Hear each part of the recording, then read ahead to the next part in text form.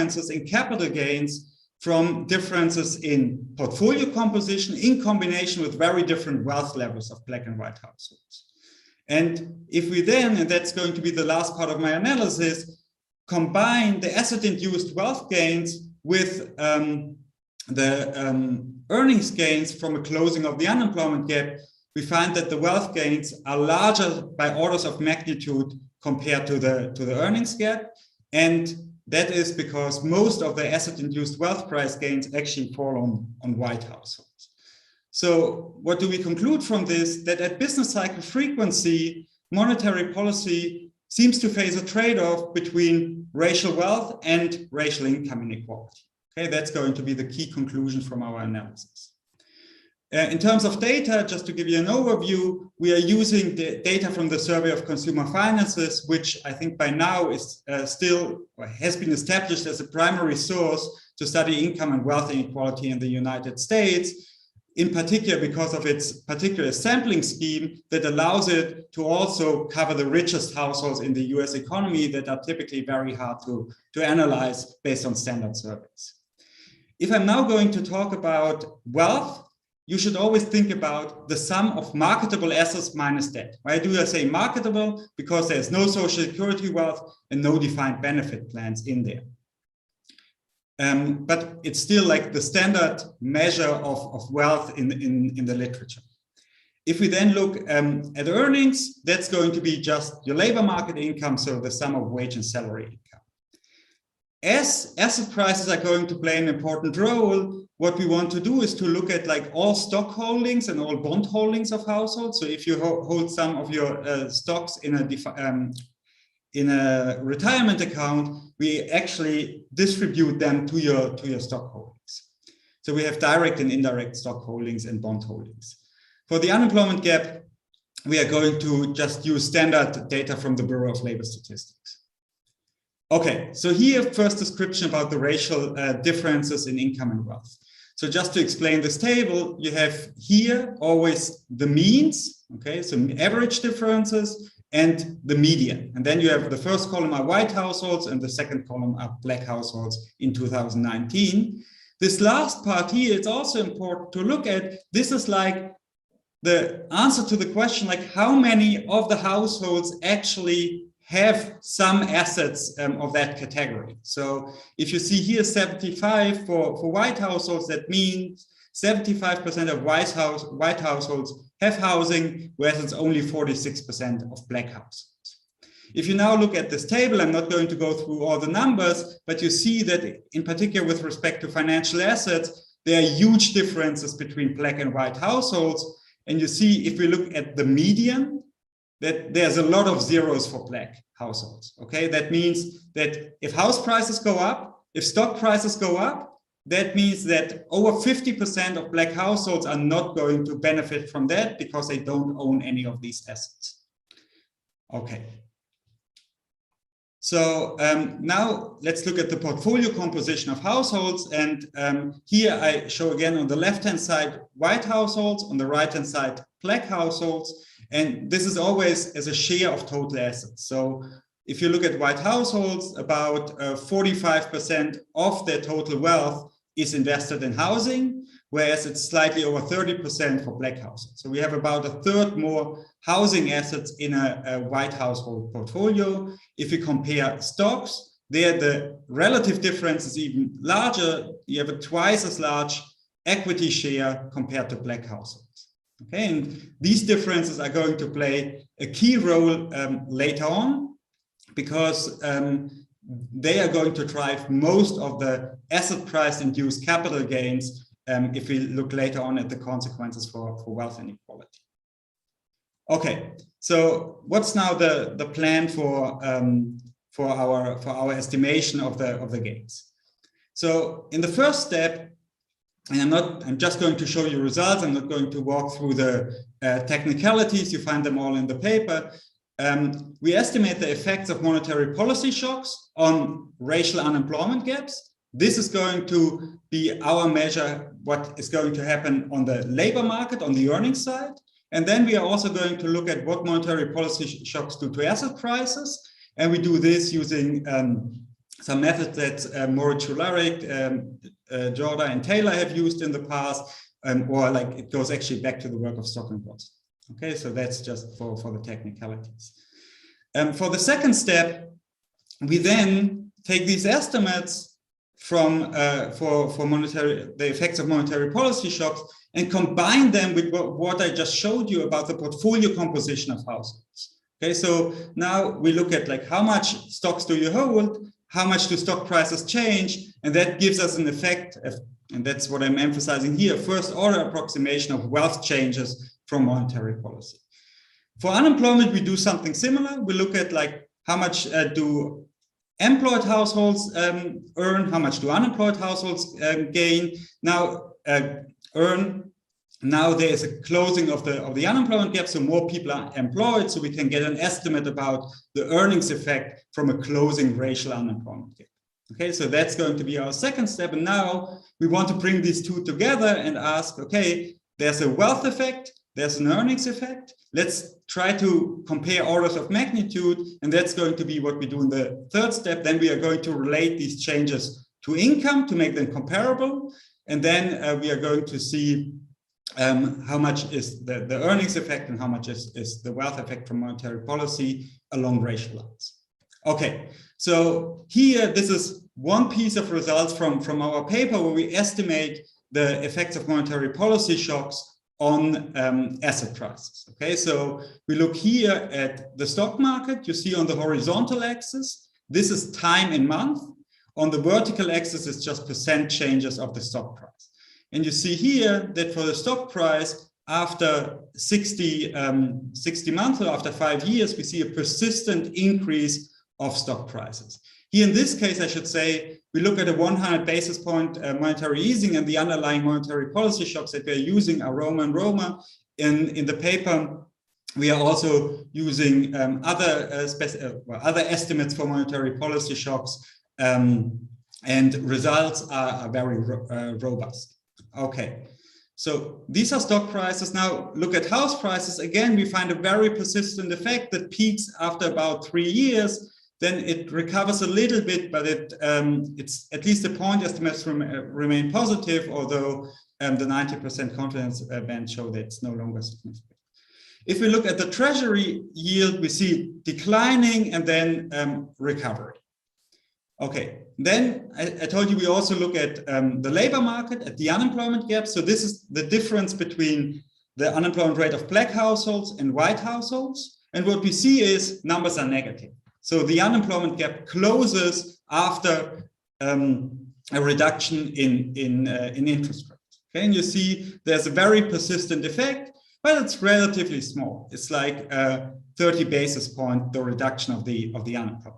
Okay, and later on, we are going to translate this change in the unemployment gap into an earnings effect. Okay, so now what we want to do is to combine these estimates that I've just shown you with the portfolios that you observe for the different for black and white households. We have to somehow deal with like how do you translate these change on the treasury yield in effects on bond prices. Let me not go into the details because we describe this in very much detail in the paper, and the effects quantitatively are just so small that given the time that I have, I'm going to not use my time in the best way. Regarding assumptions, there are obviously underlying assumptions for what we do here. Just to tell you two important ones. First of all, we assume that there's identical price changes within asset classes. So it's not that white households might have invested in different stock than black households, and therefore we see differences in how much the stock position is going to revalue. So we assume identical changes here. And I'm also going to show you some effects on interest rates and interest income. There we assume that there's full pass-through, that first of all, there's a direct effect on like how much you make on your bank account. And secondly, we also assume, and that's probably the even stronger assumption, that everyone after our reduction in interest rate refinances and then gains from lower mortgage interest rates. Okay, so this is first the revaluation of the asset positions. And I show you here in the left panel, I show you the average household. And again, on the right side, I show you the median. Okay, and for median, to approximate this, we just take houses between the 40th and the 60th percentile of the wealth distribution of Black households and white households separately. Okay, so what do you see? There are huge gains. Okay, so here you have always year 1, year 2, year 3, year 5, year 4, year 5, and you have gains for white households, gain for Black households, and you see white households gain always much more. Okay, there's one effect that comes from just having more wealth, but there's a second effect also coming from a different portfolio composition between Black and white households. Okay, and you see here that the largest part of the effect actually comes from equity. And I told you the bond effect is very, very small, and then there is a substantial housing effect here too. Okay, so now let's look at the median. We see more or less the same pattern. Much higher capital gains for white households compared to Black households with a peak in year 3. But there's one important difference. If you look at the median, the largest effect actually comes from houses, whereas for the mean, the largest effect comes from equity that is held at the very top of the wealth distribution. And this top of the wealth distribution is almost completely populated by white households. Okay, then we are also looking at effect on interest rates. Okay, here again we have the mean, we have the median, same definition as before, and there are now two effects. There's one good effect for households. If interest rates go down, you have to pay less on your mortgage. If interest rates go down, you make less on your bank account, okay, or on bonds that you. Okay, so you see here for the average white households, the net effect is actually negative. Okay, so the interest rate effect for white households is negative. It's roughly $200 per year. That's what we estimate using the effects after 1 year. And then for Black households, we see a slightly positive effect here. If we look at the median, we actually find that the net effect for Black and white households is positive, just because there's not such a large negative effect from interest on savings. Okay, so now what we still have to do is, that was like the financial side. Now let's look at the labor market side. We have to come up with an estimate about how much does this change in the unemployment gap translate into changes in earnings. Okay, how do we do this? So now we go again to the Survey of Consumer Finances and look at the difference between income, earnings of Black households if employed, and earnings of Black households if unemployed. So this is what we say, if you become employed, this is your earnings scale.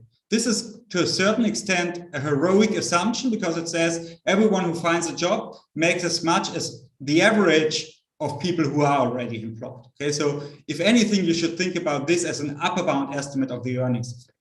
And then we just multiply this by the additional reduction of unemployment rates for Black households. Okay, so this is how much do Black households gain more than white households from monetary policy. Okay, and in the Survey of Consumer Finances, we have information about, like, has the head of household been unemployed in the last year? And we also have information about the income of the household in the last year. Okay, so now we take these estimates.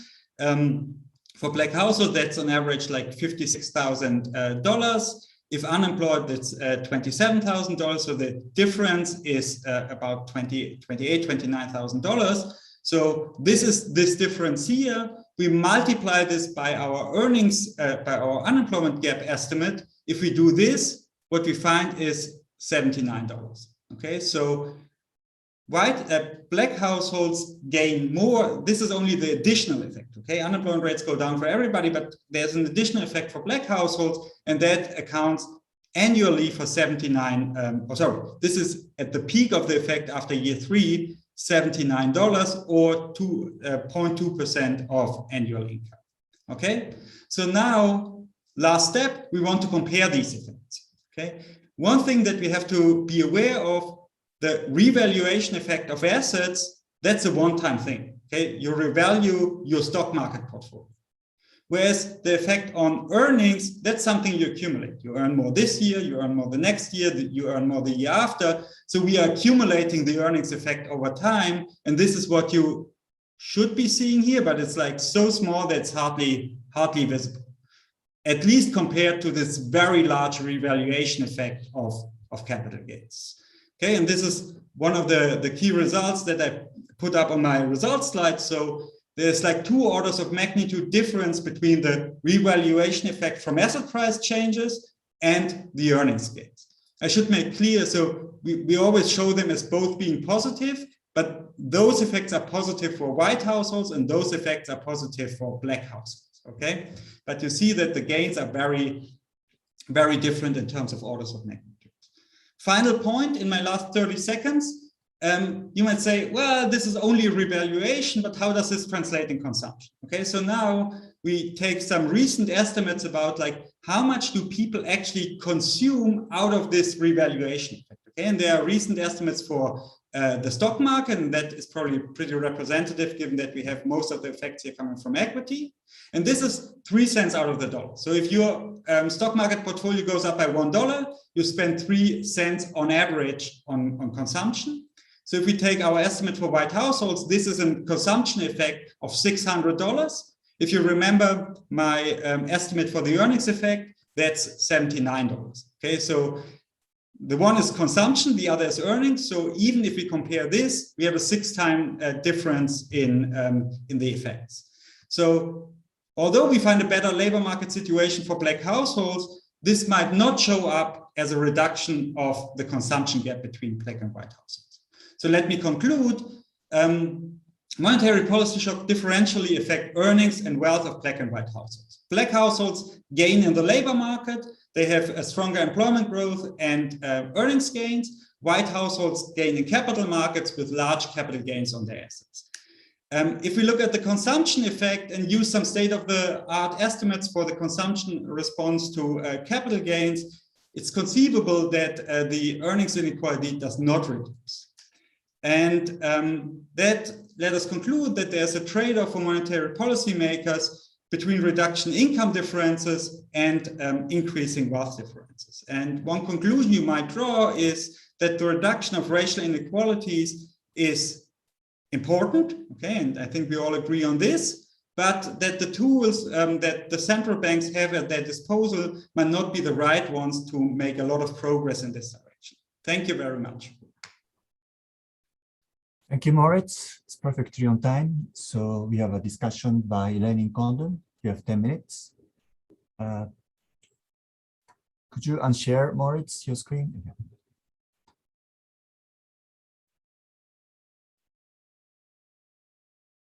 And now, Lenin, you can share your screen to put your discussion on the screen. Perfect. So you have 10 minutes.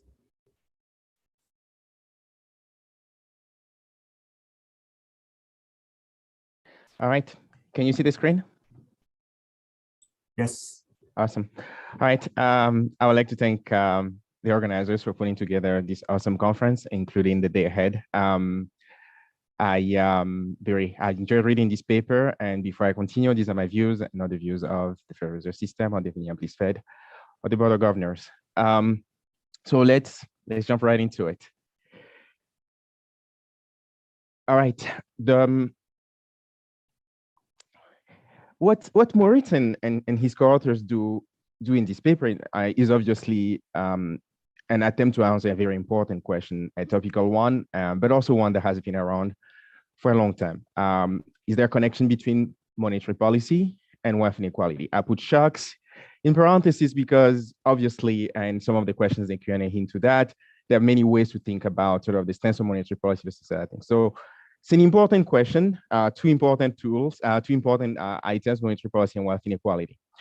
I think sort of this in a standard summary slide, this consistent, and Moritz said this already, but just to summarize, what they do in this paper is really 3 steps, right? So first, they document that wealth inequality is correlated with portfolio differences. So the poor and the rich don't really have the same portfolios. In terms of housing, in terms of stocks, in terms of bonds. In fact, there is a large share of non-housing financial holding for the wealthiest, And we have significantly higher asset market participation among white relative to black people. So what it means in particular is what I mean by asset participation is not only on the housing market, but it also on the stock market. So having documented that wealth inequality sort of correlates with portfolio differences, both within the distribution overall, even among white, but also across races, then the paper takes this standard monetary policy shocks and sort of estimates its effects on asset prices first, with an eye towards portfolio differences, but also specifically looking at the black-white unemployment gap. And then using this estimate, basically then the paper computes sort of implied wealth effect from these different portfolio mixes across the income and wealth across the wealth distribution and across racial groups. Moritz sort of walked through this slide already, but we see obviously that there's a very strong effect on stock prices. The scales are not the same on this graph, so and I think it's important to flag that, because that's exactly going to be important for sort of the magnitude of the effects. The stock price effect is huge. After 3 years, we are talking about 4%. While the unemployment gap effect, the unemployment gap is larger. This is the unemployment gap effect is not so large. We're talking about 0.3 percentage points. So it's really not that big. The house prices, the effect on house prices is relatively big, and not as large as stock prices. So overall, it's really a race between sort of this very strong appreciation of stock prices that's really going to affect the wealthiest, and the more modest but still relatively large appreciation of house prices, which is going to matter even for the median wealth in white households. And then in contrast, when we look look contrast to the relatively modest reduction in the racial unemployment gap. And overall, we can already see how sort of expansionary shocks will tend to sort of to cause an increase in wealth inequality as a result. So why should we care about these results? Of course, we have all known that we know that the wealth distribution is concentrated at the top, and there's a vast amount of research that has been sort of dealing with that across all fields of econ. But what's also important to note is that there is a staggering and persistent racial wealth disparity, right? So what I show here is just sort of using the SCF plus from the other VKSW paper. And I'm just basically sort of computing very quickly sort of percentiles of the net wealth distribution in 1960 and in 2016. This is another way of seeing sort of one of the data points that Moritz showed, which is you can see that the 75th percentile of Black income by Black net wealth is less than the median, much substantially lower than the median wealth for in white.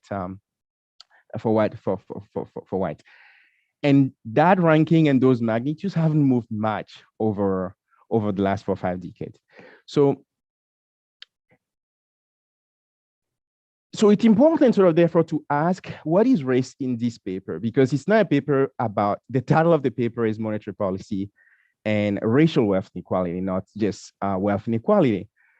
And so in this paper, basically race is 2 dimensions, is exogenous portfolio differences.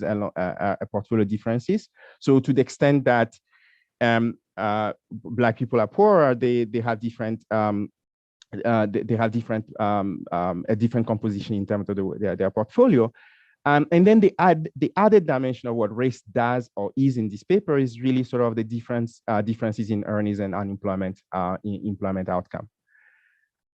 What race is not in this paper is that there's an assumption, for instance, that these valuation effects are common across all groups, whether it's wealth groups along the wealth distribution within a racial group, but also across them. The place where the effect of monetary policy shocks in relation to race is explicitly different is the relationship to labor market responses. And as the paper and the authors correctly point out, there have been some early work on this. I personally always like to sort of flag the work of Carpenter and Rogers, who I think understood very early on that this was an important question to tackle and used other methods earlier on to sort of see if the essential monetary policy shocks affect the labor market response differently across races. Now, it may be important to ask if this is necessarily the case. Everybody's talking about a very hot housing market right now. Is that experience similarly shared across all groups along the wealth distribution? And is that common across all racial groups? So for those who didn't come to the, so I'm gonna look at the case of housing. Housing is interesting here because even for the median wealth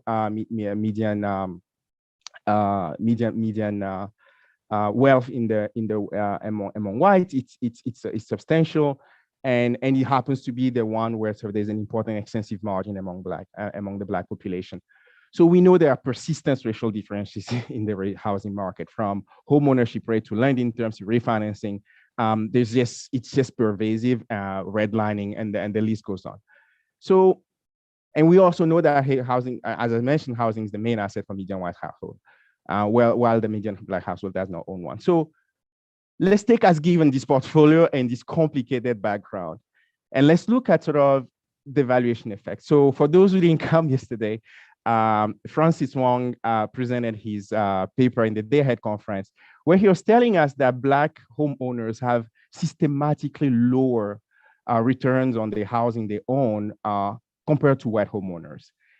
And going back to one of the questions I think Claudia asked in the chat, they connect that explicitly to labor market exposure to sort of labor market risk triggering distressed sales. Now, what I did is, and Francis was really nice to sort of share the data point with me. I said, well, could you share with me your data points on this housing sale return gap? So sort of the difference, when you compute the annualized return on when you sell your house, you take the white one, you take the Black one, you compare them with a bunch of fixed effects, including, so this is in the same county. Why don't you give me those estimates by year, and let me see if there's any correlation with these monetary policy surprises. And so what we see here, and it's really cursory, it's eyeball econometrics at best, but what I want to suggest with this graph is that monetary policy surprises matter for the size of the lower returns that Black households will get on when they sell their houses. And we know that this is related already to sort of labor market risk. So what this is suggesting to me is that there are 2 points here that I want to make. One is that this actually suggests that exploring the nexus of sort of the earnings channel that the paper talks about and the asset markets could be a little richer. But what it also tells me is that the asset prices effects we're getting are not necessarily common across all those groups, and that one could sort of take that on more explicitly. Now, I think one thing that I think it's important, given sort of the background of the paper, to say, well, but how far can we go with these shocks in thinking and understanding sort of racial wealth inequality? So in the spirit of the paper, in the sense that a primary driver of the result of the paper is exogenous portfolio differences, well, I'm just going to sort of take a look at another paper, just looks at sort of overall inequality in wealth and in income, and look at how various shocks have been shaping that. So this is, here I'm using work, I'm just taking this graph from Barra, Bourne, and Lutiker.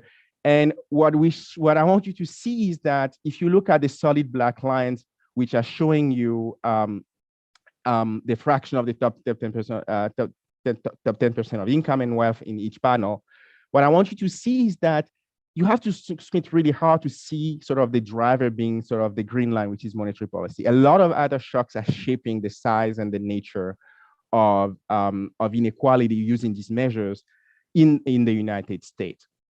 Now, each one of those shocks, may they be on the fiscal side, may they be sort of shocks that tend to increase the profit margin of firms, or that tend to lower the labor market share, all those things can interact and circle back and feed back into how monetary policy responds. But it's important to sort of kind of take this view. So, okay, these are potentially the other things that are shaping overall wealth inequality. And these margins may also matter for racial wealth inequality. And so, in the interest of time and sort of to allow for a richer conversation, I just want to take stock based on those things. I really think we need more research like this. the theory and the data and obviously sort of the history tell us that race matters for economic outcomes.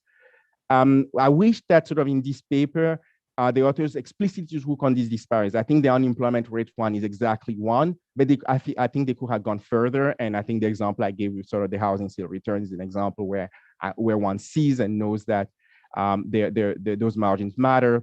There have been papers on the refinancing rates and others. But I think if one wants to do this sort of calculus on sort of how the portfolio is changing, both on the intensive and extensive margin, one can sort of use more micro data and explicitly track the actual experiences over time of this household, of the households of different wealth levels and of different racial groups. And to sort of really sharpen the difference between just wealth, I would say, and race. I think perhaps the harder and more important questions for us all might be, where do these differences, disparities really come from, and how do they vary over the business cycle? I mean, I don't think this could be a problem.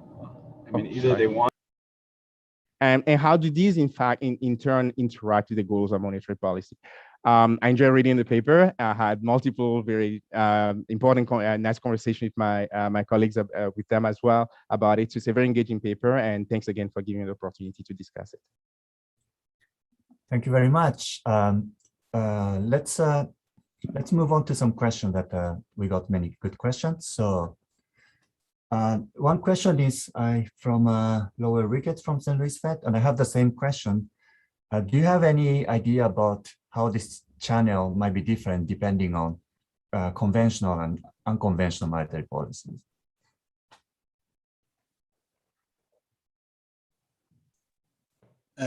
So I don't. I can only conjecture that, like, if we think about unconventional monetary policy directly trying to affect asset prices, I would expect that it might be stronger, but this is only speculation. We have a little bit of the same speculation in the paper, but we have no systematic evaluation of that. Thank you. Another question is, so I guess the big issue is how to promote the wealth accumulation among the Black households, and especially probably housing is a good step for promoting accumulation. And is there any active role that you can think of in that regard for the monetary policy? Can you comment on that?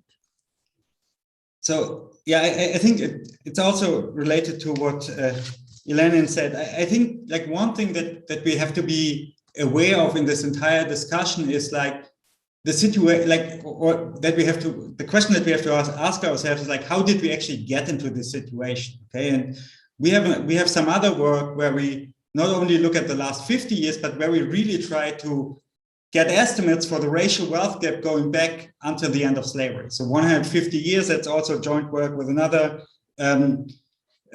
fellow of the Research Institute, Laura de Renoncourt and Chi Kim, postdoc here from Bonn. And what we find there is, and that's I think the key point that I want to make here is, the situation today is still very much inherited from history. The situation where we are today, and also this question was is this about race? Yes, it seems very much to be about race, because the current financial situation of households is something that's still inherited from 150 years ago.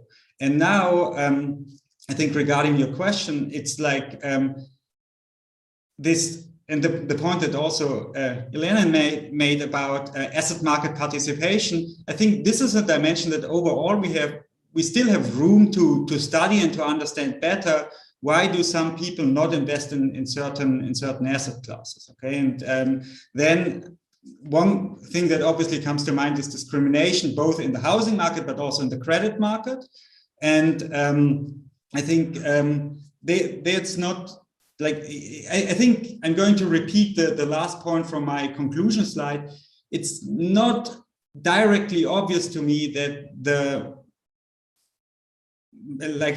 measures, the instruments that the Fed has to its disposal are the best targeted instruments to address these problems. Okay, but I think obviously investment, and also I think there we maybe also have to think about things like trust in the financial system. So also some weaker factors that might play a very important role here. Thank you. Another question is, there's a difference in the portfolio is fascinating. The question is, where is this coming from?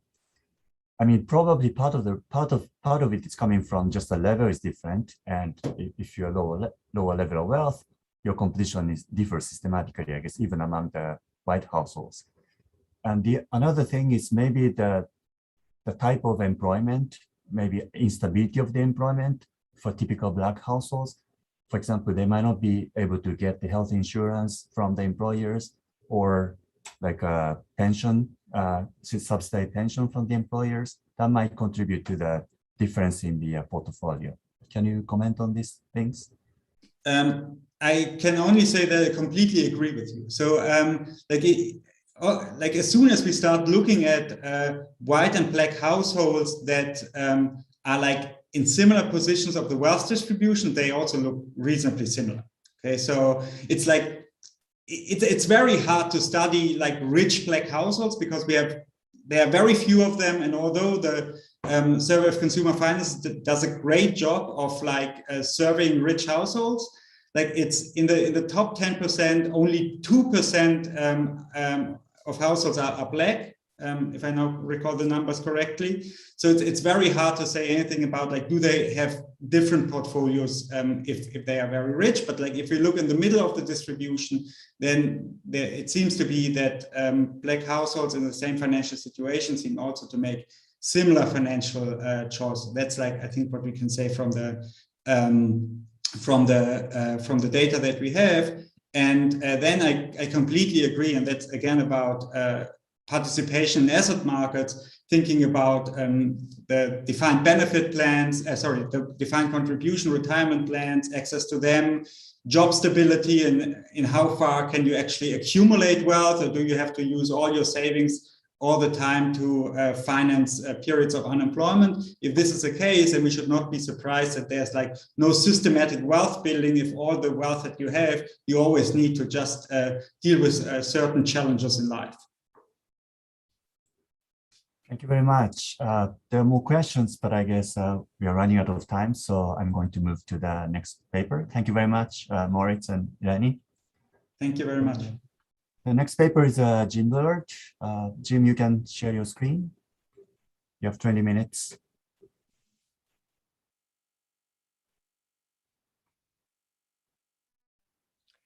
Thank you, and thanks to everybody for coming today. I'm looking forward to the whole conference here. I'm learning a lot already. This paper is called Classic Policy Benchmarks for Economies with Substantial Inequalities, joint work with Riccardo Di Cecchio.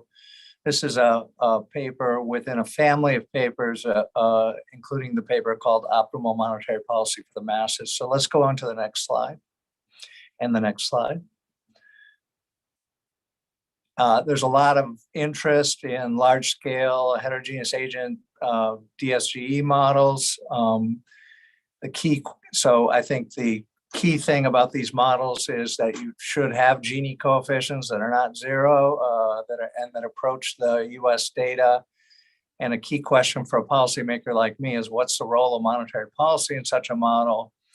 And the answer in this paper is going to be, if the other policymakers are pursuing a good policy, then the role of monetary policy would be unchanged. So let's go to the next slide. So what we're going to do is construct an economy. There could be aggregate shocks, permanent and temporary idiosyncratic risk. It's going to have a very stylized and symmetric structure, not entirely realistic. And we're going to get income, wealth, and consumption equality Gini coefficients on the same scale as in observed economies. Then we're going to have 4 policymaking authorities in this paper, the 4 horsemen of this story. There will be a monetary policymaker, a fiscal policymaker, a labor market policymaker, and most controversially in this talk, the education policymaker. And then we're going to describe a competitive equilibrium in which all 4 of these act in concert and you actually get the first best allocation of resources. Let's go to the next slide. So these policymaker roles are going to turn out to be classic. The monetary policy is going to react to the aggregate shocks and try to get the Wickselian natural real rate of interest in the economy. That would be the same thing that happens in the new Keynesian framework, which dominates the literature. The fiscal authority has to raise revenue.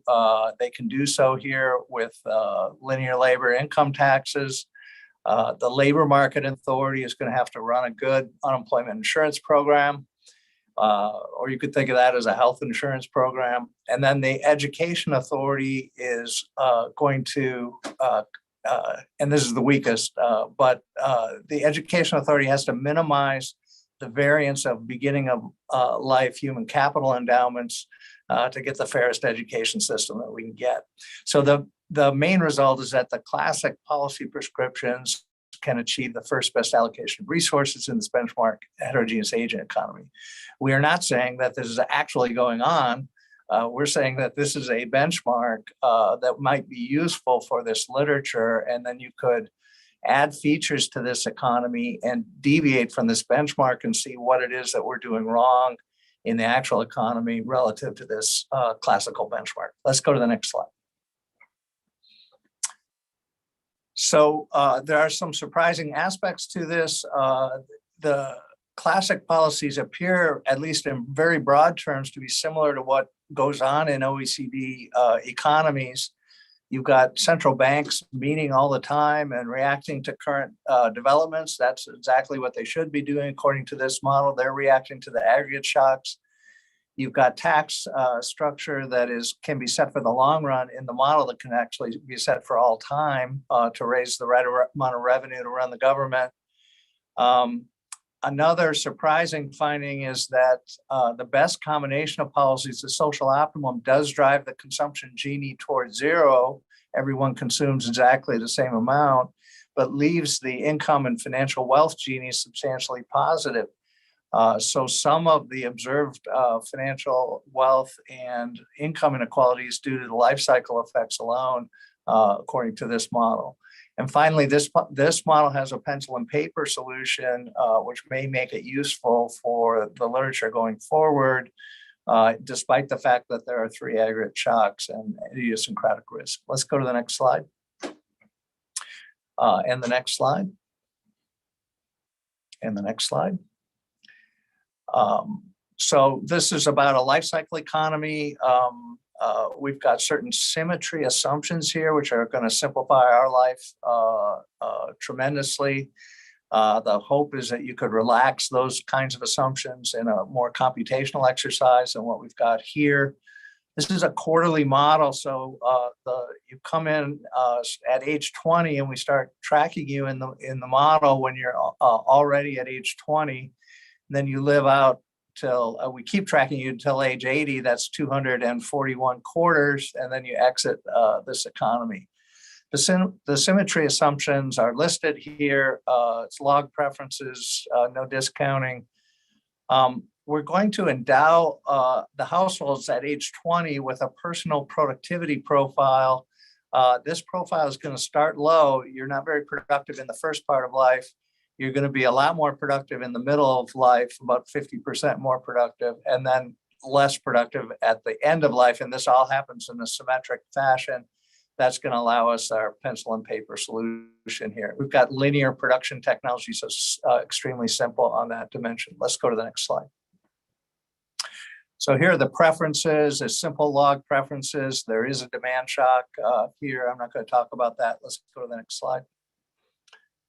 And there's a simple linear production technology. The Q is the level of technology. The D is the demand shock. The N is the size of the labor force. The L is the labor input.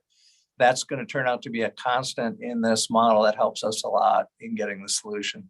So these other factors are going to have stochastic growth rates to them, and that's what's going to cause the growth in the economy. Let's go to the next slide. This life cycle productivity profile is the E's there in this slide. You get a certain amount of productivity units. This is just handed to you as you enter the model at age 20. I've already said that they're symmetric. We're going to use a baseline profile that is a symmetric profile, and then you're going to get a scaling factor C here from a log normal distribution. So the particular profile that you might get could be a large multiple of the baseline profile, or could be much smaller than the baseline profile, but will have the same shape. So you're going to have arbitrarily rich and arbitrarily poor households in this economy. In the figures that I've show you later, we're going to use a uniform distribution instead of a log normal distribution, but I think most of you see how this works. Let's go to the next slide. So why are we assigning this, making this productivity assignment at the beginning of the life cycle? That's a stand-in, and we can argue about it, but it's a stand-in for the human capital development that takes place before age 20 in actual economies, schooling, parenting, any job experience that you would have. We don't have any of that in this model. You'd like to add that, but we don't have any of it here. So we're just saying you get handed something randomly and trying to figure out the macroeconomics from there. Huggett, Ventura, and Yaron argue the differences in initial conditions early in the life cycle, age 23 in their paper, account for about 63% of the variance of lifetime earnings. So you can predict lifetime earnings by knowing some characteristics about people early in the life cycle. And that could include race. We don't have anything in here about that. But we're using an extreme version of this where when you come into the model, you just handed a certain life cycle profile. Let's go to the next slide. And the next slide. So here's the baseline productivity profile. It's low at the beginning and end of the life cycle and higher in the middle. That's the key feature here. This is a quarterly model. So you're 20 years old at the 0 on the left-hand side. You're 80 years old at the 240 on the right-hand side. And then different people get different productivity profiles. So that blue line gets multiplied up or down depending on which productivity profile you get from the education system at the beginning of the life cycle. So let's go, and then let's go to the next slide. There's also idiosyncratic risk. There's unemployment in the model. It's super simple. All it means is that you show up for work, there's no job that day, and you have to go get unemployment insurance on that day. Let's go to the next slide. There's a household credit market. There's just one asset in this model. It's because the relatively young households want to borrow from the relatively middle-aged households who themselves are saving for later in the life cycle. So you should think of the asset in the model as privately issued household debt. The best analog in the real world is mortgage-backed securities, but I'm not going to get into that in this paper or in this talk. Let's go to the next slide. And there's a friction in the credit market, which is non-state contingent nominal contracting. There are two aspects to this assumption. The non-state contingent aspect means that real resources are misallocated. But the nominal aspect means that the monetary authority might be able to do something about it. And indeed, they're going to be able to fix this distortion in the economy. Let's go to the next slide. There are additional assumptions. Let's go to the next slide. And next slide. So there are four policymaking entities, and the proposed policy mix. Let's just go to the next one. The proposed policy mix is that the monetary policymaker follows nominal GDP targeting rules similar to Koenig and Sheedy. The fiscal authority sets a linear tax on all labor income that's sufficient to meet the revenue requirement.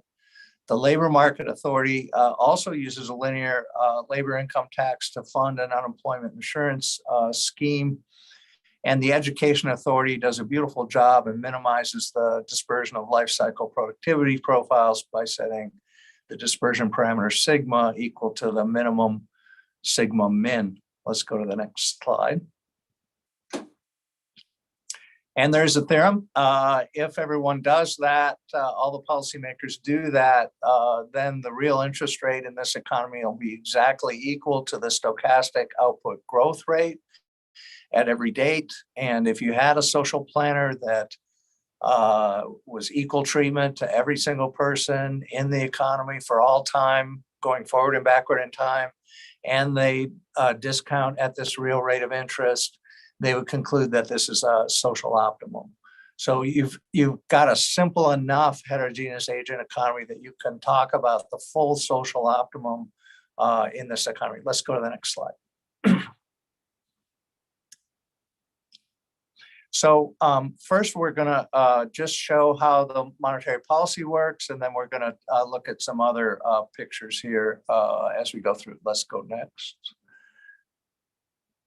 So the policymaker has to follow this price level targeting criterion. There are actually many ways to implement this criterion. I'm going to show you one picture, one implementation on the next slide. And this picture is just meant to indicate that there's nothing surprising about the way the monetary policy works. The shock would come along in the upper left panel. So something bad happens in the economy and the economy grows more slowly for a while and then comes back to normal. The interest rate falls, but not in the period of the shock, but falls later and comes back to normal. What's classic about the nominal GDP targeting is the lower right picture. Inflation goes up in the period of the shock to exactly offset the natural rate shock and make the nominal interest rate not change in the period of the shock. What you want to do here is ratify the nominal interest rate contracts that were signed in the previous period. But after that, inflation, and in this implementation, after that, inflation is below target and then comes back up to the steady state inflation rate. Let's go to the next slide. Next slide. So ours worked over the life cycle is this blue line here, and the vertical axis would be the percent of time spent working over the life cycle. The red dotted line is the economy-wide average in the US data. So people are going to work less. The cohort average is going to be much less at the beginning of the life cycle, and the cohort average is going to be much less at the end of the life cycle, but high in the middle. So the key thing about this picture is rich people like doctors and poorer people like taxi drivers all worked a lot more in the middle of the life cycle because that's the time when they're most productive. So that's why that blue line's above the economy-wide average. Let's go to the next slide. The education policy then, which is the most abstract here, can influence the productivity profile dispersion parameter, sigma. So you could interpret that as some kind of idealized insurance market that operates before households enter the economy at age 20. There'd be a limiting case where the sigma min, the very lowest you could have is 0, which is what we used in the theorem. That would be a perfectly equal economy. Every single person gets handed the same productivity profile at the beginning of the life cycle. That would drive the consumption Gini all the way down to 0. Everyone would consume the same amount, but the income and wealth Ginies would remain close to observed values in the data. Well, I'll show you a picture of that. Let's go to the next slide.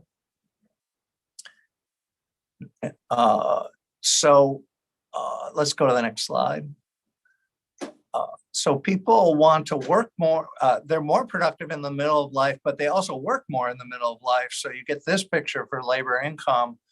And just keep in mind, the vertical axis, the same number of people in each cohort. We have a continuum in each cohort in the quarterly model, thinking vertically in this picture, but the dispersion is much higher in the middle. So we're going to calculate the Gini coefficient of the blue mass here, and it's going to be close to the data. Let's go to the next slide. And then for consumption, that under the optimal monetary policy, then people are able to move consumption around during the life cycle so that they smooth consumption. That's the red box here. And we're going to calculate the Gini coefficient of the red box. Let's go to the next slide. And this is just a reminder, this is a growing economy. So what you would observe is different individuals over time in these different colors here would have different experiences. Let's go to the next slide. And this is the asset holding, the net asset holding. It's a closed economy, so this has to net out to zero. And who's holding the assets? Well, it's people on the right-hand side of this picture. They own positive net assets. The people on the left-hand side of this picture are borrowing. And the blue line is the guy that has the baseline productivity profile, and the others are multiples up or down from that. I would just point out here that if you know, helping borrowers in this economy would be helping people on the left-hand side of this picture, but there are rich borrowers and poor borrowers in this on the left-hand side of the picture. And in particular, if you had the doctors that want to borrow a lot for their big house that they're going to buy, they're on the left-hand side of this picture, and they'd be helped by interest if you wanted to lower interest rates to help borrowers. Let's go to the next slide. There are other notions of income. Next slide.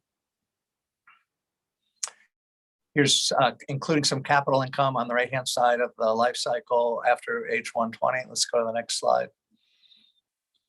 Here's another way to look at total income over the life cycle. Next slide. Next slide. There are different marginal propensities to consume. They're based on life cycle effects, but I'm not going to talk about that here. Let's go to the next slide. Next slide. Next slide. So to get the in the Gini coefficients, then what we did in this table is calibrate to the consumption Gini. So we get 32% there. The model also 32%, but then the income Gini based on the second definition, 51% in the US data, turns out to be 51.1 here. And then the wealth Gini coefficient is 72 against 80 in the US data. But there's more to say on Gini coefficients. This is not really, you know, this is a light calibration, I would say. But the point is that without doing too much work, you can get kind of big Gini coefficients. So let's go to the next slide. And I just want to spend a minute or two on this slide because I think it's, at least for me, it was instructive about what the heck is going on here. So the sigma on the horizontal axis, that's the dispersion of these productivity profiles within a cohort. So intra-cohort productivity dispersion. And the vertical axis is the value of the Gini coefficient, somewhere between 0 and 1. 0 would be perfectly equal, 1 would be perfectly unequal. And as you take your sigma out to the right-hand side in this picture, all the Gini coefficients go to 1. So it's an absolute nightmare in terms of inequality, a perfectly unequal economy. And then if you go to more to the left there, you see the black vertical line. That's where we calibrated. We calibrated to that because then that would give us the consumption Gini of 0.32, which is the one we see in the data. And then you get a labor income Gini, the blue line of the one that was reported in the table just now. And then the wealth Gini would be about a 0.72. That was the black line, vertical line there. But you could calibrate to a higher wealth Gini in this picture by taking the yellow line, then you'd get a wealth Gini of 0.8 at the expense of missing a little bit to the high side on labor income and consumption Gini. So these are, I think it's an interesting model based on this picture and what you can do with it. Now go over all the way to the left in this picture. That takes the sigma all the way to 0. There is no intra-cohort heterogeneity, and you get the social optimum. That is actually the very best that you can do according to the theorem in this economy. And indeed, you drive the consumption Gini, that green line there goes all the way to 0. You drive the consumption Gini to 0, but the blue line does not go to 0. Income inequality does not go to 0. That's because of the life cycle effect. People are working more in the middle of the life cycle when they're more productive. So you get a 0.44 on income and a 0.65, the red line there intersecting the vertical axis, 0.65. That's the wealth Gini at the social optimum. That's also because of the life cycle effect. It's because older people are going to be accumulating more assets to prepare for retirement in this life cycle model. So I thought this was helpful in understanding what's going on in the economy. Let's go to the next slide. And the next slide. So a classic combination of policies can deliver a first best allocation of resources in this highly stylized environment where you do have substantial inequality in income, wealth, and consumption. A monetary policymaker would have to provide period by period insurance against the aggregate shocks. That's why the monetary policymaker would be adjusting all the time. Then you could have non-distortionary labor income taxes. You could have an unemployment insurance program. And the education policy can also drive the consumption Gini all the way towards zero or towards some minimum value that you think is out there. But that would leave income and wealth Ginis at positive levels. So again, we're not saying this is actually going on in any of the OECD economies, but we think these benchmarks might be useful for understanding which policies we could alter, what features that we think are keeping us away from better outcomes for the macro economy. But you could use this benchmark economy and perturb it in interesting ways going forward. So thank you very much for the opportunity to present here.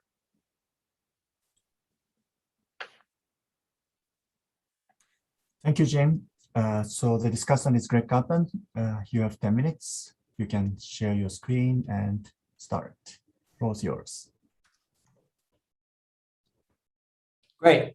Thank you very much. You can hear me all right? Yep. Good. So thanks very much for the opportunity to discuss this paper, and thanks, Jim, for a really interesting presentation. So this paper is part of a research agenda that examines how to conduct macroeconomic policies, in particular stabilization policies, in the presence of substantial inequality. So just for those in the audience who are not familiar with sort of frontier macro modeling, for a long time, the set of models that macroeconomists use to think about the conduct of stabilization policy were what are known as representative agent models, meaning that all the majority of differences or diversity in economic outcomes across households was assumed away. And more recently, there's been a shift towards what are known as heterogeneous agent or heterogeneous household models, in which some of those differences in economic outcomes and economic possibilities across households are incorporated. So this paper is squarely in that camp. It's an area that I'm deeply interested in and enthusiastic about. So I approached this task of discussing these papers with a lot of excitement. I quickly realized when reading this paper that to understand what the authors are trying to do here and where they're coming from, I had to kind of look at a different paper, which is the paper where this model is introduced, which is actually the paper I was originally asked to read, called Optimal Monetary Policy for the Masses. And so I'd spent some time digging into that paper, and that quickly sent me down a rabbit hole in order to understand what the game is there. I had to read a whole bunch of other papers as well, and learned a lot about things like non-state contingent nominal contracts, nominal GDP targeting, and some really interesting insights into thinking about redistribution and monetary policy. So this is like a literature that deals with these issues, and you should think about this current paper as kind of building off that. So I thought that rather than discussing some of the details of the specific model that Jim presented, and I have some comments on that, I have some nerdy stuff, and I'm happy to talk with the authors maybe offline. I thought rather what I do is that I would maybe relay some big picture thoughts about what this whole literature is trying to do, and maybe try and explain what the big picture is and what the message is for some people who are maybe not so familiar with it. So let me outline what I think the basic structure of the problem that this exercise is dealing with. So in all of these models, including the one that Jim was presenting today, these are essentially economies in which output is exogenous. So the total output in the economy, assumptions are made such that output's exogenous. So but output fluctuates over time. Okay. prices in the economy are flexible. So unlike in a lot of the models that are used to think about monetary policy, which deliver nominal non-neutrality or a role for monetary policy through sticky prices, this is a model in which these are models in which prices are flexible. And the price level is essentially a policy instrument that's chosen by the central bank, or if not chosen directly, its assumptions are made such that we can think about the central bank just choosing the price level. Okay, the model has heterogeneity. There's differences in households. The most important form of heterogeneity are that there are some households who are borrowing and some households who are lending. And these households can have different income. Now, against this backdrop, with this heterogeneity of households in whether they're borrowing or lending and with different income, there's a very limited set of assets that households can trade.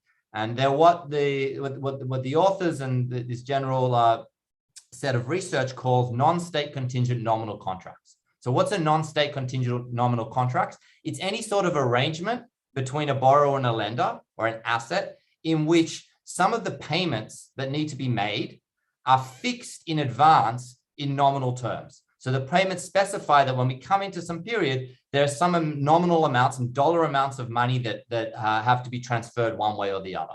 I think what they're trying to get at here, which I think is right, is that we should think the most common form of this is going to be a fixed rate mortgage. So with a fixed rate mortgage, I've committed to my lender that I'm going to pay a fixed nominal amount of money every period, and that's already fixed today going out into the future. But it also captures things like corporate bonds in which coupon payments are fixed in nominal terms and other types of lending. Now, when you have a non-state contingent nominal contract like that, changes in the price level generate redistribution.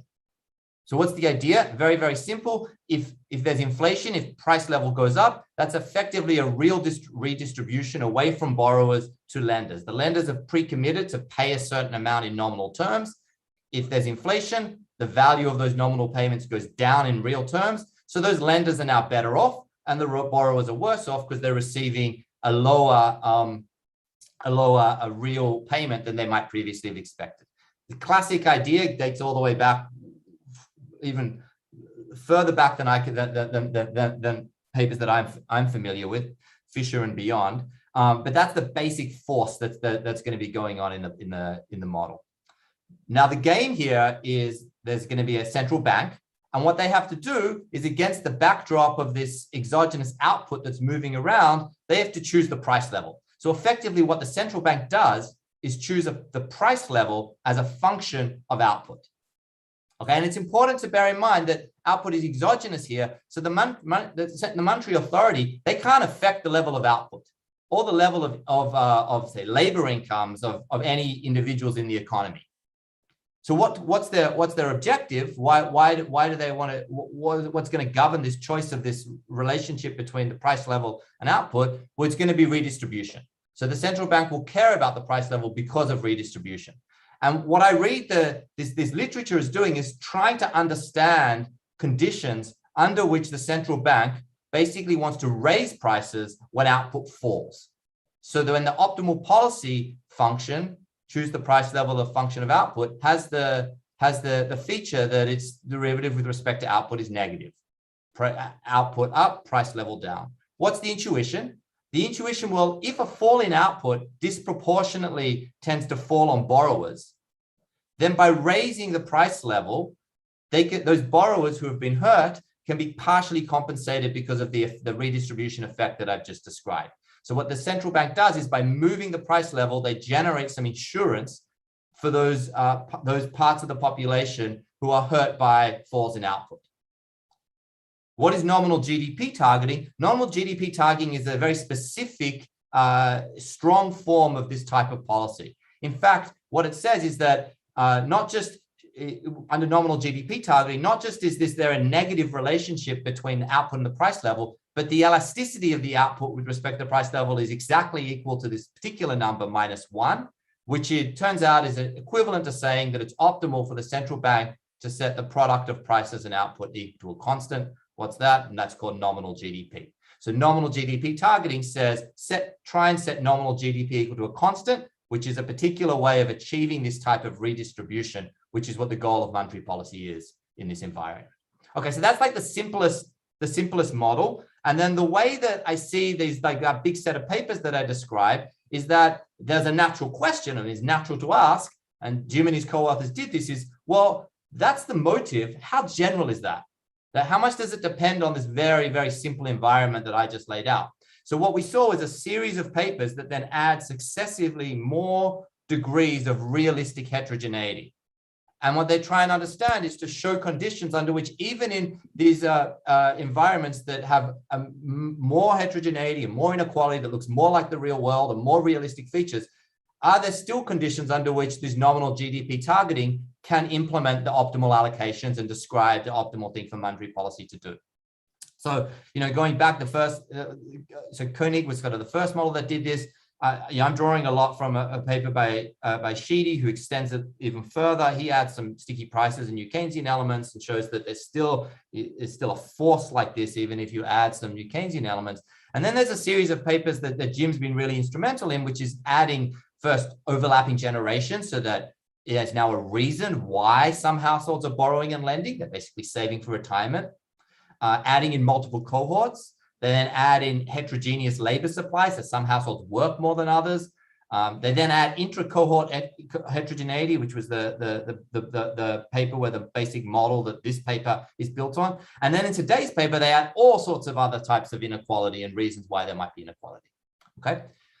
So what do they find? Well, my reading of this large set of papers, including today's one, is that there's some lessons. So the first lesson is this result that we're after, that the nominal GDP targeting can implement optimal allocations and the central bank should play this insurance role, goes through whenever there are sufficient other policy instruments or markets that can deal with all the other dimensions of uninsured heterogeneity and risk. Okay, so if we have enough richness in what all the other policies are doing, or other types of asset markets that can undo them, then what will be left over is just this basic force that I've described, and hence monetary policy should still follow this nominal GDP targeting type rule. So that's the first requirement. The second requirement, of course, is that there's no other goals for monetary policy on the table. There's nothing else that monetary policy can do. So, for example, it's important that monetary policy doesn't have a role to play in stabilizing the level of aggregate output, because that would now give another dimension for what monetary policy could do. Okay, so that's when the result goes through. I think it's also important to understand is what would you need to do to break this result. And yeah, I'm sort of drawing on some interesting comments by Adrian Auclair and Yvonne Werning, which is, it's actually pretty easy to break this result, even in the very simple model that I showed you. So one way to break it is if there's so-called heterogeneous exposure to aggregate risk, meaning that when there's a recession, the borrowers and the lenders are disproportionately exposed, their labor incomes are disproportionately exposed to those movements in overall income. The nominal GDP targeting outcome is inherently tied to the relationship between these different types of houses' exposure to the aggregate. And then the other thing that it really will undo this result is an area of heterogeneous agent models that I've been quite involved in, which is when there is uninsured idiosyncratic risk. So when some of those policies that Jim was talking about in the paper he presented, when they're not being done perfectly, so that there is still remaining idiosyncratic uncertainty and risk in households' income, even independent of aggregate risk. Okay, so that's how I see this, the main lessons. And so rather, let me finish now with some really big picture thoughts on the agenda. So that's what I see them trying to do. So there's some things that I really like about this research agenda, and I think is really to be commended. So the first is I really love the focus on exploring mechanisms for non-neutrality, why the central bank through its standard types of policies can influence welfare and real outcomes more generally than that, is beyond sticky prices. So this non-state contingent nominal contracting friction, I think, is really key. If I personally had to think about what's the most direct way in which I'm influenced, my outcomes in my life are influenced by inflation, it's the fact that I have I have a mortgage, which is a really big non-state contingent nominal contract, and that's beyond sticky prices. That's probably the most direct effect of inflation on my own welfare. So that kind of feels really important, and there hasn't been enough work like that done in the macro literature. The second thing that's really to be commended is to focus on the redistributive aspects of monetary policy rather than the aggregate stabilization. That's a direction that is for another discussion, but I think I think everyone here understands that that's an area in which monetary policy is moved, and building models that can help us understand that is really to be commended. There's some things that are troubling about this agenda, and I think it's important to just put them out. These are not criticisms, just things that I think maybe make one kind of step back and think, maybe we want to think about kind of relaxing some of these. So the first obvious issue is that output is exogenous. In fact, even individual incomes, labor incomes at least, are exogenous. And that's, to me, sort of interesting. If we really believed that, if we really thought that output was exogenous and individual incomes were exogenous, and there's nothing that anyone, even the Fed, could do about that, it's not clear that what the Fed's mandate would look like. It's not clear that the sort of redistribution that's being proposed inside these models is consistent with existing mandates. So I find that sort of troubling. The second thing I find troubling is that these are all models in which the price level is a choice. And I think from the central banking community, there's a little bit of hubris here, in that, for me, the biggest, most important questions over the last 10 years about monetary policy is all about the transmissions of instruments to outcomes, in particular inflation. And just assuming that we can just choose the price level, I think, is really sweeping under the table really the most important parts, which is what are the instruments we have, and how and through what channels do those instruments actually influence the price level. Thirdly, the price level has other effects on the economy in addition to the redistribution channel that we've talked about. And I think if you want to make a case for a particular policy stance, it's important to at least give those other effects a chance to overwhelm the redistribution motive. So the paper by Sheedy is a really good one there because it adds in some new Keynesian aspects, but it's hard to kind of draw conclusions for what we should do with our price level instrument if there's nothing else that you can do with it. Fourth, I think it goes without saying, I think everyone here would agree that there's better instruments to achieve redistribution. Even we think this is the only friction that's left and the only thing for monetary policy to do, there's better instrument to do it. In fact, Jim told us that the best instrument in that paper was an assumed policy that the so-called education policy, which basically just means that through some unspecified channels, some policymaker has the ability to lower the variance of beginning of life human capital. That's even in this model, that's a better instrument. Presumably we have instruments out there that we should be focusing to try and achieve that.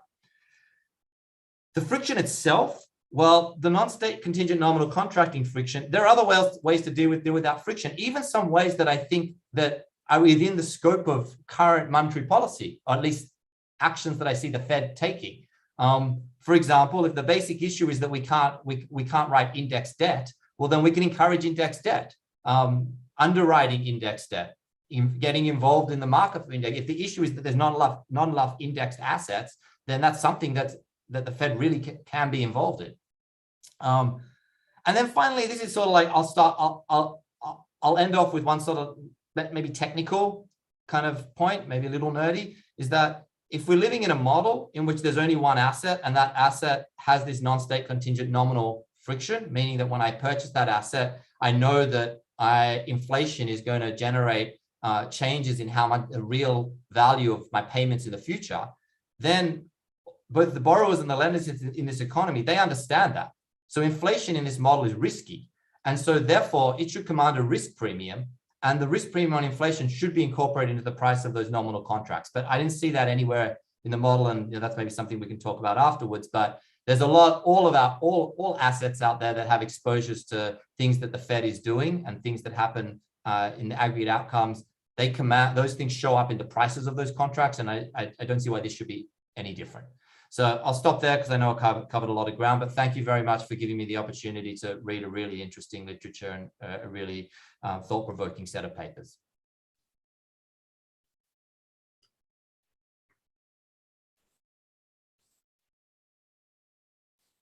Thank you very much, Jim and Greg, for a fantastic presentation discussion. We want to keep talking about this paper, but in order to stay on schedule, let's finish this first block of this conference and take a few minutes break. And when we come back, Alessandro Foglio, Minneapolis Fed, is going to open up the next block, which is a keynote panel. So let's take a short break and let's come back. Thank you very much.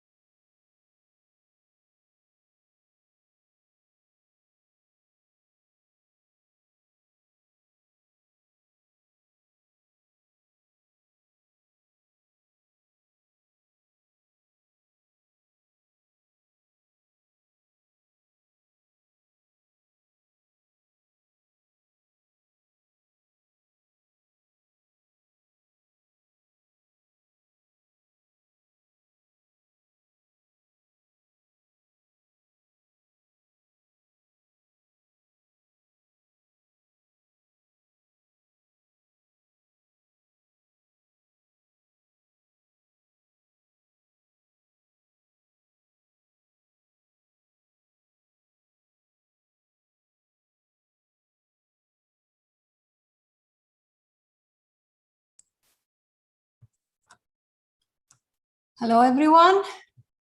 Can you hear me? Welcome back. Welcome to our keynote panel today. It is my honor to introduce our distinguished panel. The title of the panel is A Race in Economic Research from One Dimension to Many. And we will explore the structural origins of racial disparities. 18 months ago, George Floyd was killed here in Minneapolis, and yesterday will have been his 48th birthday. Since then, the world has changed.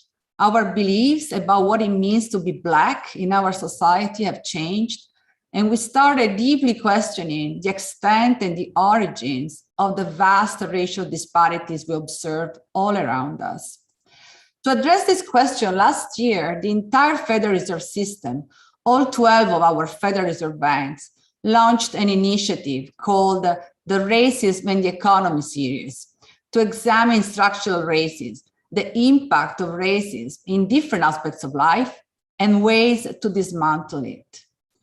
Those events showed how much the color of our skin can affect all aspects of our lives.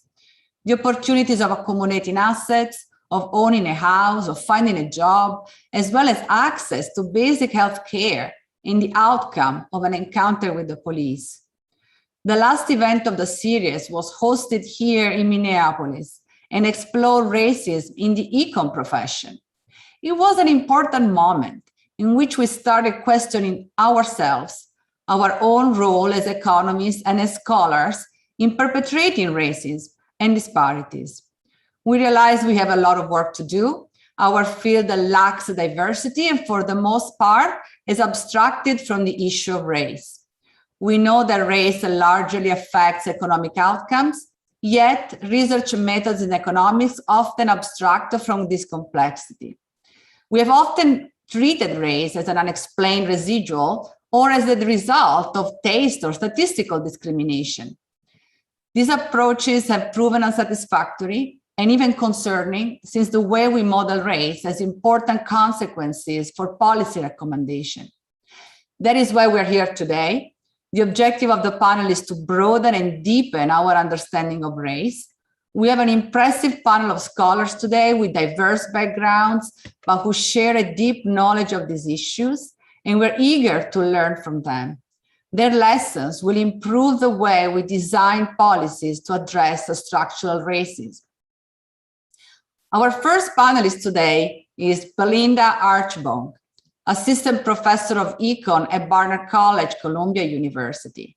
Her research includes development economics, political economy, economic history. She investigates the role of historical institutions and environment in affecting inequality. Our second panelist is Sandy Darity, Professor of Public Policy, African and African American Studies and Economics at Duke. His research focuses on inequality by race, class, and ethnicity. His current focus on certification economics provides a general theory of intergroup inequality that combines elements from different disciplines, from sociology to economics to anthropology. Our third guest is Chad Jones, Professor of Economics at Stanford. His research investigates theoretical and empirical the fundamental resources of growth and the reasons underlying the enormous differences in living standards across countries. He has used his expertise to study how race and gender contribute to economic growth. Our fourth guest is Mario Small, PhD Professor of Sociology at Harvard University. He has published award-winning articles and books on urban inequality, personal networks, and the relationship between qualitative and quantitative methods. In his research, he suggests that in many instances, discrimination is not an individual decision, but an institutional constraint. Moderating will be Janice Eberly, Professor of Finance at Northwestern University. Not only is Jen one of the most accomplished macroeconomists, but also has extensive experience in policymaking, as she has served as the Assistant Secretary for Economic Policy at the US Treasury from 2011 to 2013. Jen, the screen is yours. Thank you, Alessandra, and thank you to the Minneapolis Fed and the Opportunity and Inclusive Growth Institute for bringing us all together today, and the organizers who've gathered this panel. In our initial conversations, we started off with fascinating discussions on this important topic, and the title of the panel is Race and Economic Research from One Dimension to Many.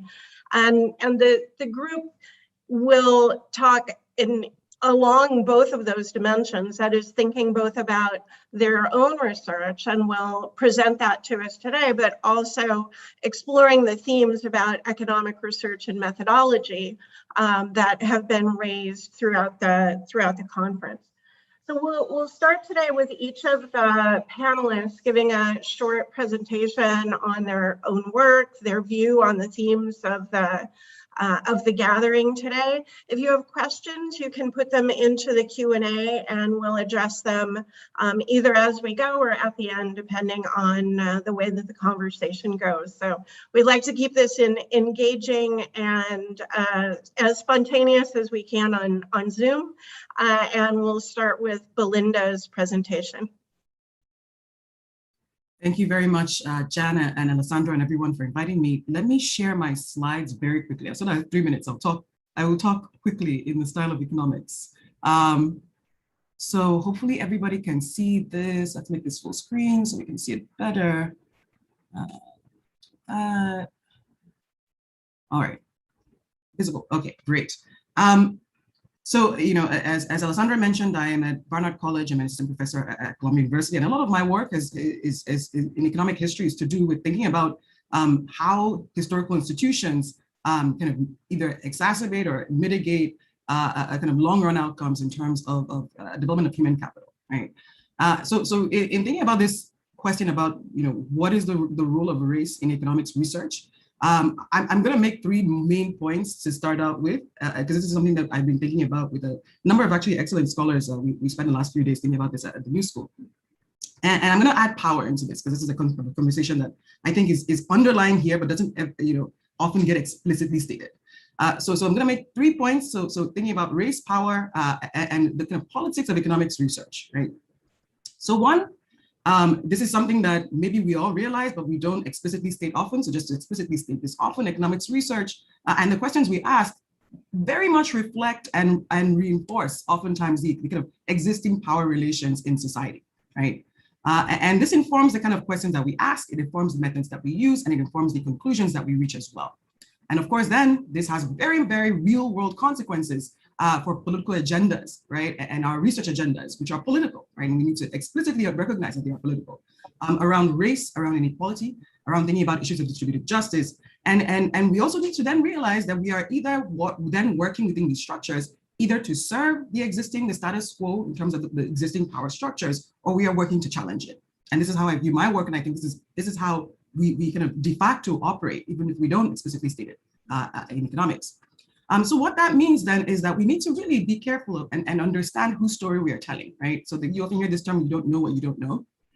So in my research, for example, in development economics, there's this literature about the effects of colonial investments in infrastructure, mission schools, et cetera, on long-run outcomes, right? And this research often gets framed as, you know, if you had a railroad, if you had a mission school, you have these positive economic outcomes today. And one of the things that I'm from Nigeria, and I started to think about was like, well, who built the railroad, right? Who built the school? Oftentimes it was domestic forced labor that went into building these infrastructures. So we need to think very carefully about what are we saying in terms of the kind of long run or general equilibrium effects of these infrastructures, and what do the implications have for this, for how we frame economic policy right today. So you know, I put these pictures up here. You know, this is the British Colonial Railroad, and just basically saying like, oftentimes we read these we kind of do this research from looking at the point of view of like British colonizers, for example, and their investment in infrastructure, and don't think as carefully about the native populations and the native Africans building the railroad. And this is Chimamanda Adichie has this nice TED talk about the danger of a single story. And I'll just end very briefly here with saying, you know, I grew up in Nigeria. We used to read a lot of British colonial fiction. Essentially, it was British colonial fiction. And Blyton was like very, very famous. And you're reading these books from the point of view of the 5 white British children in this book going on to the treasure island, right? And not reading the book as thinking about yourself as the African native that she's describing in the book, right? And so then really being able to reorient, like, you know, power frames these stories, these histories, these institutions that we encounter, and then how we then do our own research, I think is very important. I'm just gonna put this up here. This is exactly why we need more diversity. You don't know what you don't know. You know, our experiences inform our research, and exactly why we need more diversity in the economics profession. And there are really great Black economists that have been doing and kind of banging this drum for years. So I'm glad we're having this conversation right now. Thank you. Thank you, Belinda. The next speaker will be Sandy Darity about his work on stratification economics.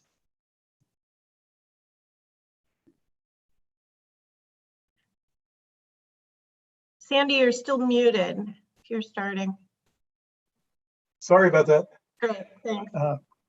In 2005, I gave an invited lecture to the Academy of Economics and Finance in Charleston, South Carolina.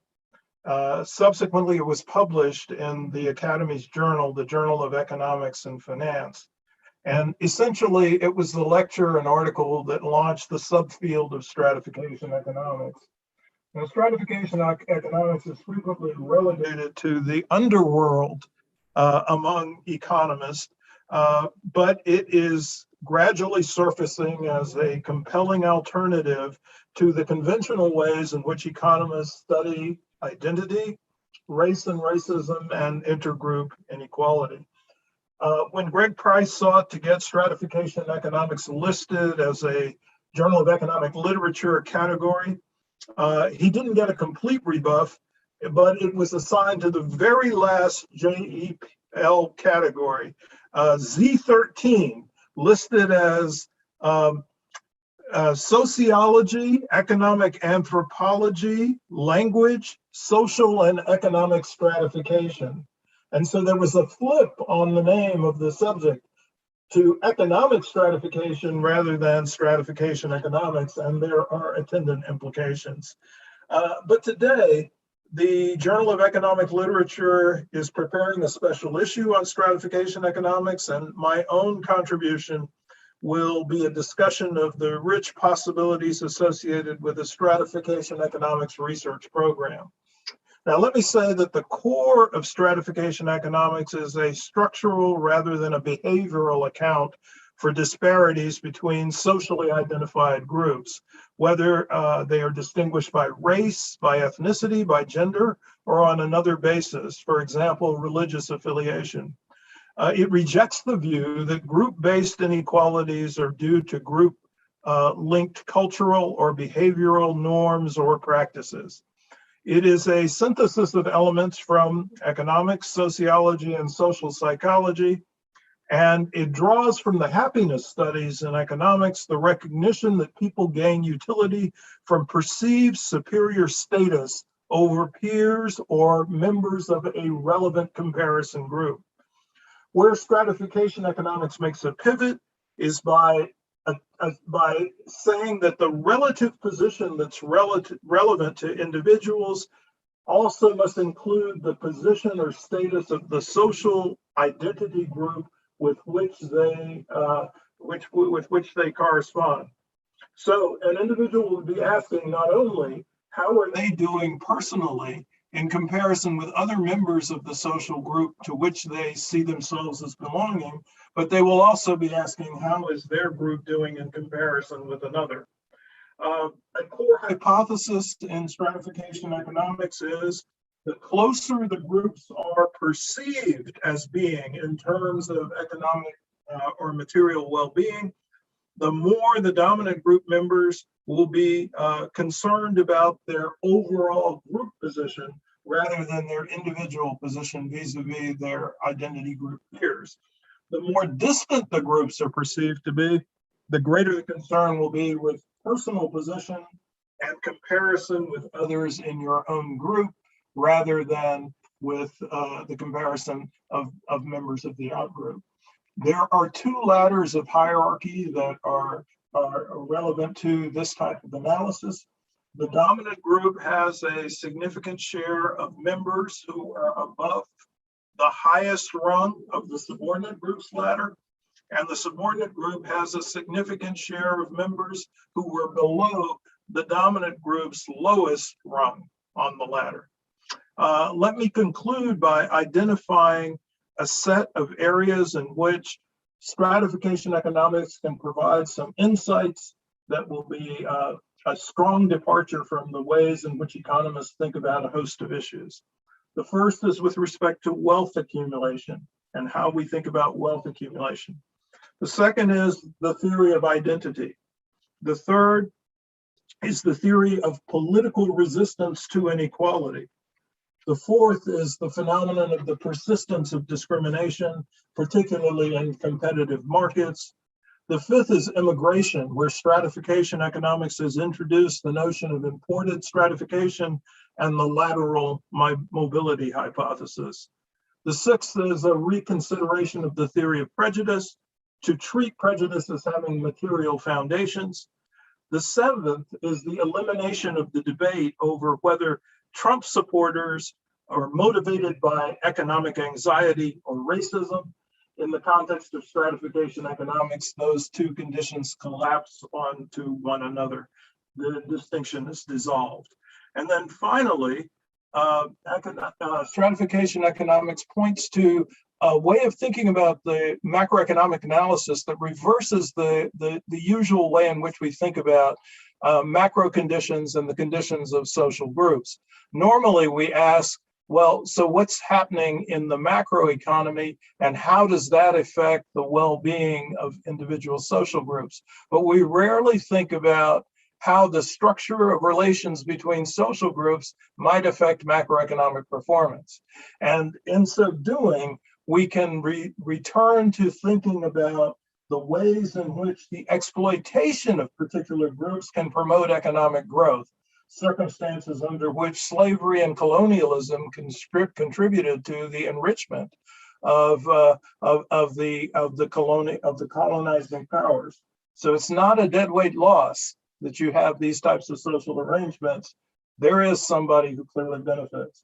And the last observation I'd like to make is I'm thrilled that Belinda Archibong spoke before me, because even though she doesn't say she does stratification economics, that's really what she does. So thank you. Thanks, Andy. When is the JEL issue coming out? Is it 2022? I think so, yeah. Yeah. Thanks. And Mario Small will be the next speaker on with a sociological perspective.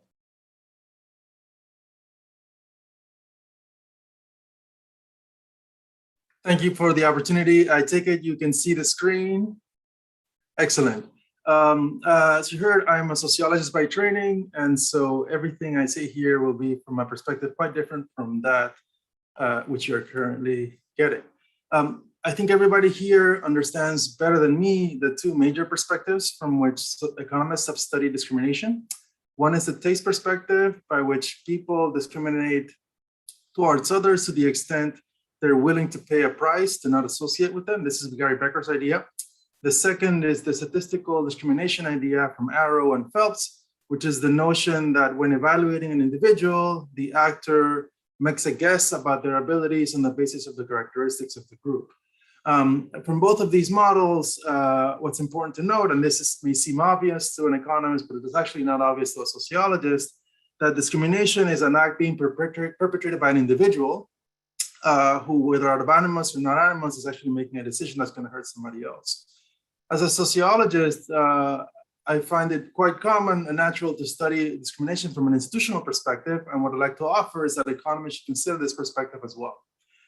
Institutional discrimination, we define in a paper in the Journal of Economic Perspectives in 2020 as differential treatment by race that is either perpetrated by organizations or codified into law. And the key issue here is that it does not require either a contemporary actor to eschew association with others or aggregate on the basis of group traits. Just 2 slides to kind of show you what I mean by this. You can imagine a situation in which the actor here in red, either in Becker's model, doesn't like yellows and therefore doesn't hire yellows, or makes a guess about the characteristics of this particular yellow on the basis of all others and therefore discriminates statistically. But we can also take into account the fact that this actor is embedded in an organization. If it's a manager, he or she is in a firm. If it's a banker, he's in a bank, whose actions may in fact reflect formal rules or informal practices on the bank itself. You may be newly hired to this organization. You may not have any animus towards yellows, but you may know that the organization never hires yellows, and implicitly you take that as a signal that you shouldn't hire yellows. But more importantly, the organization itself can actually discriminate regardless of who you are. And this is part of why institutional discrimination is important to take into account. Imagine a norm or a rule, for example, like referral-based hiring that's part of the organization. Referral-based hiring in some companies is explicit. You know, when you apply, the company asks you who refers you. The company gives you a bonus as an employee if you recommend other people who end up getting hired. So this is actually a standard practice. Now imagine a company of all reds. We know from sociological research on networks that networks tend to be homophilous by race. That means reds tend to have red friends. If you have this totally neutral policy of hiring by referral, what you're going to get is a whole bunch of people who are also red because they're being referred through reds networks. This is a context in which essentially if you're yellow, you're less likely to get a chance at getting a job there, even though there's no individual manager today either discriminating against you or making a statistical guess about your characteristics on the basis of your group. A very different way in which this discrimination can happen institutionally is historically. And here I'll use as an example voting laws because I think they're quite useful. During Reconstruction, a lot of Southern politicians started constitutional conventions with the explicit aim and on writing of figuring out how to disenfranchise African Americans in a way that was still constitutionally legal. And these were self-proclaimed white supremacists who used those words, white supremacy, to describe themselves and to describe what they were doing, and who explicitly in newspaper editorials and in the minutes of constitutional conventions, you can find some of the quotes in the paper, said, how do we constrain the Negro vote? What they did is essentially through a number of practices, but one of the most common ones was through the criminal courts. It is in fact constitutional to deny the right to vote to people who have committed felonies. And so a lot of crimes based on the racial composition were reclassified as felonies, and there were other things that, that the Southerners did. But the bottom line is that these then became laws that were explicitly discriminatory by nature, such that once in the books, because they're institutional in nature, it didn't actually matter that those people died off, that their kids had different opinions, etc. They were in the books. And once a law is in the book, it takes a long time and it can be very difficult because it's essentially institutionalized to get rid of. And so again, today, what we have is if you're a yellow, if you're African American in this context, your probability of voting, simply because you're more likely to be committing a crime that has been classified as a felon, is lower, not because of any individual making any decision today, but because of laws that were in the books many years earlier, instituted with discriminatory intent. So what I'd like to propose then is that economists consider institutional discrimination as a new set of tools to think about aspects of discrimination that states and statistical discrimination don't quite capture. Thank you very much. Thanks, Mario. We'll definitely have more time afterwards to follow up. The last panelist is Chad Jones, who will talk about his work in macro. Great, thanks very much, Jan. And it's really a pleasure to be on this panel. I think that the big picture point I wanted to make is perfectly illustrated by this conference and by the panelists' remarks already.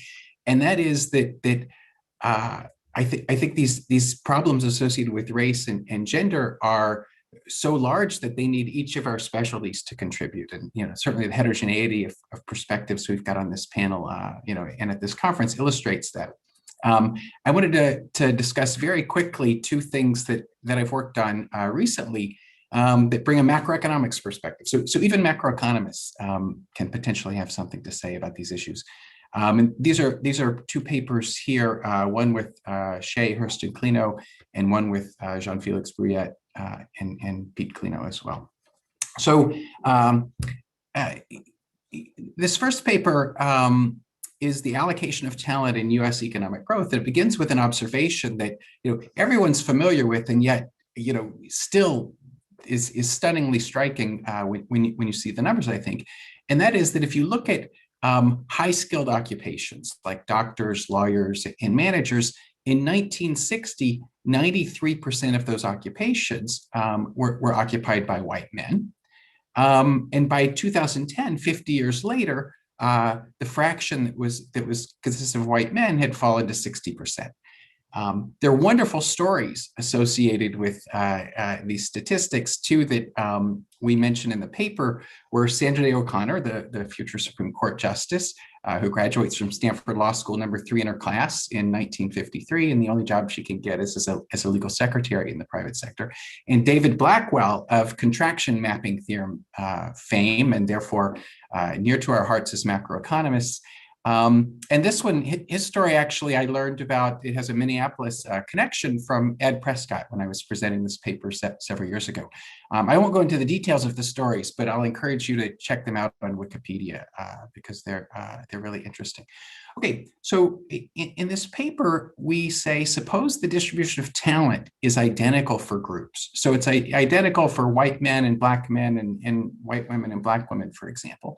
Then what these numbers, the 93% and the 60%, tell you is that it was an enormous misallocation of talent in both 1960 and 2010. Right, the shares don't look like the population shares, but there's less misallocation in 2010 than there was in 1960. So things had gotten better.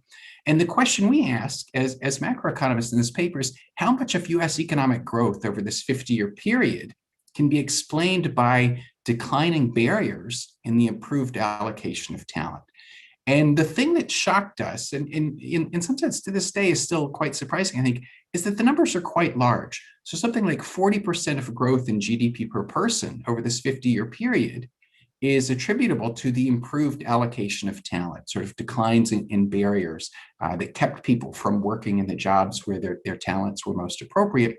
24% of growth in GDP per worker, so a measure of productivity, and 90% of the increase in labor force participation over this 50-year period. So, these issues are just huge, even from a macroeconomic standpoint, as Sandy alluded to in his remarks as well. A more recent paper, something that's just a working paper right now that we're working on, that looks at race and economic well-being in the United States. And so I've got 3 lines on this graph, and each line is the ratio of an economic index for Black Americans relative to white Americans. So look at the dashed line for earnings. In 1984, the average earnings for Black Americans relative to white Americans was something like 59%, and it rose so that by 2019, it was 74%. So some closing of the gap to some extent, but still a large gap at the end. Look at the green line for another economic concept, and it tells a very different story, and that is that at the end of the 1980s, about 20% Black American wealth relative to white American wealth was about 20%. Okay, and not only did this ratio not increase, it actually decreased slightly. So by 2019, it was down to around 14 or 15%. So the wealth series would relative to the earnings series would tell you the gaps are much, much larger. So what we do in this paper is we ask, well, earnings and wealth aren't the things that enter utility functions that economists like to study. Instead, things like consumption or leisure or how long you live, life expectancy are things that directly enter utility. And so we construct a welfare index that's measured in consumption units that adds up, that uses utility functions to combine consumption, mortality, and leisure differences over time to get a single index that's in consumption units. So it's consumption equivalent welfare is how we think about it. And this tells a different story from both the earnings and the wealth series that you see here. And so by this measure, which is the solid blue line, in 1984, consumption equivalent welfare for Black Americans relative to white Americans at an individual basis was about 43%. And it increased quite substantially, much more than you see the increase in earnings, for example, or wealth, to about 60% by 2010. And then it's been flat for the last decade.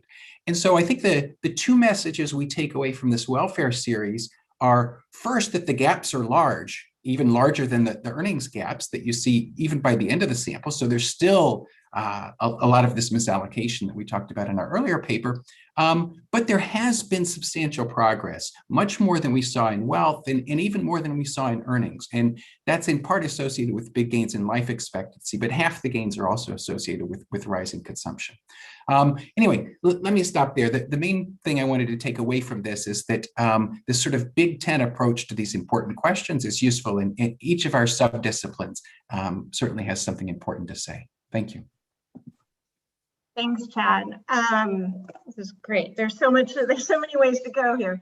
So the last paper before the panel and then Chad's discussion now sort of point us to thinking about macro and how to try to, I mean, is there a balance or a trade-off between trying to keep models simple, but also trying to incorporate the richness and say the stratification that Sandy is talking about, and Sandy emphasized that pushing that consideration, up to the macroeconomy rather than saying, we have effects coming from the macroeconomy back to individuals. Maybe we should be taking more seriously what goes in the other direction. So from a methodological point of view, is there a tension there between simplification, which is how we usually think about models, and trying to have a rich, sort of meaningful approach to race in macro modeling, or is this something we should embrace and work with, and if so, how? Anyone want to take that on? Mario, you had sort of hinted in this direction when we talked earlier, so I don't want to put you on the spot, but I guess I'm going to put you on the spot if you would take that up. Well, I will say first, I cannot speak to the macro versus micro methodological implications because I am not an economist, so anything I say about that would be meaningless. But I do think that there's something to be said about highlighting this tension. So the way I often hear about this, and I know some of the previous panels about that you've organized have been from graduate students. I often hear from graduate students some version of the idea that part of the problem with simplification is that it ignores things like structural racism, or like in my case, institutional discrimination, which are quote unquote too complex or something like that to study, to approach through simplistic models. And I think, I understand the sentiment, but I guess I disagree. And the reason is, I guess there are a couple. One is simplification, I think, is good for science. In the end, we're ultimately leading in some kinds of generalizations. You can't account for everything. But I think what the critics are rightly pointing to is that one can fail to consider whether the simplifying assumptions one brings to a model are appropriate, and one can fail to consider whether other kinds of approaches, which might seem more complicated simply because they haven't been tacked on. So for example, thinking about discrimination institutionally rather than from the perspective of the decisions that an individual actor is making, are avoided for the sake of simplification. So I guess in those two ways, I think maybe those are the ways I would take that graduate student critique in a more positive way. I would say, yeah, what are we doing to make sure that our simplifying assumptions are the right ones or justifiable, or not blinding us to important aspects of discrimination or race more broadly? And secondly, are there very different kinds of models that our disciplines could be approaching by being a little bit more open to how other disciplines approach things that from ours initially might seem too complicated? Cool. Anyone else want to jump in? I can jump in as well, just to add on to this idea of, I think actually, I know, again, there are lots of very valid critiques of econ and our modeling. But I think what economics does well is thinking about, this is we say one of the goals of our field is thinking about studying incentives, right? And the study of incentives that people face and the kind of decisions that they make as a result of those incentives. So I think even, starting with that very simple framework of human behavior and how we choose to do the things we choose, then it allows us in econ to study a range of kind of different models, different outcomes, different contexts. I'll give you the example again from our work on prison labor. We started out with this idea when we started doing the research that, look, there is a model of incarceration, right, that says you go into prison when you commit crime, right? And so negative shocks increase crime, which increases incarceration rates. And so if you are someone who will only think about the incentive structures facing individuals in terms of crime and incarceration, then anything that diverges from that model of the world will be very confusing to you, right? And so if you start out with that, then you miss the kind of the impacts of other historical institutional contexts. Like, for example, thinking about convict leasing or thinking about British colonial Africa, the fact that the British are trying to maximize colonial revenues and they are trying to minimize the cost of administration. So they are going to use domestic forced labor, cheap labor, right? And then what that would mean is that you could actually see, given those set of incentives, right? Once you understand from a historical perspective, those set of incentives, you can actually see a situation where positive economic shocks then increase the incarceration rates because of the demand for labor. So economics has the tools to understand that, but the problem is sometimes when we're very kind of, some people are very, what's the word, resistant to examining history and examining sociology and examining institutions, and then they stick to just one version of the model of the kind of nice general wide variety of models that is available to us in studying incentives as economists. Yeah, I think although the behavioral economics revolution represents a bit of a departure, one of the core themes in economics that I remain strongly attached to, and this is related to Belinda's observation about the focus on incentives, is that people, given their information and beliefs, behave in a manner that is actually rational.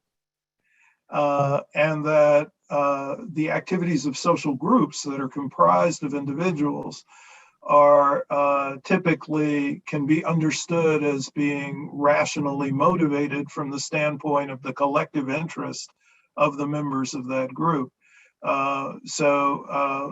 I actually call for economists to bring back their emphasis on rationality, because unfortunately, the types of exploitative activities we observe in the world actually do serve somebody's interest. Great comments. Chad, did you want to wrap up? You've done macro modeling. Sure. I think this is a real tension that we see in macro papers and papers, in economics and other disciplines all the time, which is, the world's a complicated place. And if you want to understand the world, you may think you need 37 or 87 ingredients in order to make sure you're going to understand them. I think that's exactly true. And I think many of us are sympathetic to that view of the world. On the other hand, I think we only start to understand something by simplifying. And I like the way Mario put it, which is, what's important is to make the right simplifying assumptions and be open to the fact that maybe the assumptions we're making aren't the right ones and we need to consider other ones. And I think, when modeling's done really well, I think it's very clear what its assumptions are. So you could see, okay, that one I don't believe in, and I think I could make a different assumption that would be better. And so I think simplification has been a really useful tool, but the world's a complicated place. And so this tension is just a healthy tension that we constantly need to engage with. Oh, maybe we give a little more thought to the assumptions before we charge up our macro model in the form we're familiar with. Mario, a question came in the chat. You emphasized networks and how the informal arrangements and connections like referral hiring can sometimes get formally codified, but even if not formally codified, they're sort of codified in practice. And it cements whatever biases or even formal discrimination that arose initially. And one of the questions was whether does technology change that? So suppose you have hiring practices that are aided by technology, so you can reach a broader group of people. Maybe you can anonymize some aspects of the hiring process. Yeah. The other thing, though, I'm going to interject that I worry about is sometimes, you know, the AI just cements our own biases. So are you an optimist on technology? Yeah, that's a great or question. How do you think it? Yeah, and I would say I'm not. So I look, I think there are certain things that for sure will happen.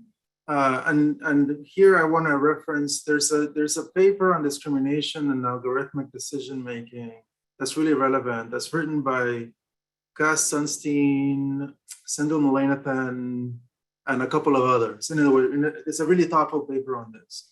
I think the changes in technology are likely to have the biggest beneficial impact on both benign and highly self-aware actors. And I think, in other words, if you have employers who want to make a difference and are extremely thoughtful and know a lot about how their decisions implicitly or explicitly may have unintended consequences, that's the space where you might see the sort of strongest benefits from this. The problem is a lot of discrimination. And if we were living in a world where most, for example, employers discriminated because of taste reasons or because of statistical discrimination, then you could get the non-benign ones, presumably by imposing kind of mandating or requiring or having the market encourage more technologically driven hiring, and the latter presumably would get it at the self-awareness. But the problem is that a lot of discrimination doesn't happen that way, right? What's powerful about the example that you reference about network hiring is that everybody in that company can be, you know, very pro hiring people of different races and very benign, et cetera. It's just that value neutral, race neutral practice that was codified. And there's lots of other race neutral practices that exist that can very easily just translate into a more technologically driven format. And so to the extent that race neutral or race blind practices can exist, I don't actually think technology itself is going to solve this. I think what you need is far more perspectives on the question from the perspective of managers than simply taking those managers and giving them more technology. I like your dichotomy between the benign and the highly self-aware. I'm trying to imagine what the distribution of those two groups looks like. And we saw some materials in this series and effort from the Institute, and the Minneapolis Fed has been going on for a while, and they had an earlier session where they were talking about economists within the profession, and young economists were given the advice to in their research to, you know, follow your passion and, you know, challenge the dominance of, you know, leading journals and work on what really excites you and motivates you. And then we read some feedback, especially from young economists who said, you know, that sounds really exciting, but also risky and frightening, who are, you know, trying to navigate the publication process and advancement in economic research. So, you know, you've all navigated this process and have published papers and have challenged in some ways. Do you have advice for the next generation coming up? Are there things they can do, or tell them to forge ahead? What would you say to the next generation who wants to follow you?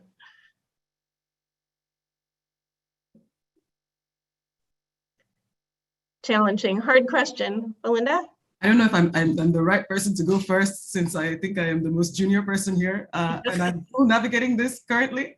But I will say, so my research, I'm a development economist who does work in economic history and environmental economics. And so I've for years been doing this work on prisons, and then I've been doing this work on epidemics as well. Like I always tell people, I did this work before 2020. And when I started doing the work, my perspective has always been just going to follow, we spend so much time researching these topics, and so really I know it's not, from a career point of view, it might not be maybe the kind of optimal strategy, but I think if you have a long-term view in terms of your goal is to say, for me at least, how is my research actually going to make a difference in terms of fact, and maybe I know that sounds very like, ooh, make a difference, but really, like, how is my research actually going to make a difference in the communities I care about, in improving the inequality and the outcomes that I see in my own community, and how is this going to actually impact the world in a kind of long durée or long-term approach.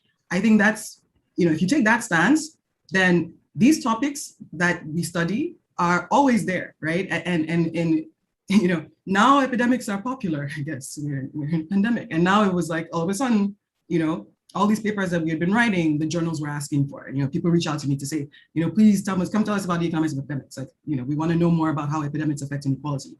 Now, all of a sudden, my papers are going through in the journals. Same thing with the prisons. We're doing this work, and people are like, why should we care about incarceration and historical perspective? And now, the protests were happening around Black Lives Matter, and these topics started coming back, and it was like, oh yeah, we should care.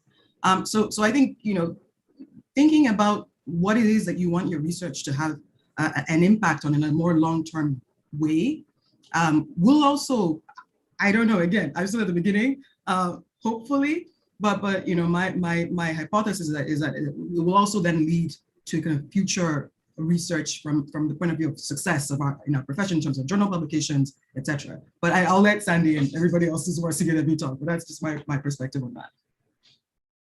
Well, on the issue of journal publications, I mean, the fundamental determinant of what appears in the journals is associated with who the editors are of the journals. So if the journals are to be more open to the types of research that focuses on questions of structural racism and inequality, then we probably in general have to have a different set of editors for most of the journals. I know that about a decade ago, I did a paper called Notes from the Back of the Academic Bus. And it was a short piece in which I was trying to examine ways in which the economics profession excludes research that focuses on what we may now want to call systemic racism or structural racism. And one of the things that I discovered at that point, and I'm fairly sure this is no longer accurate, but at that point, there was no single Black economist who was an editor of any of the AEA journals, not chief editor, not an associate editor. There was not a single one, and that was inclusive of all of the journals, especially the second tier journals like the AEA Journal for Applied Economics, microeconomics. There were no Black economists who were editors.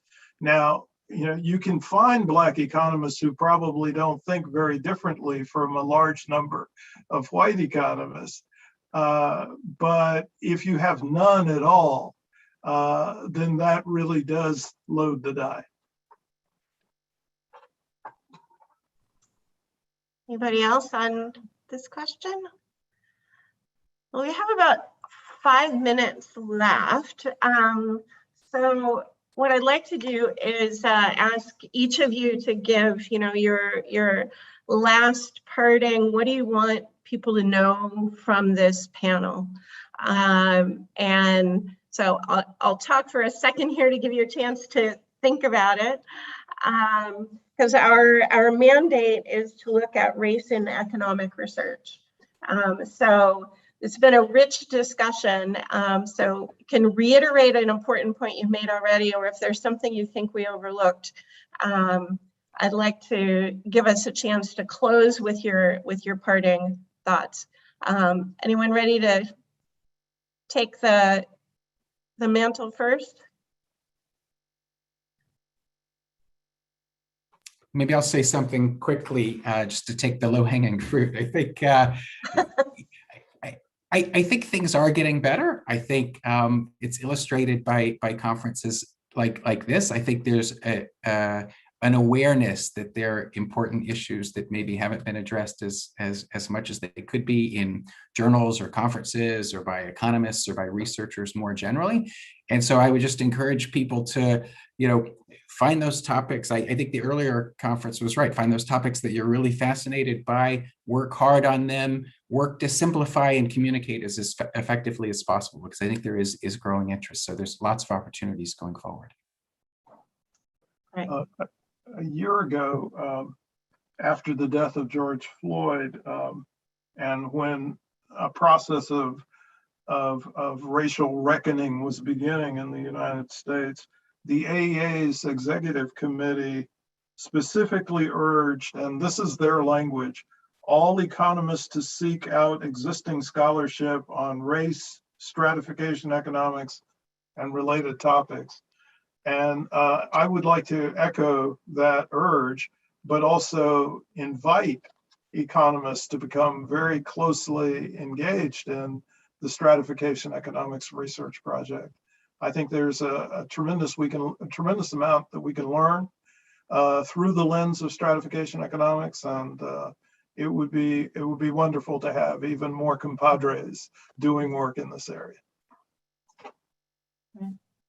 I can just chime in with just to since Sandy made it easy, to reiterate what Sandy said on thinking about and reading very closely. Again, I briefly mentioned it last time, like Black economists have been doing, people like Sandy, people like Lisa Cook, etc., have been doing really, really excellent and important work thinking about these issues of race and inequality and power and how that affects economic outcomes.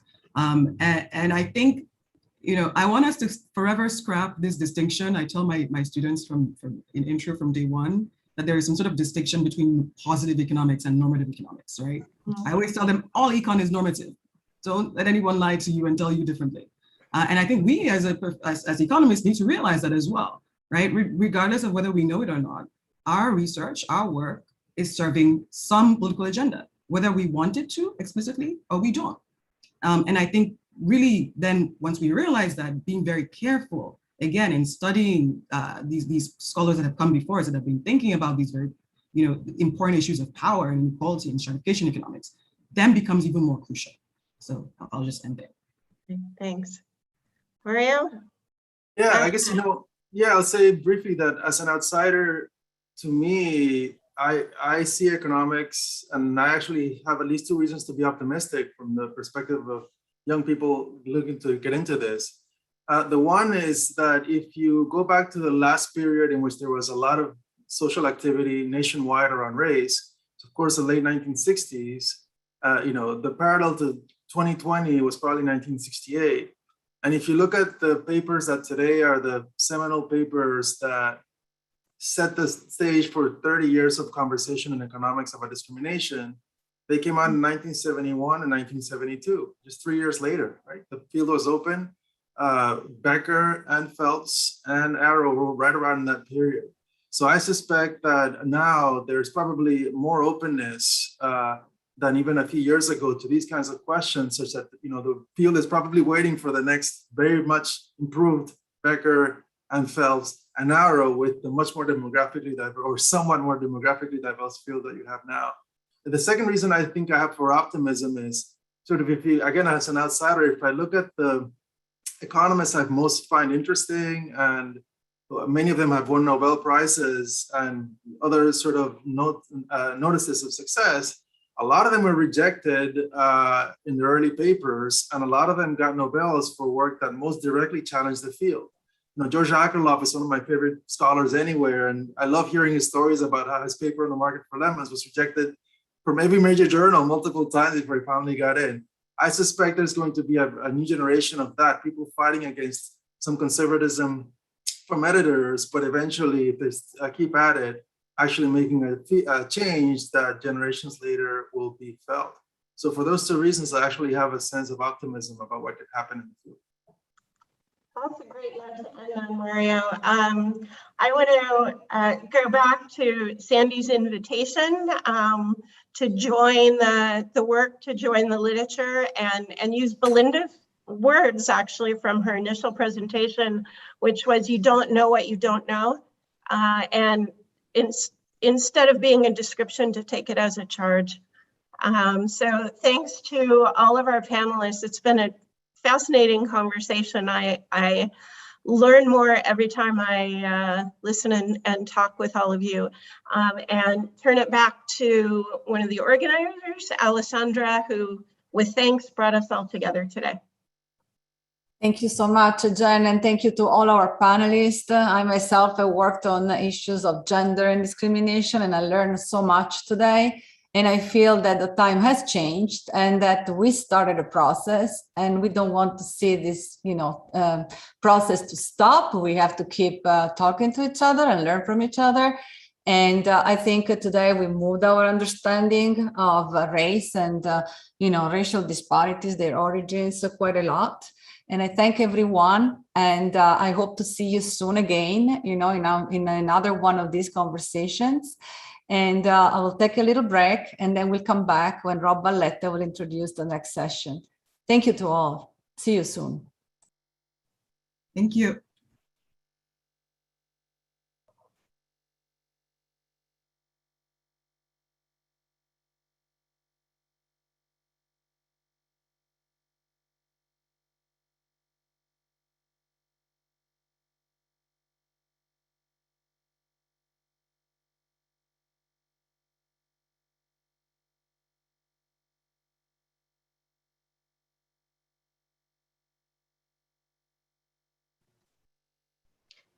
Kyle, I'm going to give it about 1 minute.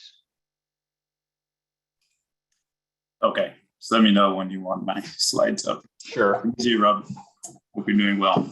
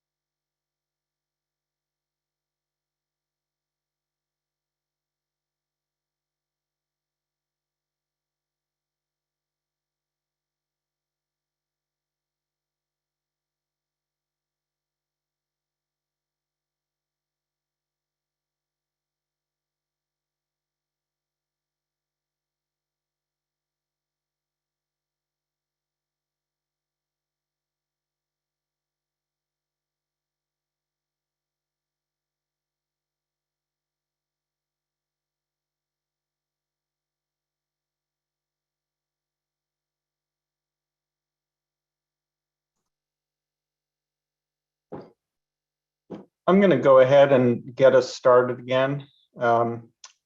Welcome back. It's been a great conference so far. I'm Rob Valletta from the San Francisco Fed. I'm just going to be serving as the Q&A moderator for this upcoming session. Continuing on the themes from this morning, we've got a couple papers that talk about heterogeneity or unevenness in outcomes across groups and individuals, and also the role of monetary policy. So our first paper is going to be presented by Kyle Herkenhoff from the Minneapolis Fed and the University of Minnesota. He'll be talking about changing income risk across the US skill distribution, evidence from a generalized Kalman filter. Kyle, you have 20 minutes, and then we'll have a discussion for 10 minutes after that. So Kyle, please take it away. Thank you. Let me get this screen up. Hopefully you can see this.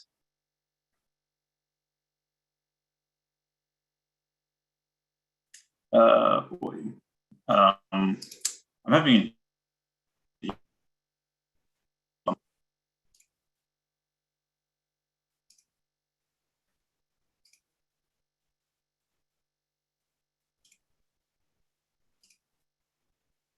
I think maybe it's just being slow because it's showing that you're starting screen sharing, but nothing is showing yet.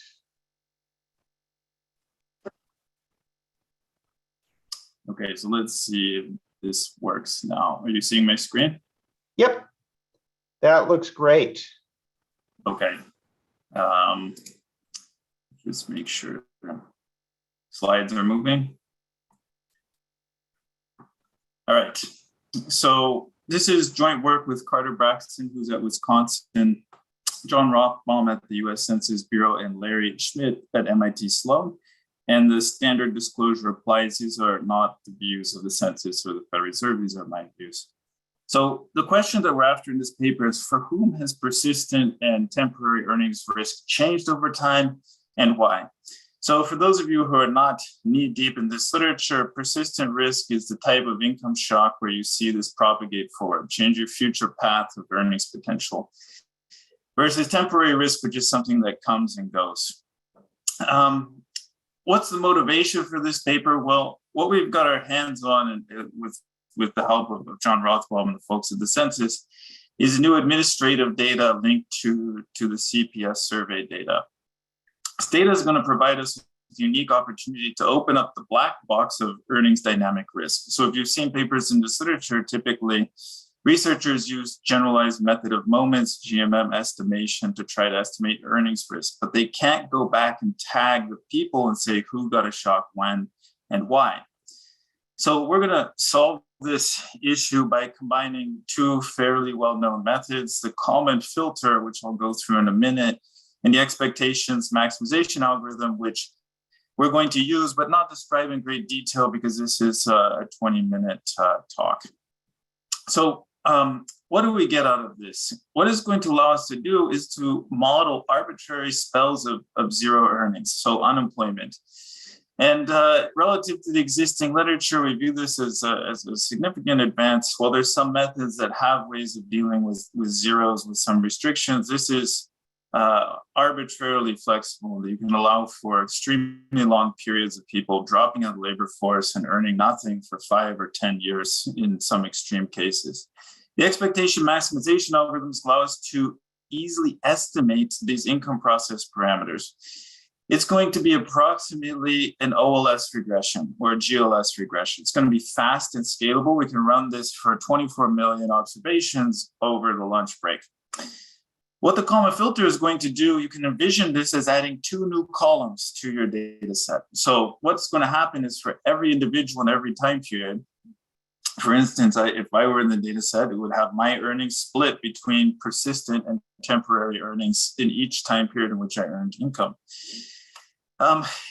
We're going to apply this to Social Security Administration data that's been linked to the current population survey, which is a large survey on which a lot of labor force statistics are built.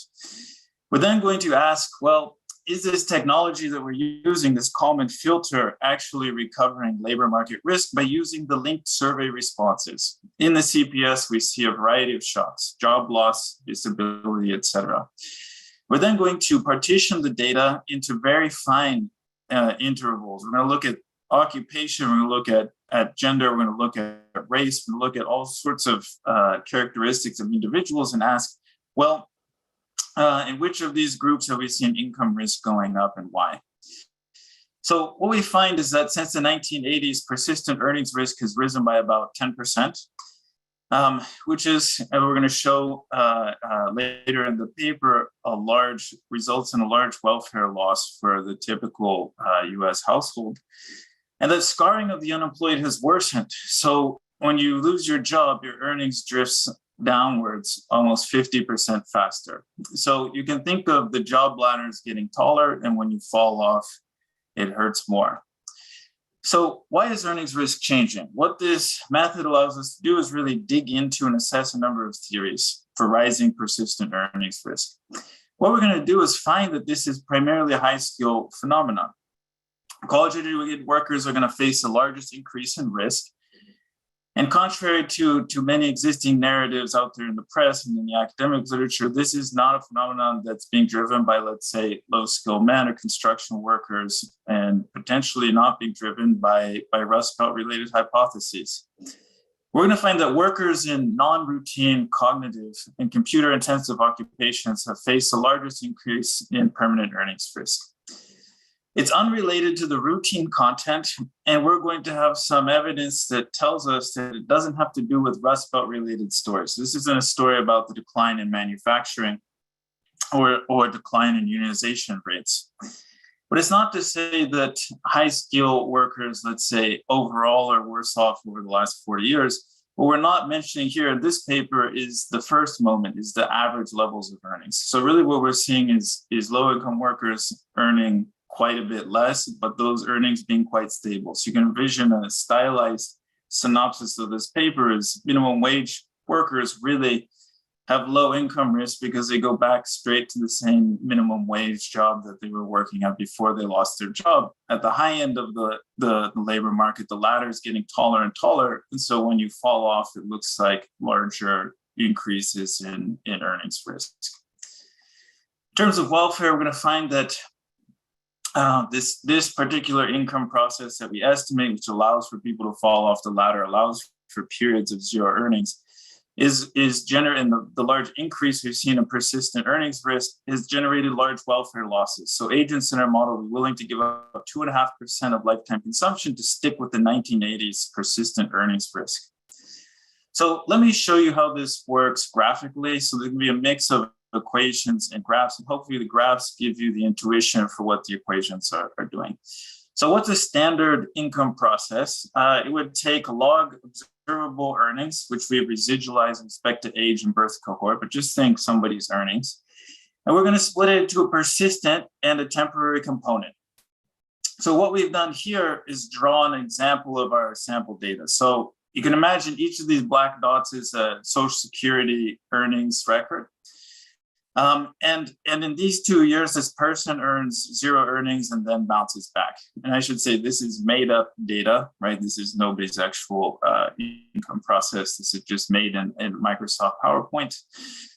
So this is their Social Security earnings for a sample record. And what we're going to do is split it into a slow moving component and an IID component, this temporary component. You can think of the persistent shock sort of a low-level version of what we're doing is you're just taking out a moving average from the data and you're saying the slow-moving component, that's what we're going to tag as persistent. And then the rest of it is what we're going to call temporary earnings risk. The problem with that is these methods really have no way of dealing with periods of zero earnings. If you're working with log earnings, which is quite standard literature because you want to talk about percent deviations, you really have to make an arbitrary assumption of what the scaling is at zero. So what we're going to do is augment this income process. We're going to allow for periods of zero earnings in the following way. We're going to posit a law of motion for persistent earnings, which is persistent earnings today is an autoregressive process, persistent earnings yesterday. We're going to allow for a drift of persistent earnings when you're employed or when you're unemployed. And we're going to allow for these innovations to persistent earnings, which we're going to call persistent earnings risk. The variance of the temporary earnings risk is R, and for those who are employed, it's QE. We're going to allow for a separate income process for whether or not you're employed or you're unemployed. When you're unemployed, your earnings is missing by definition. What the Kalman filter allows us to do is use theory to posit what the law of motion should be for your persistent earnings when you've lost your job, and then to estimate this theory using reemployment earnings. When you're unemployed, you're still going to face a similar AR1 process for persistent earnings, where when you're unemployed, you have a potentially faster rate of drift downwards and a different level of persistent earnings shocks. Where do we get the data to discipline your earnings when we don't see your earnings? Well, it's precisely when these workers come back to the labor force. The dispersion in their earnings and the mean of their earnings when they come back tells us by how much their earnings drifted down and what kinds of shocks they had to their persistent earnings. If you want to put a different label on persistent earnings, you could think of it as the worker's human capital. So the human capital follows this relatively smooth process. And when you're out of a job, your human capital is depreciating. And when you come back to a job, you have some notion of what your human capital is based on your earnings. So the benefit of the data that we've got is that not only do we see the Social Security earnings, but in 2 years for each of the respondents in the March CPS, we're also going to see their occupation, their education, their geography, etc. We're going to have very detailed data on shocks that have occurred to these individuals in these years. So the name of the game is to estimate this income process. And then in the years in which we also see them in the survey, to come back and say, well, are we actually picking up risk? Are the people who have large persistent earnings losses also those who are laid off or report a new disability, et cetera?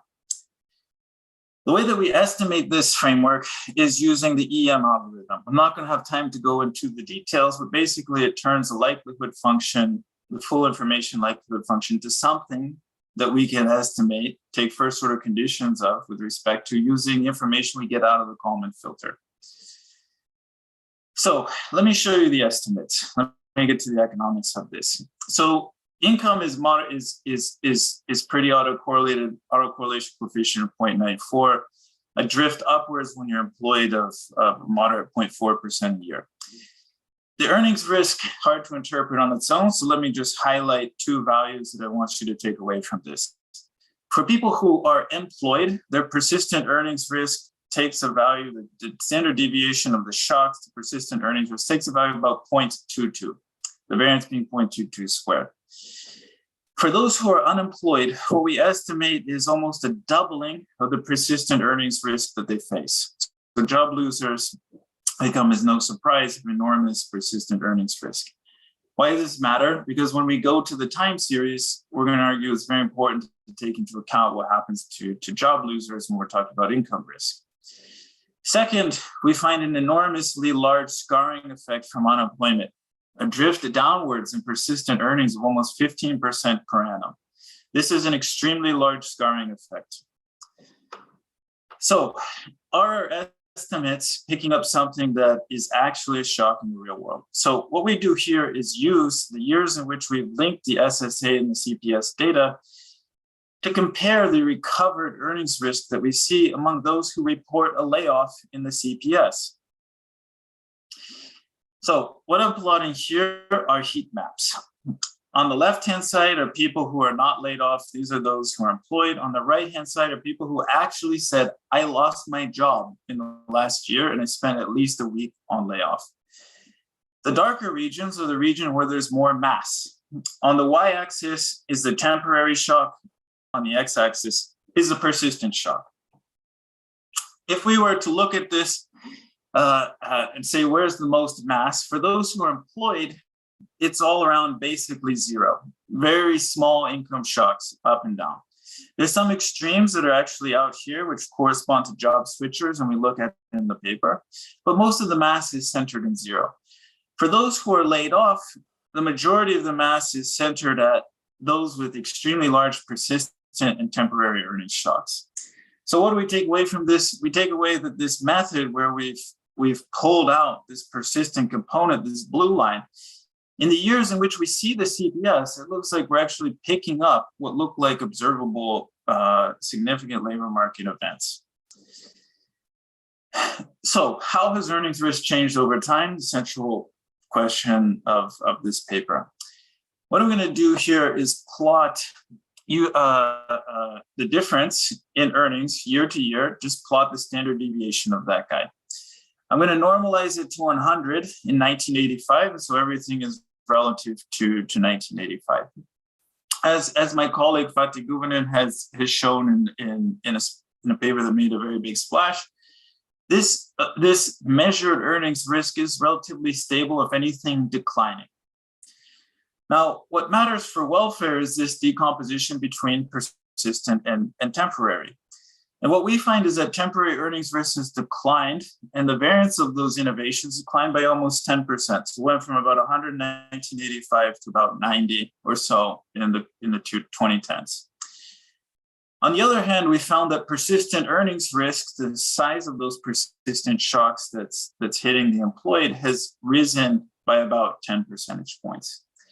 So what I want you to take away from this is that while earnings risk overall might be fairly stable, what we're seeing is the type of earnings risk that people really care about when you fall down and stay down, that has gone up. Those innovations have increased since the 1980s. And we're going to show you that using very standard modeling methods, you would say people really dislike this increase, this rise in earnings risk. This is generating significant welfare losses. Which opens up the question of how do we ensure these losses, which we're not getting to in this paper, but we view as important future research on the topic. So there's been debate about how earnings risk has changed over time. And there's been debate about whether or not it's sensitive to whether you include zeros or not in the data set. So what we do in the following sequence of lines I'm going to add to this plot is we lower the earnings cutoff. So we go to 1/4 part-time at the minimum wage to be in our data set as an employed individual. And we plot their earnings risk over time. And that's given by this black line with the circles on it. We see again about a 10% decline in overall earnings risk. If we split this between transitory and permanent, we see a similar decomposition. Transitory earnings risk, temporary earnings risk has fallen by almost 20% between 1985 and the 2010s. And on the other hand, persistent earnings risk has still risen by about 10%. So we're finding that the earnings thresholds and whether or not you add these people to this data set who have very little earnings affects the overall trend, but doesn't affect the headline result that persistent earnings risk, the stuff that we care about, has risen enormously over the last 30 years. What about scarring? So one of the benefits of including unemployed people in our analysis is we can talk about the rate at which their earnings potential drops when they lose their job. So it's a negative number. So everything here is normalized to -100, more negative, worse. So what we see is that the rate of drift has accelerated, and it's accelerated by almost 50%. So when you fall off the ladder, the rate at which your earnings potential declines is accelerated by almost 50%. So to summarize the time trends, we see persistent earnings risk has increased, temporary earnings risk has declined, and the unemployed somehow face larger scarring rates. The question that we then ask in the rest of the paper is, why has persistent earnings risk increased? We're going to answer this using the CPS demographic information, and Kalman combined with EM makes this analysis feasible. It's going to allow us to test 4 hypotheses. We're going to test whether or not the rising permanent earnings risk has to do with declining employment prospects of low-skilled workers, in particular this narrative of low-skilled male workers leaving the labor force. Whether it has to do with the decline in the Rust Belt, decline in manufacturing, decline in union coverage, whether it has to do with declining employment and wages in routine occupations, those which we think have been automated over time, and whether or not it has to do with high-skilled workers who are exposed to new technologies. And what we're going to argue in the paper, and I might not have time to get through all of these, is that really what's happening is that it's a high-skilled worker phenomenon that seems to have to do with technology adoption, the really severe earnings risk rise that we're seeing in the data. So how do we make this point? The first piece of evidence that we present has to do with education levels. So it's quite rare in these administrative data sets, especially in the United States, that you would see actually recorded education levels, especially since the decennial long form stopped collecting that information. So what we see is that among college grads, persistent earnings risk has risen the most. So the red line here is college grads, the black line is less than college. 1985 normalized to 100. We've seen among the college a steeper rise, although we've seen this in both groups of households. So Rob, I have 1 minute. Is that okay? So I'm going to show just 2 more results and then wrap up.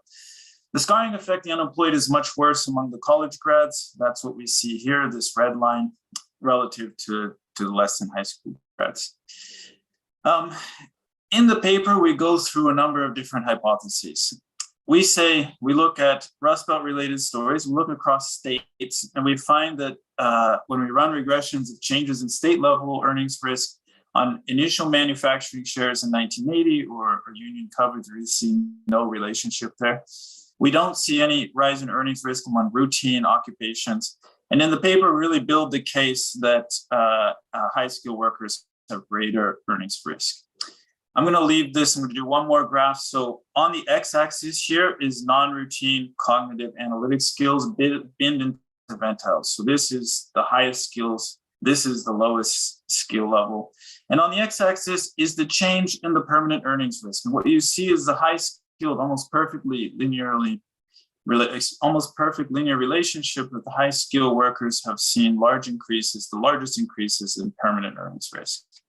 So I will leave it there and conclude and just say that we've seen a large increase in permanent earnings risk. I haven't had a chance to go through this, but this translates to significant welfare losses for the typical American. So thank you very much. Thank you, Kyle. That was impressive covering that in basically a 20-minute time slot.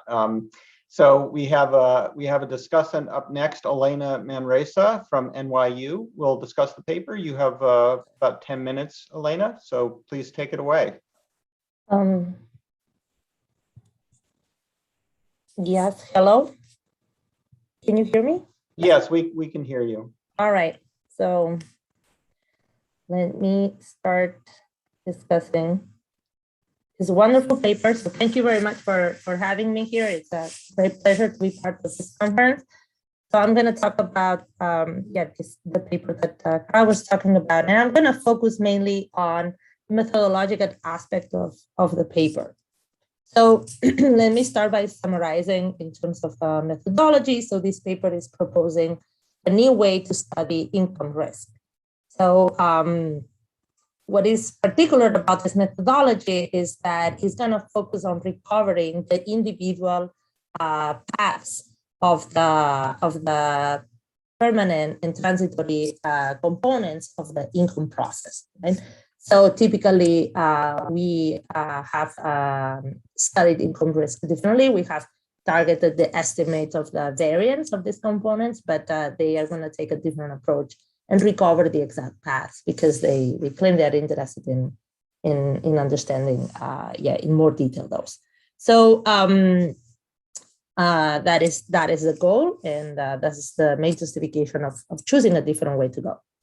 Okay, so they are going to use an impressive data set that links Social Security Administration records with the current population survey.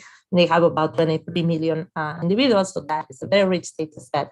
And as you can recall from what I just said, they find these large increases in earnings risk, but mostly concentrated on high-skilled workers, and importantly on the permanent component. Overall, I find that this paper was very impressive, and it was great to read, and I enjoyed reading it a lot. So I wanted to talk about some background on this question. Okay, so the importance of understanding income dynamics is kind of like still one very, very important question in the literature, and in particular in the empirical literature. And the reason, in my view, is because we are interested in understanding how much these shocks are going to translate into other variables, and for instance, like shocks in consumption. So this is why it is very crucial to model this income dynamics in terms of something that is permanent and something that is transitory.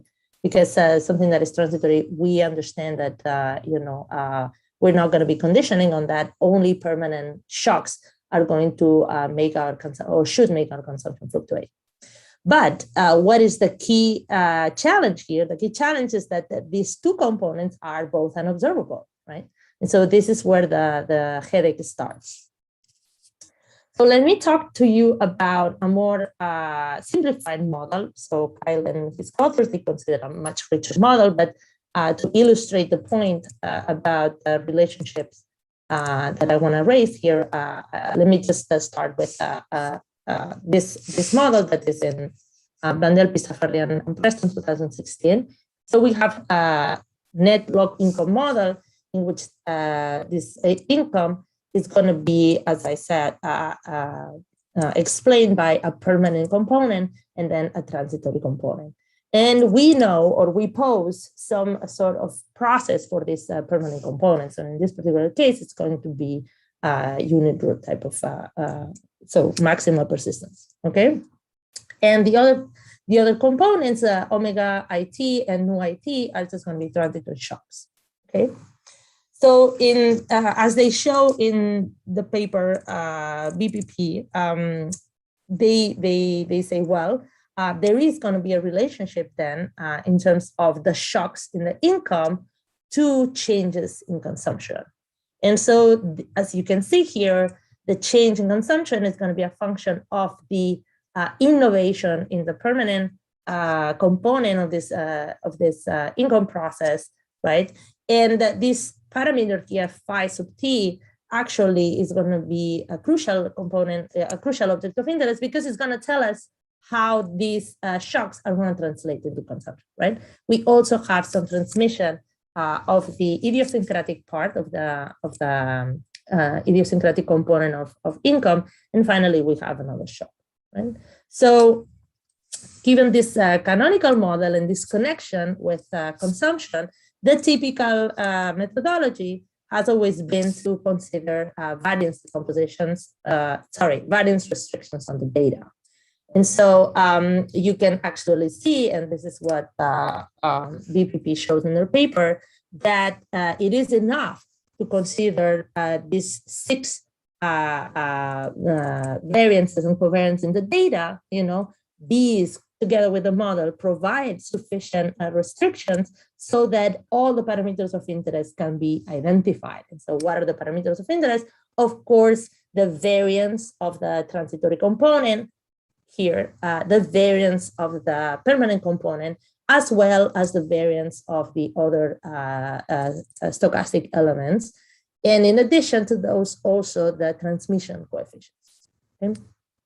BPP shows that not only these equations provide identification, but they are also efficient, okay? And they can be estimated in 2-period models, right? So you can essentially recover all of these elements, also time varying. Right?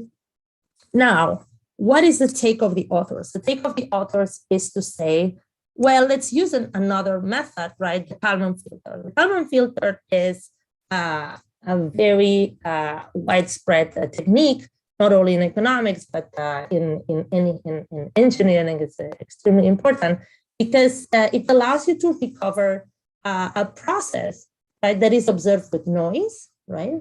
As long as you know the dynamics of this underlying process that you only observe, as I said, with some noise. So it involves 2 different types of equations. It involves the measurement equation, and it involves a transition equation. So the measurement equation, as its name indicates, is about what you can observe, right? So in this particular case, your measurement for the permanent component is going to be your income, and the noise is this transitory component. And the transition equation is the law of motion, right? That is kind of describing the evolution of this permanent part. So indeed, these income dynamics models that we study fall in the category of models that can be studied by Kalman filter, and you recover not only variances, but you recover the entire process, right? Now, this Kalman filter comes accompanied by some additional assumptions. So, of course, this essentially looks like magic. How can you actually recover the true process if you know the exact ZIT, right? It's not only the variance or some distributional aspects. You recover the exact ZIT given that you observe it with noise. So the answer lies in the fact that you have some normality assumptions on the errors, and you have also some independence. However, those are not unsurmountable. The Kalman filter can be robust to some of these assumptions not holding.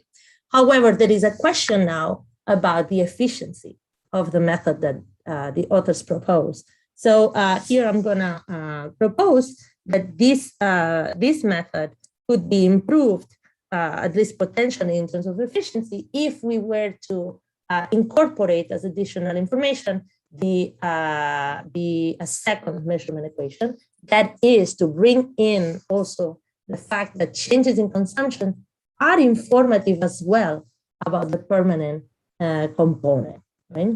And so, Elena, you have about 1 minute, if possible. Sorry to interject. No worries, I'm about to finish. Yeah. So why is this important? So incorporating consumption is important for two reasons, because not only the authors could then understand the evolution of the risk, but they could understand as well the evolution of the transmission of the shocks, which is something that is absent in this paper, partly because it was not the goal of the authors, and partly because I am not sure that they can access data on consumption. But if they would, then this would be a very nice way to also understand time variation in the transmission of the shocks. Okay, so is this going to work? Well, it's going to work again as long as both income and changes in consumption can be written as a function of the state space in the language of the common filter literature, and which is, I think, the case. Okay, so that would be my main comment here, that they can do better if they add this, and they can get for free also the evolution of the transmission of the shocks consumption. So to conclude here, this is an innovative take on studying income risk. The estimation of their method, or the properties of their method are going to depend on whether the normality assumptions hold or not. This is something that is not the case in the GMM world, but it's not unsurmountable either. And the possibilities to use additional measures, I think, will be very interesting if they were to have access to consumption data. And that's it. Thank you so much for those great comments. Kyle, unless there was something really burning you wanted to respond to, we've got some good questions in the chat that I'd like to turn it over to. I think you and Elena can probably have a very productive follow-up. Those were really some insightful comments on a really insightful paper. So I'm going to read off some questions, and I hope people don't mind. I'm just going to go ahead and identify them because they're identified in the Q&A portion. Philippe Schwartzman is asking about essentially the welfare effects, and in particular, how much would high-skilled people give up to have 1980s risk and relative income levels? So in other words, did the higher relative level of income that occurred over those decades more than make up for the increased risk? So he's postulating a trade-off between that rise in risk for the high-skilled people versus the aggregate, the overall gains in income. So thanks, Felipe, for the question. Thanks, Rob, for hosting, Elena, for the wonderful discussion. And I look forward to working things out with you, Elena. Felipe, yeah, this is something that's at the top of our list. I mean, there's another OIGI scholar here, Simon Monge, who's working on this rise in effectively the college premium, studying, how being a barista went from a job that required some kind of specialized skills, now just pushing a button, right? And how this low skill hasn't really kept up in terms of levels of wages. And we plan to go there. So we just have risk right now, but really, I think probably my hunch would be the rise in the levels of earnings among college educated workers more than made up for the risk that they faced. Great, thank you. And we also have a question from Lowell Ricketts, who likes the paper, and is wondering if you could give us some thoughts on the greater exposure to technological change among high-skilled workers and how it might cause them to fall off the employment ladder. What types of technological change might we latch onto as representative of this? Great, thanks for the question, Lowell. I'm getting a little bit of lag on my end, so please let me know if my mic is cutting out. So what we did was just quite innovative. Is Carter Braxton and Bloody Tasca, Burning Glass, have vacancy data with text in those vacancy postings. And what Carter and Bloody did was extract the computer requirements of those vacancy postings. And so that's really what we're looking at here is, are you required to learn Python, right, in this job? And then did that occupation also have a rise in interest? The answer is yes. So really think about computer requirements. Great. And your fellow presenter who's up next, Claudia Macaluso, has a question, related question to the one you just answered, that's basically about the rise in contingent work, temporary workers, contractors, leased workers, and so on, and whether that might be playing a role in the increased earnings and income risks that you've documented and analyzed. Very much so. I mean, so we're working on some follow-up papers right now. Definitely high on our list. So in the CPS, we see whether or not you're part-time or full-time, and we have self-employment, right, which is the majority of how these contractors would classify themselves in a survey. So we're working on applying this method to entrepreneurs more broadly, but contractors, and look at income risk and how those individuals smooth these risks over time.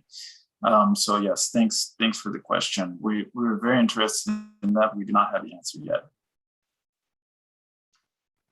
So I'm actually going to exercise the moderator's prerogative and pose the final question myself. So one question that's kind of underlying this but hasn't come up or doesn't appear to be discussed in the paper is whether there are direct policy implications of this. So my own personal area is working on unemployment insurance, and there's a lot of talk about reforming the UI system in the US with these kinds of issues about increased earnings loss, perhaps for higher earnings people, as part of the backdrop for that. Have you thought about that in the context of this work, whether there are implications for UI or other sorts of policies to offset the risk? We are working towards that. I would say that it's maybe not satisfactory in that literature for us to take an exogenous income process and talk about the optimal policies. So what we're doing right now is taking a search framework and using this as, let's say, auxiliary moments to try to match and talk about optimal policy. And we think the long-term effects of job loss, of disability on consumption, we really don't have that many facts. As Elena was saying, there's some data sets out there with consumption. We don't have that. We need that to talk about insurance. So what we are doing is using IRS. So part of the reason why we have this data is the census has a cross-bureau mandate to reduce respondent burdens. We have IRS hardship withdrawals and other IRS tax information. We hope to use that to try to get at some proxy for consumption. So the hope is if we can see enough about assets and income, we can back out what expenditures are and look at insurance over longer horizons, especially for people who drop out of the labor force and aren't, considered unemployed in conventional surveys. So thank you, Rob, for the question. Well, thank you, Kyle. Thank you, Elena. That was a great paper and discussion. We're going to turn to the next paper in this session now, and that is going to be presented by Claudia Macaluso from the Federal Reserve Bank of Richmond. And she will be talking about minority unemployment, inflation, and monetary policy. So Claudia, please go ahead and take it away. Thank you so much, Rob. I can turn on my video. It says the host stopped me, but hopefully I can share my screen. Oh, there you go. Now you can see me. Great. Thank you so much. All righty. Can you see my slide? Can you hear me okay? Yes. Yes. Yes to both. You may hear a toddler screaming in the background. I hope that's not too bad. Thank you so much to the organizer for putting the paper on the program, and thank you to you guys are attending. We're very much looking forward to your feedback and to your questions. This is joint work with Munsab and Felipe, and because both Felipe and I work at the Federal Reserve Bank of Richmond, the usual disclaimer apply. These are our own views and not those of the Fed in any capacity. So this work is actually somewhat preliminary, but we felt that there was an important and urgent debate that we would like to contribute to, that we would like to be in. And perhaps the conference today confirmed that hunch. So that piece about welcoming your feedback is particularly true. And what is the urgent question that we're looking at? Well, it's the role of monetary policy in addressing some aspects of racial inequality. And I would say this has not been a traditional question for the Fed. The Federal Reserve Act, amended in 1977, establishes a dual mandate for the Fed that is to have two objectives. One, the goal of maximum employment, and two, the other goal is stable prices and moderate long-term interest rate. So you see that in none of those, there's an explicit mention of anything that sounds like inequality or redistribution. However, the crux of the matter is that the interpretation of that clause of maximum employment is actually open the door to the debate. What does it mean to pursue maximum employment? And in fact, I think the president of the institute that is hosting us today, Abigail Wozniak, put it better than I ever could. So I'm just going to quote her. She said, "It's true that distributional issues have not generally been at the forefront for the Fed. However, are we truly meeting the full employment part of our mandate when we see such disparate outcomes across demographic groups?" And some policymakers have gone even farther. For example, Jerry Bernstein, who's currently at the Council of Economic Advisors for President Biden, said very explicitly that the Fed should take on another task, delivering more racial equity into the labor market. The Fed should consider targeting not the overall unemployment rate, but the Black rate. So when we saw this, meeting the full employment part of our mandate, delivering racial equity, targeting the Black rate, our first reaction was, can the Fed do these things? Should the Fed do these things? What kind of trade-offs are at play? Should Congress decide to amend the Federal Reserve Act in this direction? And this is exactly what this paper is about. We're going to try to answer the question, what would happen? What would be the trade-offs at play in case of these different mandate of targeting the Black rate? Specifically, we look at two specific questions. One is, how does the heterogeneity in both unemployment and inflation across races affect the monetary authorities' trade-off between these two things? That's a sort of a very classic trade-off. What we bring to the table is that the trade-off affects differently different households. In particular, we reaffirm the fact that Black households face about twice as large the unemployment risk than white ones. And we also document a new fact, which is the Black households also face about 16% higher price volatility than white households. Taking these facts, we're going to ask, given that this is the environment the Fed is operating in, how does monetary policy affect the real income volatility of Black and white households? And after sort of seeing the papers today, perhaps this is less of a question, but you may wonder, why would we concentrate on real income volatility? And our reasoning is as follows. We have substantially two things in a play here. One is employment fluctuations, unemployment fluctuations, so unemployment risk. These translate into labor income fluctuation because people who are not working do not earn income. And because labor income fluctuations is typically the majority of a household income, and this is even more true for Black households, this income fluctuation translates into consumption fluctuation. And you may think that people like consumption, but they don't like whether consumption fluctuates from month to month, and that's an important component of their well-being. The second bit comes from these differences in price volatility, and price fluctuation will induce changes in the real income. So this real part actually is important because that's where the purchasing power of a household comes from. And so as purchasing power fluctuates more for Black household than for white household, you'll see again this consumption fluctuation, this well-being fluctuations. So this is exactly what we are going to look at. Let me give you a preview of what we do and what we find, and then we'll go into sort of a bit more details. We set up a stylized framework, which is intentionally simple and sparse, where the main feature is this trade-off that the Fed faces between unemployment and inflation. We're going to discipline the framework with these empirically observed disparities in both the unemployment rate and the volatility of prices. And finally, taking this calibrated framework, we look at a quantitative assessment of this popular policy targeting the Black unemployment rate. What do we find? We find essentially three things. The first one that we think is worth mentioning is that a monetary policy that targets the Black unemployment rate is effectively equivalent to a monetary policy that reacts more to unemployment fluctuation and therefore tolerates larger inflation fluctuations. And this is because of the empirical behavior of the Black unemployment rate over time. Second, we find that the effect of these accommodative monetary policy, this policy that accepts more inflation fluctuations to reduce unemployment fluctuations, such a policy is mediated, the effect of this policy is mediated through two opposing forces. We call these the unemployment effect. So the reduction in unemployment risk will bring about a lowering of income volatility, and the prices effect.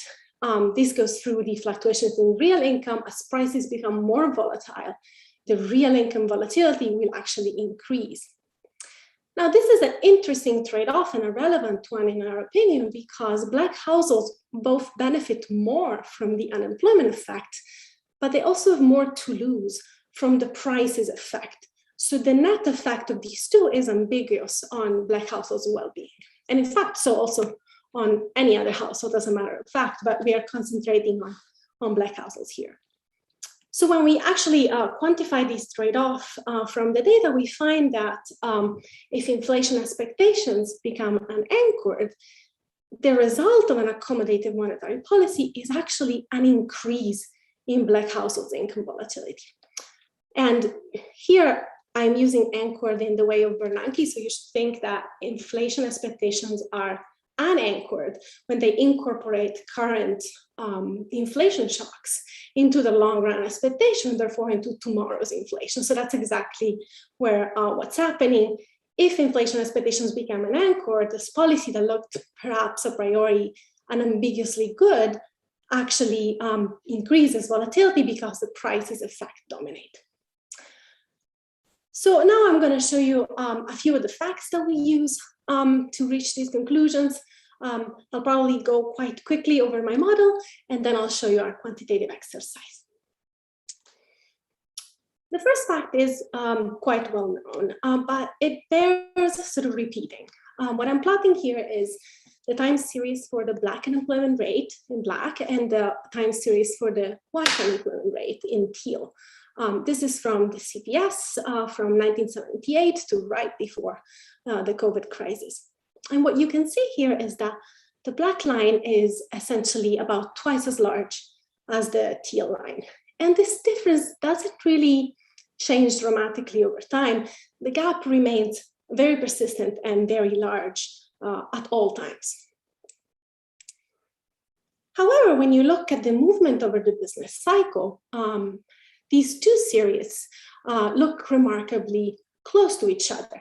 And that's in the sense in which we say that black and white unemployment move closely over the business cycle. There's actually very little evidence of lead and lags, and you can test this a little bit more rigorously, but you can also just sort of look at this figure and it becomes somewhat apparent. The first set of facts that we want to bring to the table regards instead price volatility. And this is some novel facts that we have derived from microdata on household expenditures and frequency of price changes for black and white households. So these are the two columns that you see in the table. So the main message of the table is that black households face about 16% higher price volatility than white households. And you see this in the standard deviation of their consumer price index, which is a price of their consumption bundle. Depending on whatever these households buy, the prices may vary more often or less often. It ends up being that the prices for black households vary actually more often. And you see this also in this frequency of price changes. No matter how you measure it, the frequency of price changes, the percent of the changes that fluctuates every month is higher for black households. So overall, I think we have sort of the basic ingredients to start thinking about this trade-off. First, Black unemployment about twice as much as white unemployment at all times. However, very close co-movement over the business cycle. Second, the volatility of black inflation is about 16% higher than the volatility of white inflation. This matters because it means that black households have both more to gain from reducing unemployment, but also more to lose from increasing inflation. To evaluate this trade-off, we're going to set up a model and evaluate it in a calibration, which is what I'm going to show you next. I want to say this model is intentionally very simple. In fact, the one I'm showing you here is simply to convey some intuition. When we go to the calibration, we'll add a little bit more bells and whistles. But I think that the basic message of the paper goes through here. In this model, there are two types of households, black and white, and they consume goods whose price is P and housing at price R. And we're going to denote by alpha K the share of income that's spent on goods. In a super simple world, the real income for these households is labor income at the numerator. That's W by 1 minus U, where U is unemployment and W is the nominal wage. And at the denominator, the price index. Now, if you sort of stare at this equation, it really doesn't take much to realize that if unemployment goes down, income goes up unambiguously. This is what we call the unemployment effect. Conversely, if prices go up, then income, real income, goes down unambiguously. And that's the prices effect. And although this is very simple, the whole intuition of the paper that these two things happen at the same time with accommodative monetary policy, and we need to evaluate them both to ask what happens to the income volatility of black households. Speaking of monetary policy, we're going to model that in a fairly standard way. We posit an inflation unemployment trade-off for the Fed. That's a classic Phillips curve, which you see here in the first equation.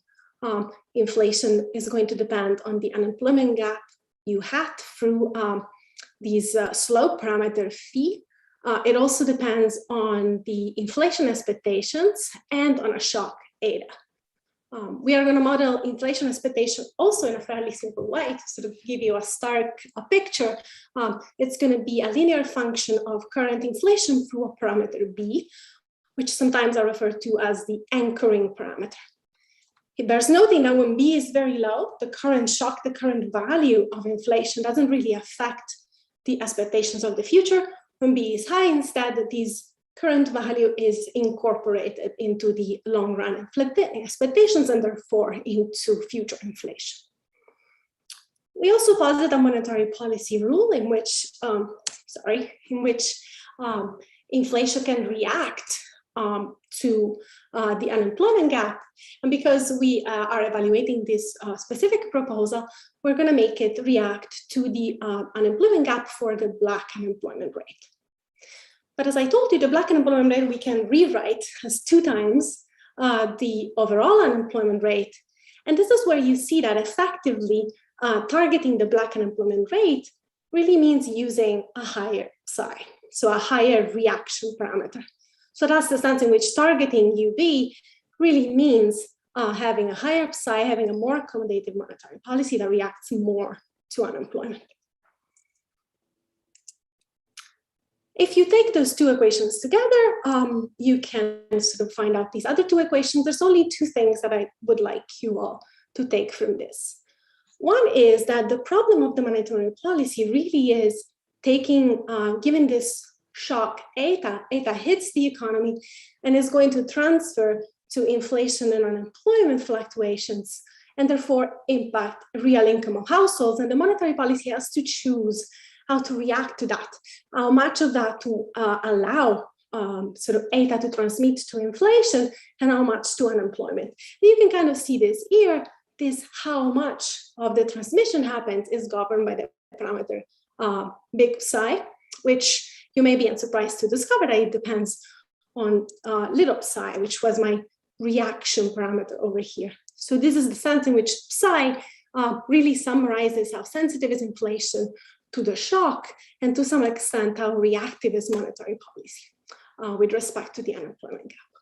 The other 2 parameters that are important and will be important in our calibration are B, the anchoring parameter, and phi, the slope of the Phillips curve. So just keep those things in mind, that they're going to be particularly important in our framework. Okay, so we are close to our objective.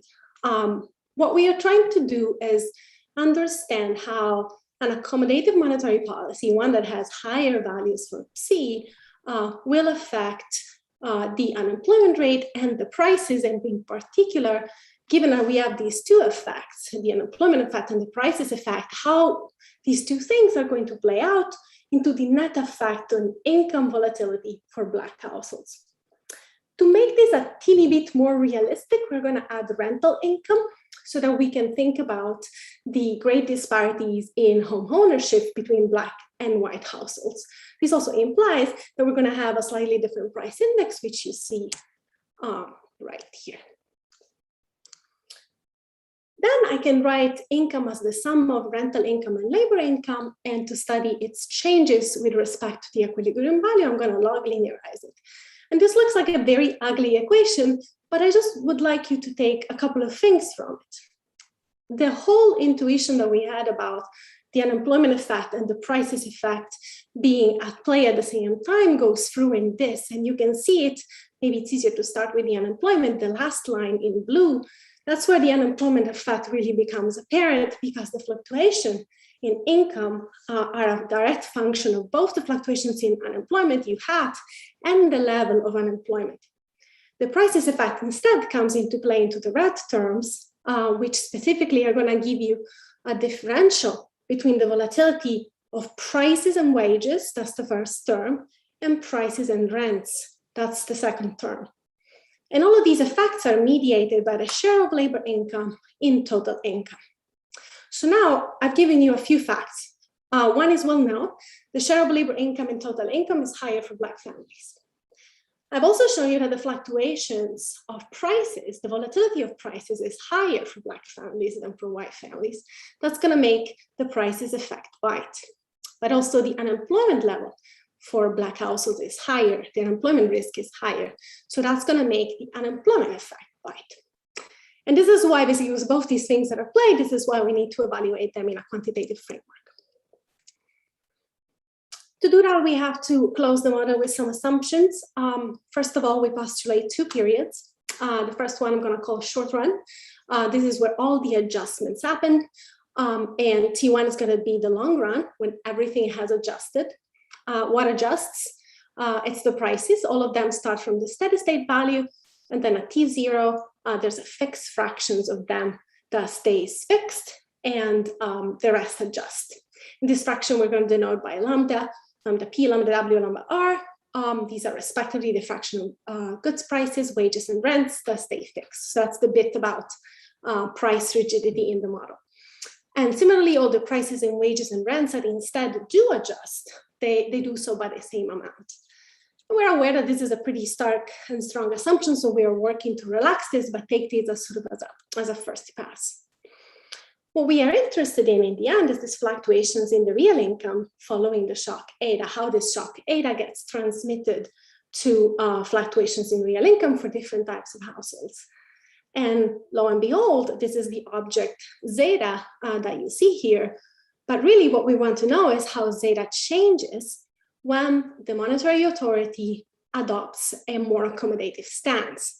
But that's equivalent to that psi parameter being higher, so that's why we're looking at this derivative, delta zeta and delta psi. And lo and behold, it has a prices effect and an unemployment effect. The prices effect is in red. That's the effect of changing income volatility, changing inflation, keeping unemployment constant. The blue one is instead changing unemployment, keeping inflation constant. And the latter is mediated by some of those parameters that I mentioned before. Claudia, you have about I'm going 1 to wrap minute up. or less. Thanks. Yeah. So this is really sort of exactly what the paper is about. So here we're performing a quantitative evaluation of these trade-off. Basically, the question is the red bit bigger or is the blue bit bigger? And that's going to decide what's the net effect on income volatility. So in this table, you're going to see two rows, one for Black and white households that come from our calibration. And the first column is the prices effect. unambiguously negative, exactly as we predicted, but larger for Black families. And then second column, the unemployment effect, which is positive, and larger for Black families. So positive means it reduces income volatility, negative means it increases income volatility. What is the net effect? It turns out that depends on our B and phi over here. Let's sort of focus on the first two column on the net effect bit. What I want to show you is that depending on the value of B, the anchoring parameter, this policy can actually backfire in the sense that the policy can actually result into a negative net effect, an increase in income volatility, precisely for those households that the policy was set to help, for Black households. And a high value of B, by the way, in this one, we take beta B equal 0.9, and in beta low, in B low, we take it equal to 0. Just so you know, what does it mean? It means that the inflation expectation incorporate current inflation shocks. That's what makes this policy actually ineffective at reducing income volatility from Black households. And this is all I had to say. What have I shown you today? I've shown you two things I think that are relevant to this debate. One is the interest rate rule that targets Black unemployment really is equivalent to one that places more weight on aggregate unemployment. And two, such an accommodative monetary policy can actually end up increasing real income volatility for Black households if inflation expectations become an anchor. And this is because the prices effect dominates. Thank you so much. Thank you, Claudia. That was a really important contribution to our thinking about the approach to monetary policy and its impacts. Our discussant for your paper will be David Wilcox, who's currently at the Peterson Institute for International Economics, but as many of you know, he was at the Federal Reserve Board for many years. So we're pleased to have David commenting on this paper. Please go ahead and take it away, David. Thank you, Rob. I'm trying to activate my camera, but the host is apparently standing in the way. Okay, we will try to rectify that. We can hear you loud and clear at least. There we go. Oh, good. Okay. Great. Well, thank you so much. I really appreciate the invitation to read this paper. I benefited a lot from having read it, and I'm going to spend most of my time giving you my top 5 list of reasons for why this paper deserves your attention. Unlike late night TV show hosts, I'm not going to reserve my best reason for last, but just instead give you 5 important reasons. First, the topic is extremely important. The enduring disparity between the Black and white unemployment rates and the disparities between all racial and ethnic groups is one of the central policy challenges in the US today. Moreover, the question of what monetary policy can do about it is an important piece of that overall issue. Second, the paper posits a really interesting stylized fact that was new to me regarding the differential experience of inflation by Black and white families, namely that Black households experience more price volatility than white households do. The authors combine this fact with the observation that labor income constitutes a larger fraction of total income for Blacks than for whites. As I understand it, that matters in their setup because I think labor income is relatively poorly indexed to price surprises. From the combination of these two facts, the authors conclude that Black households are hurt relatively more than white households by positive inflation shocks. Third, the combination of these facts sets up an interesting question. Interesting because the answer to it is not, as the authors note, obvious ex ante. Suppose the economy starts from a position of long-run equilibrium with employment as high as it can be without creating additional inflation pressure, and inflation running steadily at the 2% objective. Now suppose the Fed allows the economy to run a little hotter. That should bring unemployment down by more for Blacks than for whites, raising nominal income more than for Blacks than for whites, but it will also raise inflation more for Blacks than whites. So how does it all balance out? A fourth reason to appreciate this paper. It points out, this is a little geeky for those of you who are not macroeconomists, but it points out a reason for favoring a flat Phillips curve. In other words, it casts a flat Phillips curve as a hero rather than a villain, at least in this story. With a flatter Phillips curve, if the Fed accepts an additional percentage point of inflation, it gets a bigger reduction in the aggregate unemployment rate. And because Black workers experience a high beta version of the aggregate unemployment rate, that larger reduction in the aggregate unemployment rate generates a bigger reduction in the Black-white gap in unemployment rates. The more usual casting for the flatter Phillips curve instead of hero is as villain. With a flatter Phillips curve, if the Fed wants to squeeze out a percentage point's worth of inflation, it has to accept a larger increase in unemployment. Both observations are true, but the narrative presented in this paper is a useful corrective to the usual one-sided story. Finally, a fifth reason for appreciating this paper is that it provides an excellent antidote to Larry Summers's remarks earlier this week, which were extremely unfortunate in my view, to the effect that central bankers are at risk of losing control over inflation because they're competing to show who is most woke. For too long, central banks have paid too little attention to the distributional implications of their actions. This paper represents an encouraging further contribution to the growing stream of work that shows there's very serious scholarship to be done in this area, scholarship that can shed further light on the choices confronted by monetary policymakers. As Claudia ably outlined, the key conclusion from the paper is that the question of whether Blacks benefit on net from a more accommodative monetary policy is ambiguous. Accommodative policy generates lower unemployment on average and smaller deviations from the natural rate, and has been documented by many previous authors, the lower unemployment rate disproportionately benefits Blacks relative to whites. Therefore, it advances the objective of central banks and the Fed in particular to adopt an inclusive approach to achieving maximum employment. However, it also generates more inflation volatility, and according to their stylized facts, that volatility falls disproportionately on Black households, largely because a larger fraction of their income derives from labor income. Calibrating their model, they conclude that if inflation is reasonably well anchored, a more accommodative monetary policy indeed leaves Black households better off relative to whites.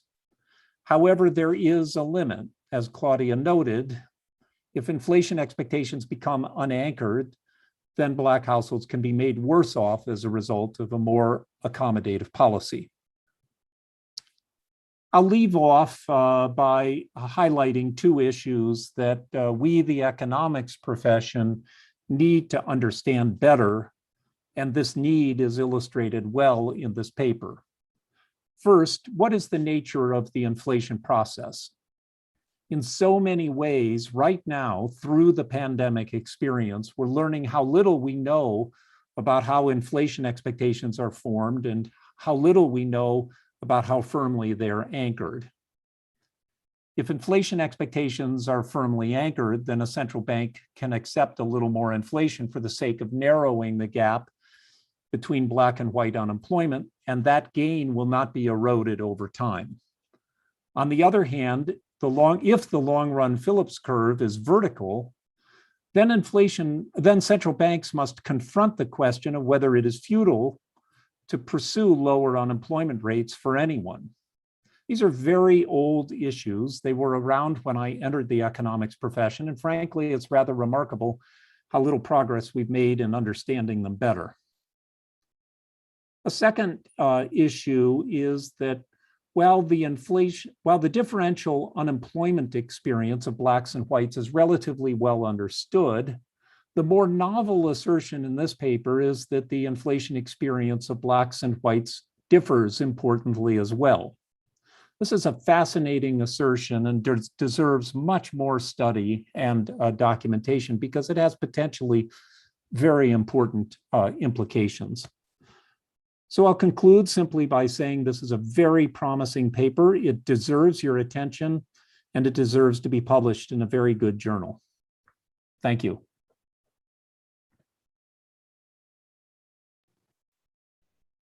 Thank you, David, for those really helpful comments.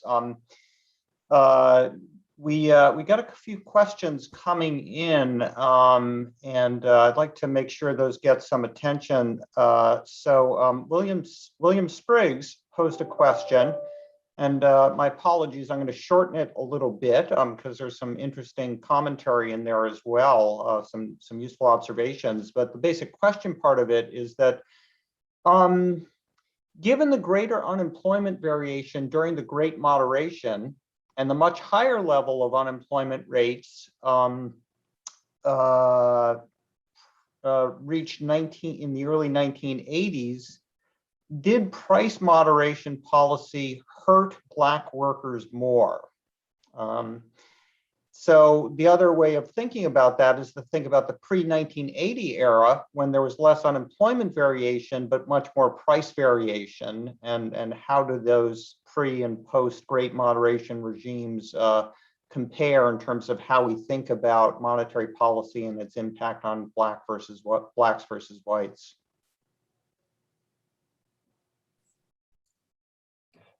Thank you. This is a really interesting question. So I guess I'll start by highlighting some limits of what we do that perhaps would clarify some of these. So we're going to take some very long run, both pre and post 1980s, so to speak, look at how these gaps have evolved. And the price data don't go back all that much. So we actually start in the late 90s. So this is the empirical framework I have. When we look at unemployment, we can go back to the 1970s, not quite so much for the price data that I showed you. I think one bit that I wasn't able to really discuss is that we also look at the slope of the Phillips curve, and thank you, David, sort of for mentioning how little we know of that, because that parameter turns out to be quite important for the magnitudes. And it seems to me that your question is hinting exactly at this magnitude issue. What I showed you today is the possibility that such a policy actually yields a negative sign. And I think you should rely on that result. When it comes to the magnitude, the slope of the Phillips curve actually matters much more. So this is something that we are exploring. And specifically the flatter the Phillips curve, as David pointed out, the larger are the benefits for Black households from allowing inflation to have a little larger fluctuations. Great, thank you. We also have a question from Abby Wozniak, who compliments the paper and asks the following. The paper seems to essentially assume that the Black-white gap in unemployment rates will be persistent. And that seems important for understanding the economy today and its recent evolution. But over time, we certainly hope this gap will no longer hold. Can you comment on the dynamics that might arise resulting from that convergence as it might affect the long-run impacts of monetary policy? Yes, thank you. Thank you for this question, Abby. A couple of things, perhaps somewhat discouragingly, the gap is extremely persistent. It's been there at least since the BLS started measuring it. And it is, I can't find the right adjective. It is just very dismal to observe how it has shrunk so little in the last 50 years.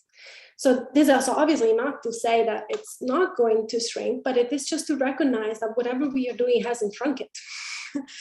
and that's one fact that we need to confront as we think about policy. As for the long run impacts of monetary policy, this is not something that we really look at. The results that I was showing you are really more in the short run adjustment. Specifically, the ones I showed you, you can interpret as a 1 year after the shock. So in that sense, that's how you should see this trade-off, as a short-run trade-off potentially. If I had to speculate, if you ask me sort of to speculate on this, the fact that the unemployment gap is so large is where the unemployment effect comes from, and it's beneficial for monetary policy to have a role in reducing income volatility. So the more it shrinks, the more you lose sort of the positive effects coming from the unemployment effect, and the more weight you'll have to put on the prices effect. Now, of course, there's a question: what is long run inflation? How is that like determined? How are long run inflation expectations determined? These are questions that are tangent to our paper. We don't really get into that, but I completely agree with David's comment. I think it's definitely something that we should, as a profession, perhaps investigate more. So I actually have a follow-up to that, which is that the effects on the price side are especially interesting. The differential impact of price shocks for Black households versus white households. One might expect, well, so I'm wondering about the source of that. How much of that is due to the different income groups that Blacks versus whites tend to be in, and the different consumption patterns, different shares of rent in total expenditures and so on that they face. And if the difference in price sensitivity or inflation sensitivity is largely because of those features, over time we might expect convergence between Blacks and whites as well. So that suggests that over time there may be essentially no trade-off. That with convergence in the relative economic status, you don't really get this conundrum for monetary policy. So I guess, I'm sorry, that wasn't phrased in the form of a question, but I'm curious about your reaction to that. No, I think that's a really interesting observation. I guess I have two thoughts on that.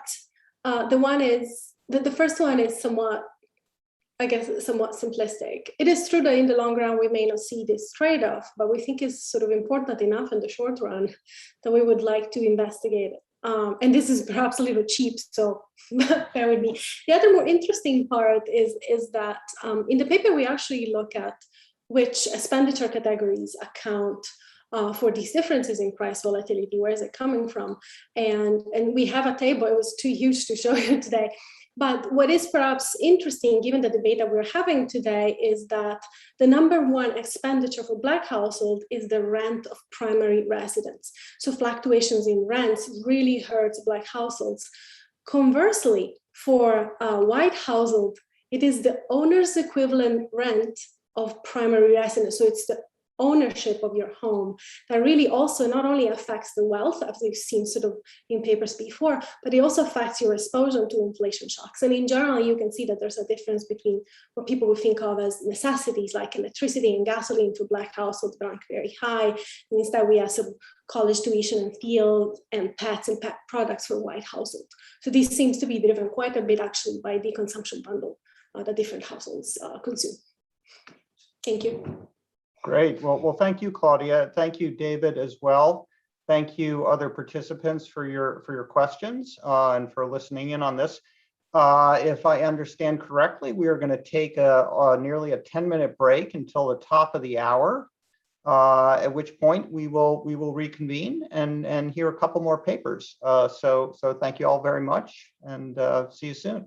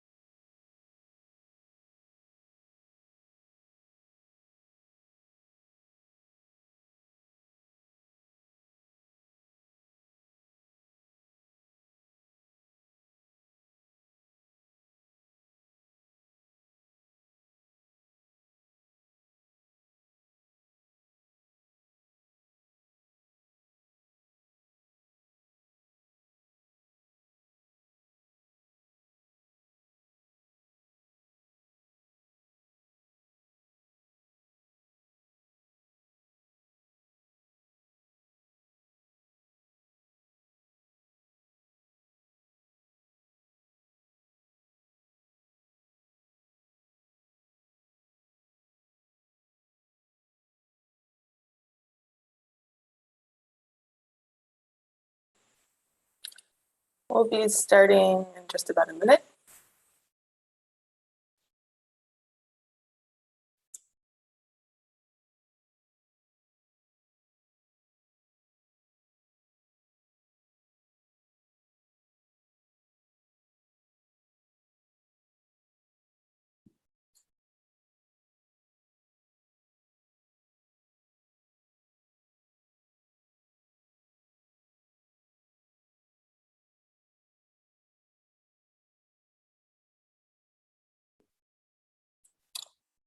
Hello, I'm Amanda Michaud from the Federal Reserve Bank of St. Louis, and I'd like to welcome you back to the final part of our conference today.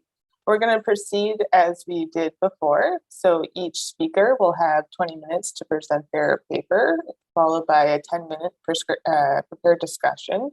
And then after that, we'll take questions from the audience. If you're in the audience and you'd like to ask a question, just go ahead and type it into the Q&A box, and then I will relay it to the speakers as time permits. Our first speaker is Trayvon Logan, and he's going to start us off with his research on competition and discrimination in public accommodations. Trayvon, would you like to go ahead and share your screen? Yes, I need to find my presentation. 1 second.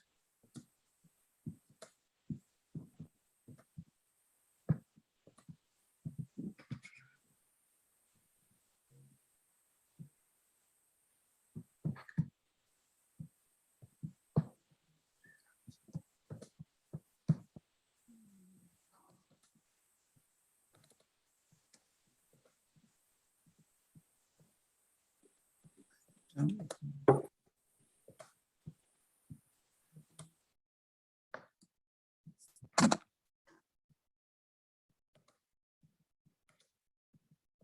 everyone see this? We can just see your folder. I think you have to share the specific window that you have your PDF open.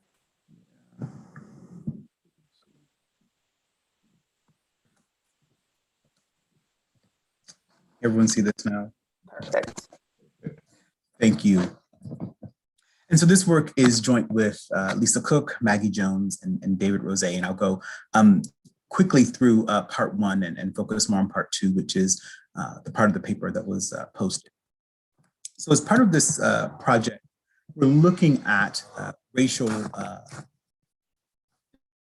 discrimination in public accommodations. And that's been a major focus of the civil rights movement. It's a key area of racial discrimination. The Plessy decision, which is about streetcars, the Montgomery bus boycott, which of course is about public accommodations, the Greensboro lunch counter sit-ins in the 1960s and so on. And it was also one of the most contentious issues for the passage of the Civil Rights Act of 1964. In fact, if the Civil Rights Act of 1964 was invalidated, it would still be possible for 5 states to move back to separate but equal accommodations. Empirically, understanding the evolution of this access has been relatively limited. The question that we ask in this project is how important is legislation and regulation in expanding access to public accommodations? It's a major focus of groups that are marginalized today. And we study the economics of segregation in public accommodations using a historical tool that assisted African Americans in navigating this environment. The Green Books were travel guides that were published by Victor Green between 1936 and 1966. And it included information on hotels, informal accommodations, restaurants, and other services that travelers in particular would access. So what we do in this project in dividing this talk into 2 parts is in part 1, we construct a new data set that documents the evolution of access to public accommodations that are non-discriminatory. And then we look at the trends and the correlates of those Green Book establishments and how they relate to other variables such as economic variables, segregation indices, et cetera. In the second part, we're looking much more economically to evaluate the role of consumer discrimination in upholding segregation before the Civil Rights Act of 1964 was passed. And the question we asked there is, did firms expand service to Black customers in responses to their white customer base changing over time, which we call the market conditions hypothesis? So in both of these sets, we have some summary results. Here is that the geography of segregation in public accommodations shows that there were large gains in the number of non-discriminatory businesses between 1939 and 1955. We stop in 1955, both for reasons of data consistency, but also because 1955 is the start of the Montgomery bus boycott and much more public attention to the issues of public accommodations. We consider this in per capita changes as well, and the number of non-discriminatory businesses overall. The Green Book presence correlates with economic conditions as well as measures of discrimination. In terms of the market conditions hypothesis, we use casualties in the Second World War as an instrument for thinking about changes in the white consumer base. And we find that areas that had 100 more white casualties had an additional 1.5 Green Books in the post-World War II era. In terms of an elasticity, a 1% increase in the Black-white consumer ratio instrumented with these white casualties led to a 2% increase in the firm non-discriminatory to discriminatory firm ratio. And we show that these results are not explained away by Black political activism, increased economic well-being, occupational upgrading, and the like. So we contribute to a variety of literatures on socioeconomic progress in the Second World War, the economics of consumer discrimination, which has relatively little empirical work, and the history of the civil rights movement. So thinking about segregation, it's important to understand that segregation, although we canonically think about it being more entrenched in the South, is actually a national practice. The very first lunch counter sit-ins in the United States occurred in Chicago in the 1940s, a city that we don't think of as being one that had racially discriminatory public accommodations, but did historically. And segregation was practiced in both the North and the South. And John Hope Franklin here talks about it being a wall that existed over the United States in general. There had been some legal desegregation that began as early as 1911. And of course, the Brown versus Board case is the landmark decision that ends discrimination and segregation in public schools. And the Civil Rights Act of 1964 in Title II prohibits discrimination in public accommodations on the basis of race, color, and national origin. Now, Gavin Wright in Sharing the Prize talks about the fact that merchants in general said that they were indifferent about discriminatory practices, but that they understood that their consumers, the white consumers, had strong discriminatory preferences. And they were afraid that if they integrated their businesses, their revenue losses from white customers going to continually discriminating establishments would overwhelm the relative gain that they would get from serving African-American customers. And so if businesses segregating is profitable, is there enough of a margin where the loss of white consumers leads firms to serve Black patrons? And so we're looking at the patterns of access to non-discriminatory services before the Civil Rights Act. We're asking whether firm owners were correct about their preferences for discrimination among their white consumers. And then we ask if market forces would have led to a decline in racial discrimination in public accommodations. So briefly reviewing these trends and correlates, I want to first really go over the history of the Green Books, and I'll spend less time talking about the core. But the Green Book started in 1936 with Victor Green in New York City exclusively, and then expand nationwide shortly thereafter. This is an example of the Green Books from 1956, which lists the establishments by state and location. The listings in the Green Book came from knowledgeable people sending in by the businesses themselves, and also a network of travel agents who were also sending in information about businesses. Taylor's book, Overground Railroad, which is the first published history of the Green Books, claims that their distribution at their peak was 2 million per year. This is the map of the geocoded Green Book locations that we've done as part of this process, where we have the longitude and latitude for each establishment listed continuously over time. The most prominent and typical type of place listed in the Green Books are both formal accommodations, hotels, motels, and eating and drinking establishments, restaurants. Another source are informal lodging.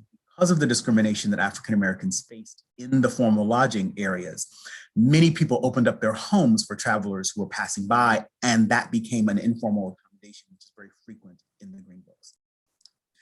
The Green Books are actually a very good source to look at non-discriminatory businesses. When we compare them to contemporaneous listings, for example, in this graph here from the Wisconsin Business Directory, we find that there are more establishments listed in the Green Books than in contemporaneous discussions of similar businesses that will be non-discriminatory. If we look at this at the city level, it's the same trend, where the green books are overwhelmingly much more accurate or have broader coverage than other data sources, which leads us to believe that the green books we don't believe cover absolutely every non-discriminatory business in the United States, but they're the best comprehensive source and certainly one of the few national sources that list non-discriminatory businesses. The green books, as we look at them over time, continue to expand, especially after the Second World War. And it still is the case that the South had the most green book listings, although the South had the fewest green book listings per capita. When we look at measuring discrimination, what we do for each county is we need a count of the number of discriminatory businesses. And to do that, we look at the census of business, and we take by county the counts of the other businesses in the same category. And then we subtract the number that are listed in the green books to come up with the number that are discriminatory. What we add in this analysis that was not available in the draft before is we have eating and drinking places, and we have gas stations as well. One of the problems with eating and drinking places and gas stations, however, although the results are consistent with what we get for hotels, is that it's important to understand that the segregation environment for eating and drinking places and the segregation environment for hotels was in fact quite different. Hotels discriminated at the extensive margin. In other words, African Americans could not solicit those businesses. Gas stations and eating and drinking establishments could discriminate at the extensive margin, but were much more likely to discriminate at the intensive margin. In other words, the restaurant would not serve an African American patron inside of the restaurant, but they could have, for example, food to go. A gas station might allow African Americans to purchase gas, but would not allow them to use the restroom. And so it's more difficult to think about that discrimination environment because of this intensive margin discrimination at the time. So when we look at these numbers of trends over time, I won't go through these charts except to say that the broad trends of the businesses are actually quite consistent. And we do see that the green books are positively correlated with evidence of discrimination and also with economic factors such as real wage rate. If we look at the number of green books per capita, we find that there actually is a stronger correlation with, for example, political Black activism by the number of NAACP chapters, and also a negative correlation with the number of lynchings and Confederate symbols. Discrimination as coded in the green books is also related to the number of establishments. So here we take is Pauli Murray's laws of race and color and look at anti-discrimination and discrimination laws. And we find that the presence of these non-discriminatory establishments is positively correlated with anti-discrimination laws and negatively correlated with discrimination laws. So at a broad level, what this really is capturing is something about the legal environment and the political environment with respect to segregation. And now moving to the market conditions hypothesis. So we take that green book data and we add to it data from World War II casualties. This was digitized and matched by Ferrara, and it's available by race, by skill level, and at the county level. And so this is the casualties and the number of white casualties in each county that we're able to calculate from those rolls. We also have a variety of county level controls, including Black migration, World War II contracts, measures of residential segregation, lynchings, Confederate symbols, religiosity, etc. So what we're doing in this empirical approach is we're exploiting an exogenous change in the number of white consumers. Racial segregation in the military meant that whites had proportionally higher enlistment and higher combat assignments, and therefore higher levels of mortality in the war. So in this difference in difference, what we're doing is we're comparing changes in the number of green book establishments over time and across counties with varying levels of white casualties. And this is a well-used instrument in the literature. So it's a standard difference in difference, and it's a dosing framework of a difference in difference. We're looking at the number of casualties after the Second World War and its relationship to the number of green book establishments. So the underlying assumptions here are that the Green Book and changes in the Green Books must reflect changes in public accommodations and not merely selection. And we do have balance in these variables. The second would be there are no anticipation effects, that the Green Book establishment should not have been increasing in expectation with white mortality in the Second World War. And of course, then there's the parallel trends assumption that in the absence of World War II, counties would have experienced the same growth in Green Book establishments. And we do this with a very simple event study analysis. And we're able to show that even when we include 1938, that the Green Book establishments did not appear to grow more in areas that had high mortality before the Second World War as they did after the Second World War. So these are our baseline difference in difference results. And so for every 100 white deaths after the Second World War, we see that there are about 1.4 more Green Book establishments in the county. We can show that these results are not a function and driven by the areas that have the highest levels of white casualties. So we trim the results. And to explain this in more detail, this 5 here at the top and bottom percentile means that we've excluded the top 5% of casualties and the bottom 5% of casualties. So we've excluded 10% of the data. And we still see a significant and positive relationship with mortality, casualties, and the number of Green Book establishments.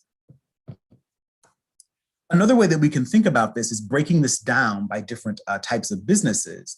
And here we have a placebo result. As I said earlier, the informal accommodations are people opening up their homes to travelers. And that is not sensitive to white casualties, where we do see a result for formal accommodations, which are formal businesses open up to the public. So the area that we would think will be less sensitive to changes in the white consumer market is not reactive at all to white mortality at this time as induced by the Second World War. Another is we look at sort of the effects and the number of establishments at the intensive and extensive margin. And so what we find is that this does not have an impact on just geographically spreading out the number of places that had Green Books. In fact, the action is in places that had Green Books before, Green Book locations before the Second World War. And if we look at these industry shares, we see a similar sort of ratio when we're looking at hotels and eating places, as we do with gas stations as well. Again, we think that the results for hotels are more reliable than for the other businesses, but they're largely the same when we look back over these. So that shows that if we have places that have higher levels of white casualties, we see more non-discriminatory businesses. That does not tell us necessarily that we're moving into and telling anything about consumer discrimination. So we have a model where we're trying to capture this equilibrium relationship between a firm's decision to discriminate and consumer preferences for discrimination. So in the model, in its sketch of it, the firms are choosing whether to enter a segregated or a non-segregated market. They set prices and then consumers make their purchases. Black consumers are restricted to purchasing from the segregated market, and white consumers choose which market to buy from. And some of them are going to have discriminatory preferences and not going to want to shop alongside Black consumers. So the bottom line of this is that the ratio of non-discriminatory to discriminatory firms moves with the ratio of Black and white consumers, right? And that's pretty intuitive that if you're in a place that is exclusively African-American, it might not be the best to have a racially discriminatory business in that location. So empirically, what we're looking at is this firm ratio as a function of the Black-white consumer ratio. Now, we're ignoring changes in the discriminatory environment that may affect the number of non-discriminatory consumers. The literature suggests that preferences for discrimination are pretty stable. And endogenous population change is actually the key threat, right? So what we would see is African-American consumers would likely move away from locations that have few public accommodations that are non-discriminatory and move towards locations that have more non-discriminatory businesses. And similarly, whites with strong discriminatory preferences will move away from places that have non-discriminatory businesses to places that have few non-discriminatory businesses. So in this case, what we need is an instrument for the consumer ratio that is not, and that is overcoming this endogenous population change that would be right committed with and correlated with the firm ratio. So using the firm ratio requires that we actually restrict ourselves to counties in the census of business. But what we're doing here is we're taking in the first stage, the Black-white ratio, and instrumenting it with the casualties from the Second World War. And in the second stage, using the firm ratio and looking at its relationship with the Black-white consumer ratio. And what we've done is we've isolated the channel through which the consumer preferences would have an effect. So in other words, these are places that are losing white consumers, and the effect of the losing white consumers on the prevalence of non-discriminatory businesses is what we're trying to capture. We're directly isolating the mechanism through which white casualties impact the growth of Green Book establishments. So are hotels actually the right sort of business, right? Hotels, as listed in the Green Books, do tell us a lot of information, as I was showing you earlier, that the best comprehensive source of non-discriminatory business is nationwide for hotels. And discrimination in hotels took place at the extensive margin. Because of that, the hotels might actually provide a lower bound for the market conditions hypothesis. Empirically, we see that the number of hotels is proportional to the local population, the market composition of travelers is proportional to the market composition of local residents, and we're able to show in the paper that it is not the case that Black consumers in national surveys were less likely to travel or less likely to travel long distances relative to other consumers. So when we're looking at this as sort of a first stage for the results, it is the case that the Black-white consumer ratio is increasing in areas that have higher white casualties, and that the change in the Black-white ratio is positively related to the number of casualties in the Second World War. And this is both for the market and also the market and its neighboring counties. So when we move to the IV results, where we're instrumenting the Black-white consumer ratio now with these casualties, we see this large effect. And this particular, so in column 6, where we're showing the instrumental variable results, is where we see that the change in the Black-white consumer ratio as instrumented by casualties is related to the change in the non-discriminatory to discriminatory to non-discriminatory firm ratio. And this is where we get a 1% change in the Black-white consumer ratio leads to a 2% change in the discriminatory to non-discriminatory firm ratio. We can show these results for other industries. We can show them here. We show that they work for example, for gas stations and eating establishments, and the point estimates agree largely with the others. And so we do see that this does have some effects, and we can trim the results, etc. And we see the results that can work by own and neighboring locations. But I want to show this result in particular by firms. If we're thinking about this discriminatory hypothesis here that we're talking about, this actually has more traction in areas where the firm faces fewer competitors. Right? Thinking back to Wright's discussion of what the firms are saying, they're worried about defection of white consumers. And here what we find is you see the most action and the largest response of firms to serving this non-discriminatory market when they have fewer competitors. Right? So all of the action that we see here comes in firms that are in the bottom third of the competitive distribution. In other words, they face the most, they have the most monopoly power in this distribution. It's part of the distribution. They're the most likely to integrate because they can essentially tie the hands of their white consumers while also seeing gains from serving Black consumers. We do a number of checks for alternative explanations in terms of changes in the attitudes of white veterans, Black political involvement, and changes in the economic conditions of Black Americans. I won't go through all of these, but just to show that we control for the number and changes in the number of NAACP branches, that does not have an effect. We see that changes in the percent of Blacks employed and occupational rank do not overturn the results either. And so we think that they're unlikely to be explanations. If we're looking at potential for occupational upgrading to be this result, we can look at these casualties by type, and we find that only in this amorphous service category do we see an effect. So it's not as if it's just an increase in the number of Black professionals that's driving this, this result. So overall, what we're able to show is that constructing this new national data set of non-discriminatory firms, we can describe the evolution of access to non-discriminatory public accommodations across the United States before the Civil Rights Act of 1964. And we see that we're looking for consumer discrimination playing a very large role here, and we do. It is necessary that we have a 1964 Civil Rights Act which bans discrimination in public accommodations, because the market forces were not going to make that so in terms of nationalizing or establishing a practice of non-discrimination nationwide. Our results point to the fact that you would need several world wars worth of casualties or changes to the white consumer distribution to have non-discrimination in public accommodations nationwide. And it suggests that these market conditions, while they were present, are simply insufficient to drastically increase access to non-discrimination in public accommodations nationwide. All right, thank you. Your discussant is Dan Arison, and you'll have about 10 minutes. Okay, thank you.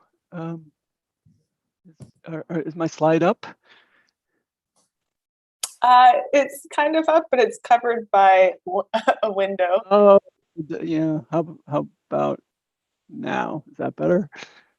Yeah, you can also sometimes just share one window, but or maybe. Well, you know what? My slides are not critical, so let me just plow ahead.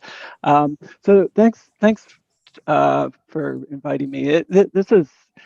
I'm thrilled to be assigned this paper. It's really, really beautiful. I sincerely wish I had written it myself. I have, very few qualms.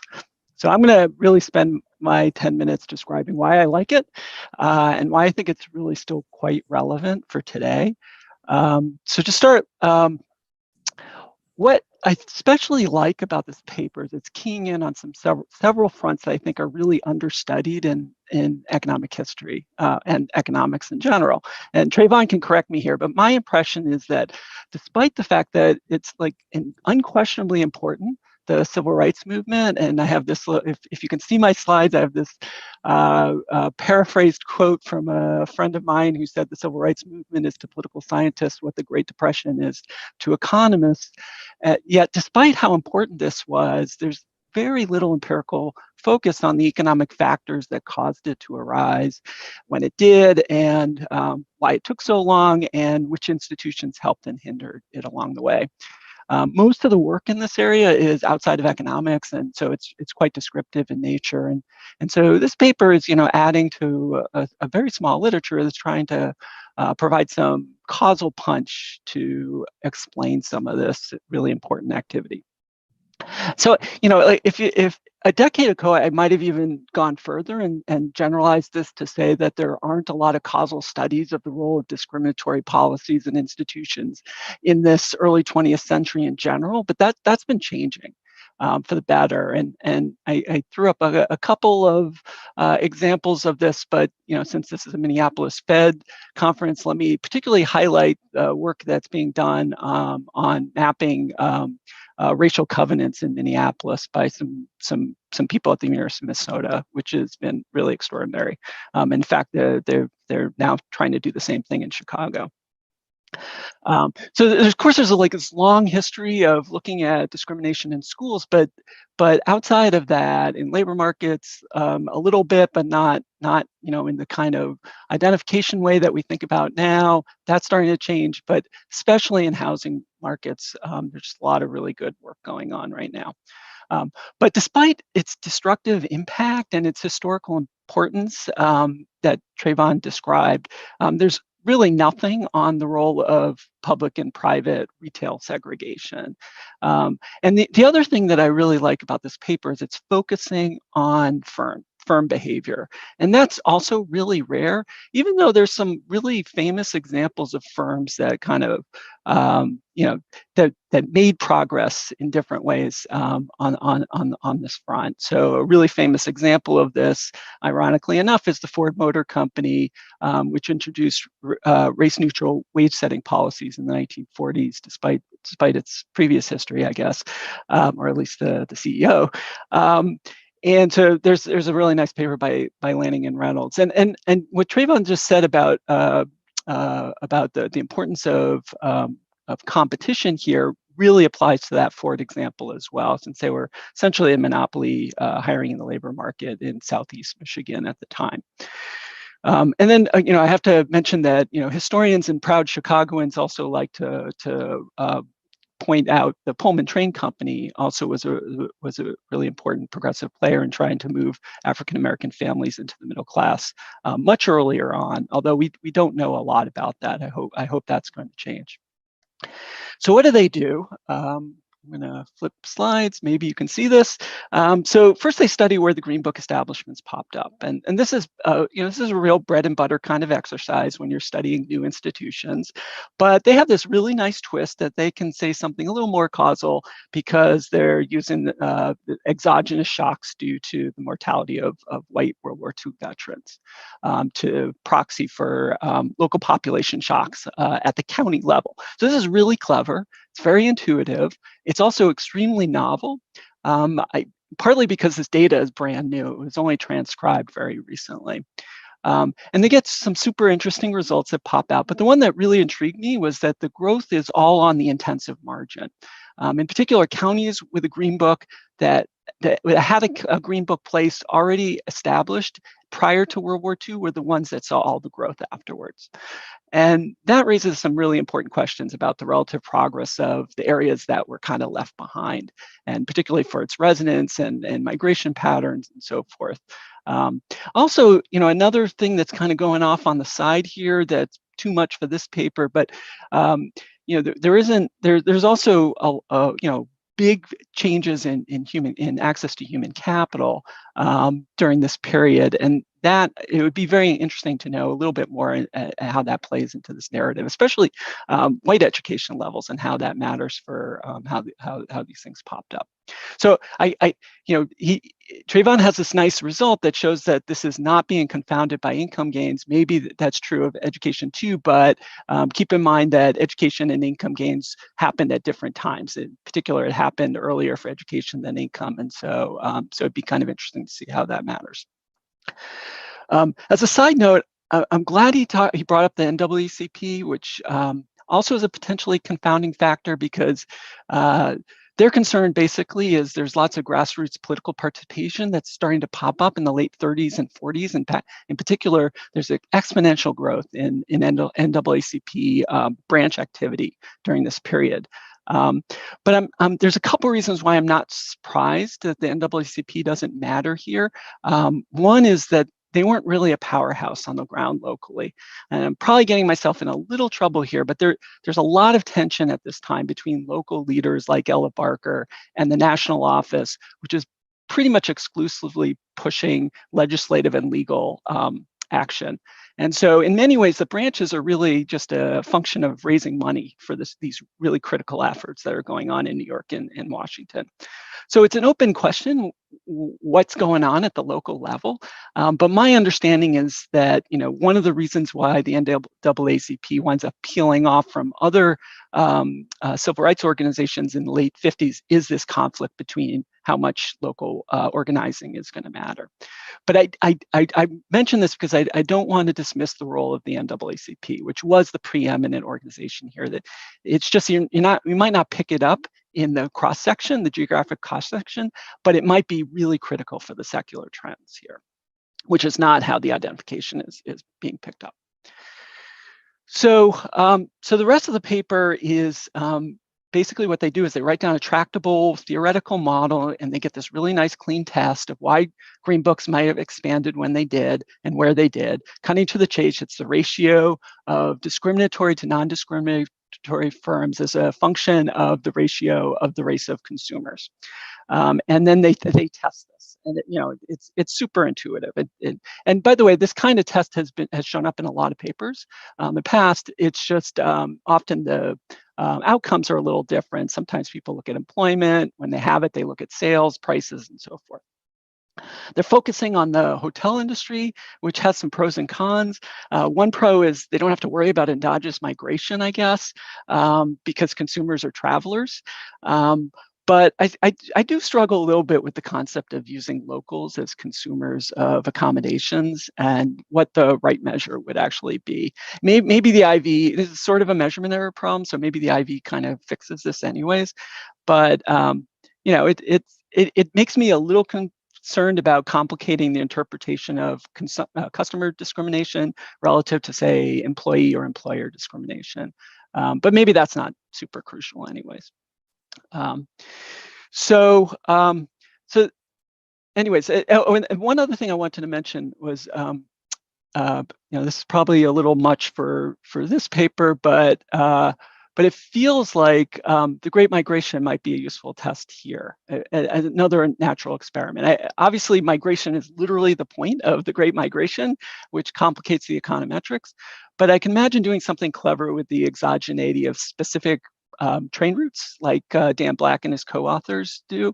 And the reason why I bring this up because it potentially, there'd be effects on both sides of the train route. One side's losing Black residents, the other side's gaining them, and it might be interesting to see how that all works out.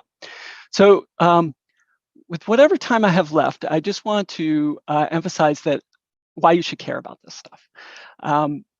So first of all, this has been already talked about. This is just another arrow to try to understand the origins of black-white gaps. But I think some of this may still be going on. There have been a few papers recently that have looked specifically at customer discrimination. The results are a little bit mixed, and they tend to be stronger outside the US in the studies that I've seen, one in France and one in Israel.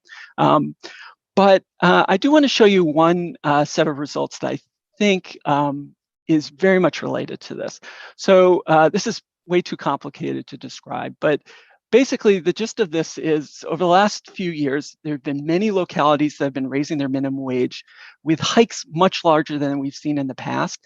And at the same time, these hikes have led to a reallocation of jobs away from routine jobs and towards interpersonal related jobs. So interpersonal being very customer focused jobs. Okay, so this is very consistent with automation when labor costs go up. So at the chart on the left, what this is showing basically are employment elasticities 2 years after a minimum wage hike, and they're split on the left-hand panel. This is for routine share.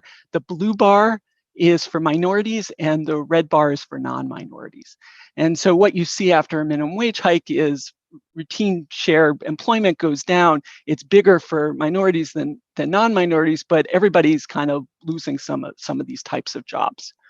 Then if you go over to the right panel and just focus on the oval version of the oval column, what this is showing is that after these hikes, a lot of these jobs that are being lost, these routine jobs that are being lost, are being replaced by interpersonal jobs, at least for the non-minority sample. So this red bar is roughly offsetting this red bar here, and you get basically a zero employment effect.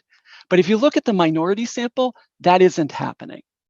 That hasn't been happening for the last decade. And this is sort of new. If you go back pre-financial crisis, there isn't really big differences between minority and non-minorities. So as a result, we're actually starting to see after minimum wage hikes, we're starting to see employment losses among low-wage minority workers. So the big question is why this is happening. And again, I want to focus on this interpersonal thing because this is the customer-focused part of the paper. So another thing that's been going on that political scientists have been writing about is that racial resentment has been going up throughout the country. And so this is one version of it on the right panel that's calculated by state. Okay, I'm almost done. The reason why I'm throwing this up is just to emphasize that there is geographic variation in the amount of racial resentment that has been increasing over the last couple of decades. So, okay, so some people can't see the slides. Sorry about that. It turns out the bottom line is this effect that we're finding on interpersonal share for minorities versus non-minorities, this racial disparity, it's all showing up in states that are seeing increases in racial resentment. Okay, so I don't want to put this result on the same pedestal as Trayvon's at all, but I bring it up to highlight that these issues related to customer discrimination could potentially be explaining a lot of this. And so this customer discrimination story is not just a relic of the past, but maybe something that's still affecting low-wage labor markets today. And so it's just another reason why this is really so relevant. So I will leave it that. I apologize that my slides probably got screwed up. All right, thanks. So we have some questions, but Trayvon, if you want to take just about a minute or two to respond to anything from Dan. I know he had a lot of stuff there that was very interesting. Yeah, I think that this is great. I really sincerely appreciate that discussion. I really enjoyed it. I think two issues I think that I will speak to in this brief time is we would love to use the Great Migration as an instrument. It comes a little bit too early because we start in 36. And so the Depression is what ends the first wave of the Great Migration. So we could think about it in terms of subsequent flows, but the Second World War also led to a lot of sorting, which is another reason why we want to use the casualties as an instrument, because there's just so much going on in terms of population shifts after that point. But it's a really good point about where do we see more businesses? Are they places that are sending locations or receiving locations would be another sort of just even as a descriptive fact, which would be sort of interesting to document. In terms of the hotels and thinking about hotels and consumers, what's really interesting, we probably need to build more of this into the narrative of the paper, is that hotels discriminated even though they serve national markets because of these local discriminatory preferences. They always viewed themselves as being, guests in the local community. And those are the preferences that sort of guided how they would treat even people who are traveling from out. And there's a great deal of appeasement of these discriminatory preferences that hotels end up representing. That again, I think we should do a better job in the paper of really detailing how that actually operated. Great, and so we have a couple of questions. So Belinda was asking a question about whether or not your results can be viewed as support for Becker's theory of discrimination. And this was very related to some other questions that arose of whether you can use your model to kind of measure what sort of distortions that Becker theory is providing to production in your model, basically.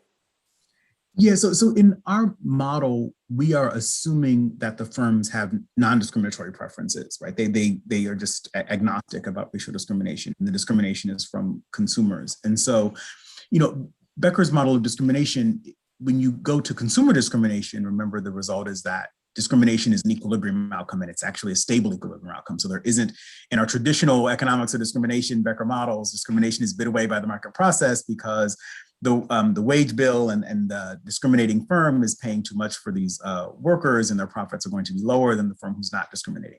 And in a consumer discrimination model, the firm should discriminate because the consumer is willing to pay for discrimination, right? So they would have less profit, which is exactly what the consumers are saying in Wright's analysis. So it would be more complicated to think about the firm owners themselves having discriminatory preferences, but that's not what we're testing here. So we do confirm that there are strong preferences for consumer discrimination, and that firms are meeting those preferences for their customers. But that's also another point I think that Dan is talking about. Bruce Weinberg had that paper some years ago, People, about these customer-facing occupations that tended to have very skewed demographics relative to the skill base in the market, and also into the demographic compositions there. So I think that there is some more scope, and I just think there needs to be more work about consumer discrimination. It just isn't where sort of the applied micro toolkit has been best used so far. I also wanted to ask a question. I thought that the point that you were able to make in your paper looking at market share or market power of the various establishments was really unique, and that might have some perspective on current events and issues going further. So could you kind of reiterate the results that you found on the role of market power and what sort of role these companies might play in these situations? We came to that thinking back to the Civil Rights Act of 1964 is a really interesting thing. It is signed by President Johnson in July, and the Supreme Court makes a decision about the public accommodations Title II part of the act in October, right? So it immediately goes to the Supreme Court. It is the most contentious part of this. And one of the things that they note is that the hotels in these southern cities like Houston and Atlanta and Dallas, et cetera, immediately after the passage of the act started booking national conventions that they had not been able to book before because they were discriminatory and national organizations did not meet there.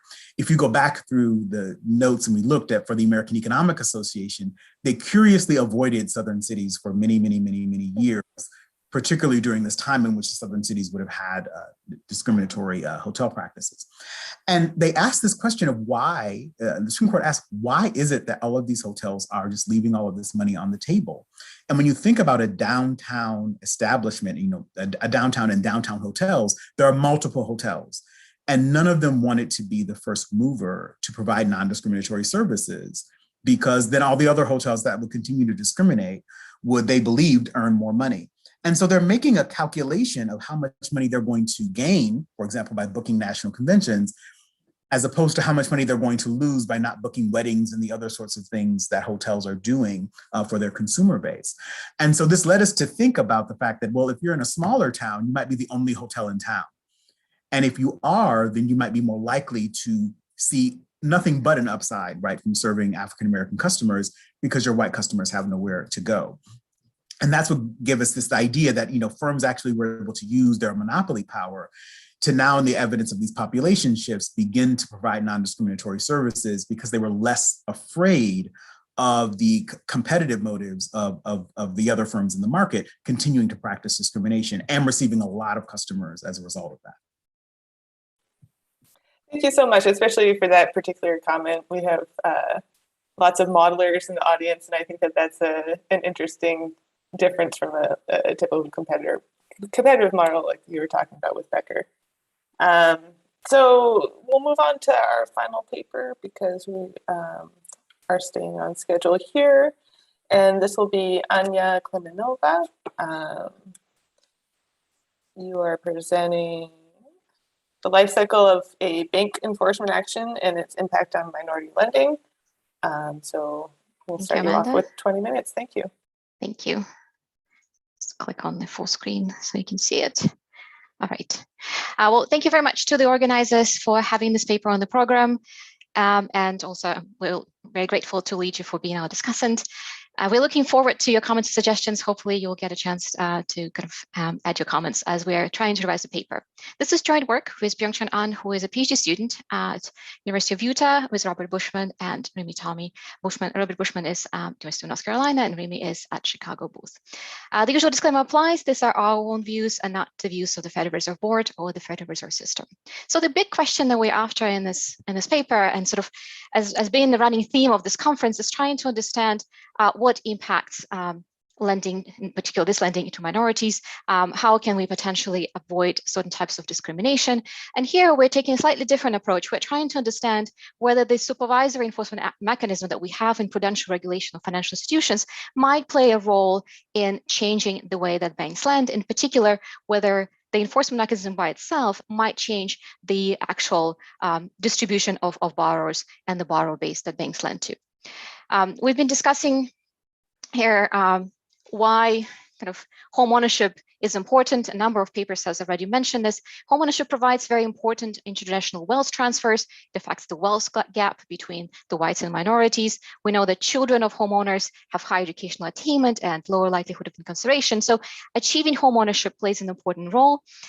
We know that the way to do this, especially in the United States, is through residential mortgage lending. And those loans are provided by banks as well as shadow banks. And over time, some research has shown that looking at algorithmic lending, for example, has reduced some sort of disparity, some discrimination in lending. However, it still persists in certain ways. And what we're trying to draw attention to is, well, we have banks who are in this market who are lending to minority borrowers, and they're subject to prudential regulation where shadow banks are not. So is there something that's specific to prudential regulation that might affect the way that banks lend? And in particular, we're after the following research question is, what the bank regulators and supervisors play a role in shaping the way banks lend and the lending decisions they make when they lend to minority borrowers.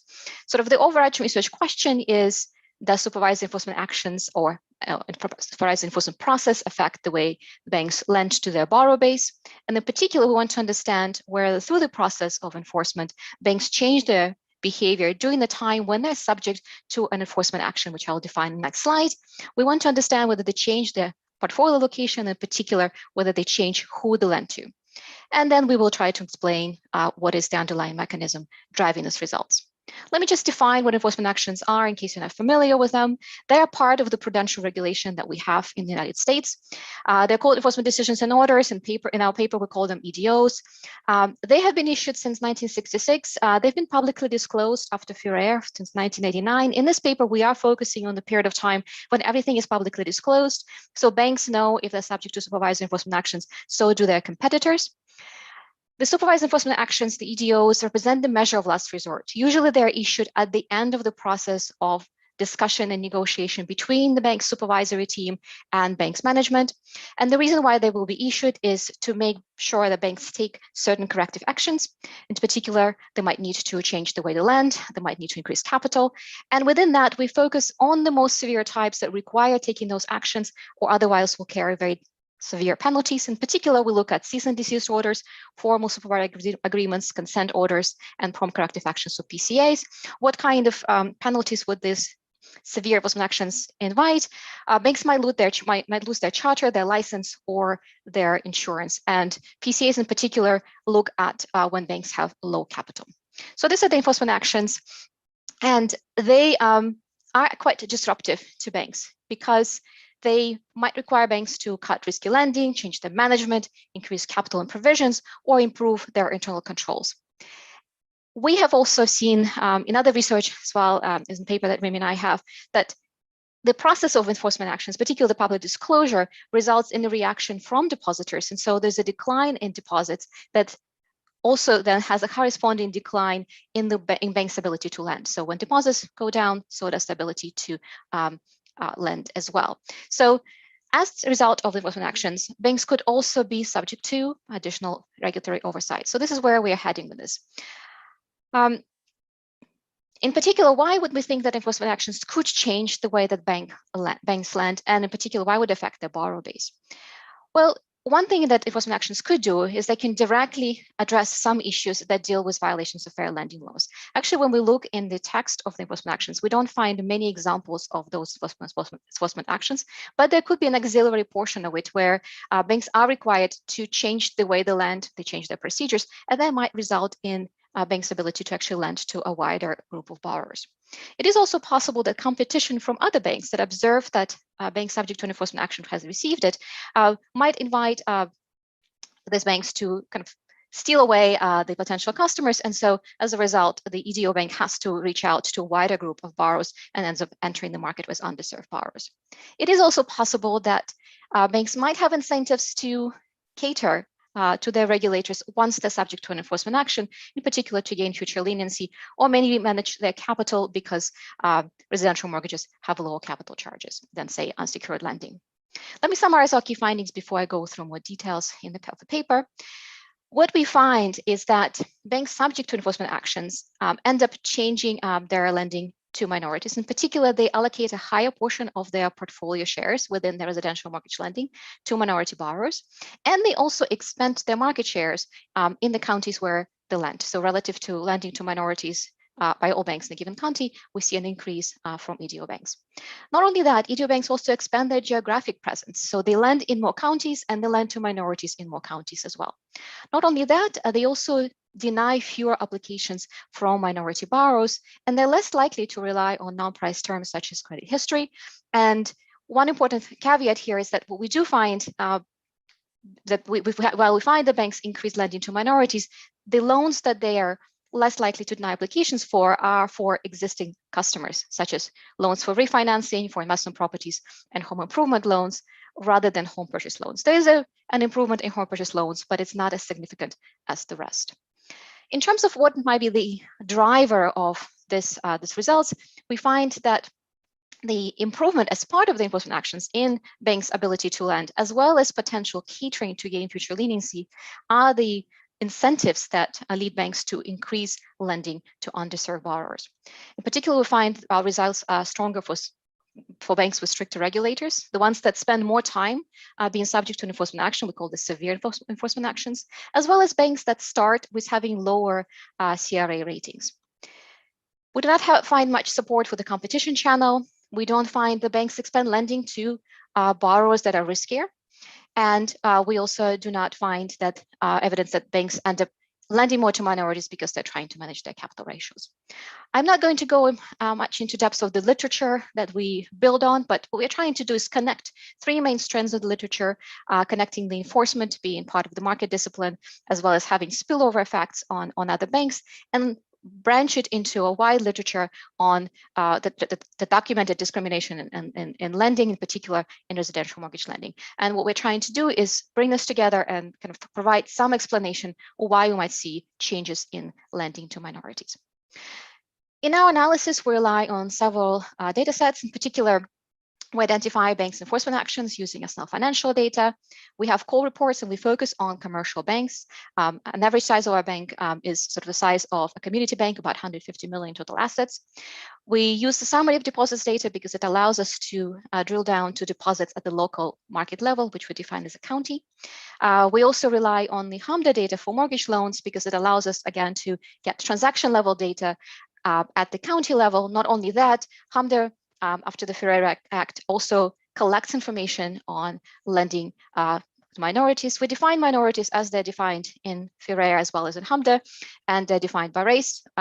So American, Indian, Alaska Native, Asian, Black, or African American, Native Hawaiian, other Pacific Islander are all going to be minorities in our study, and sort of whites are going to be non-minorities.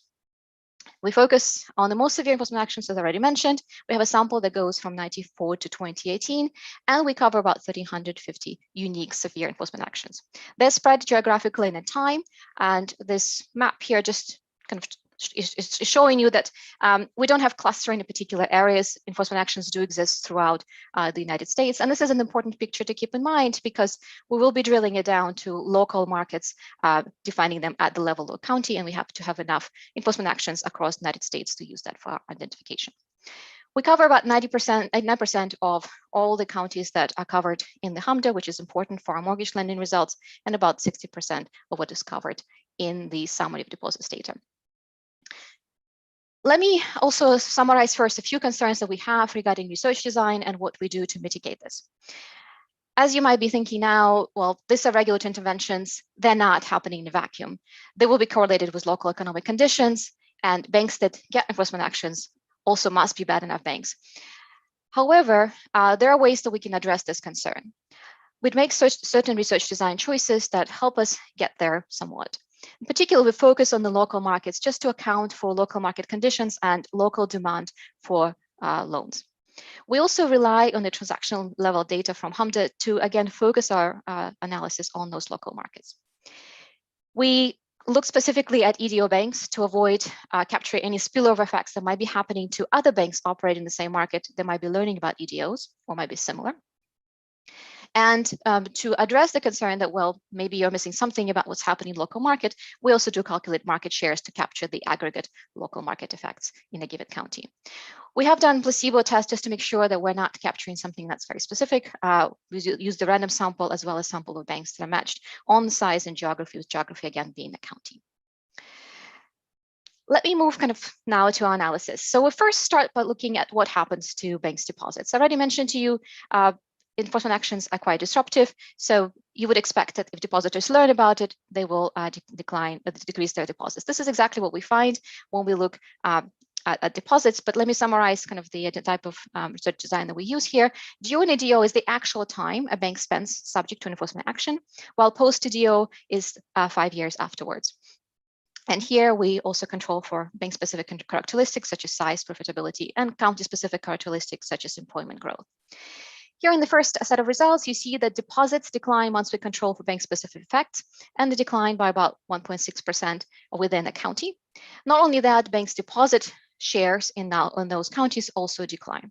So if deposits decline, you would expect to see an impact on the loan portfolio as well. So in the next set of analysis with similar research design, we'll look at what happens to banks' portfolios at the level of the bank, because that's the data availability. Here you see total lending and the portfolio broken down relative to total assets.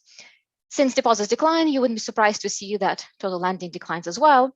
And when we look at the portfolio, here we find a surprising result, which is while C&I lending, mortgages, and CRE lending declines, when we look at residential mortgages, we actually see that relative to the pre-enforcement action period, which is 3 years before banks receive an enforcement action, we don't actually see any significant changes.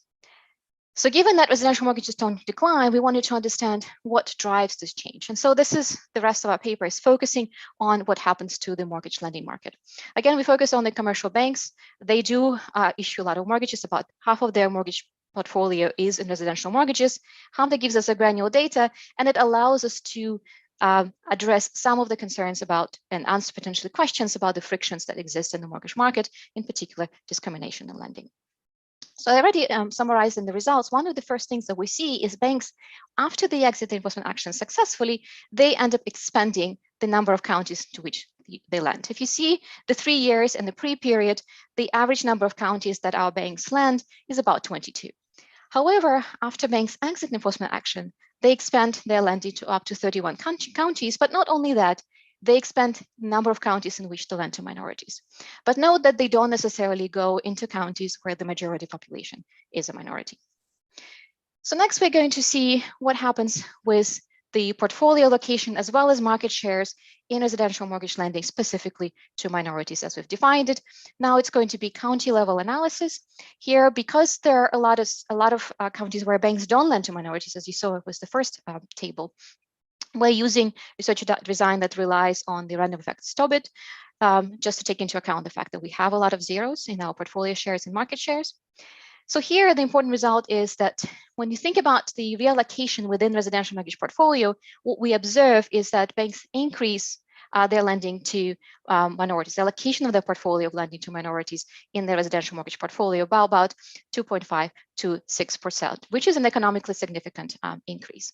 We also see that banks gain market shares in those markets. So in the counties where they operate and lend to minorities, they gain market share, again, a significant economic result.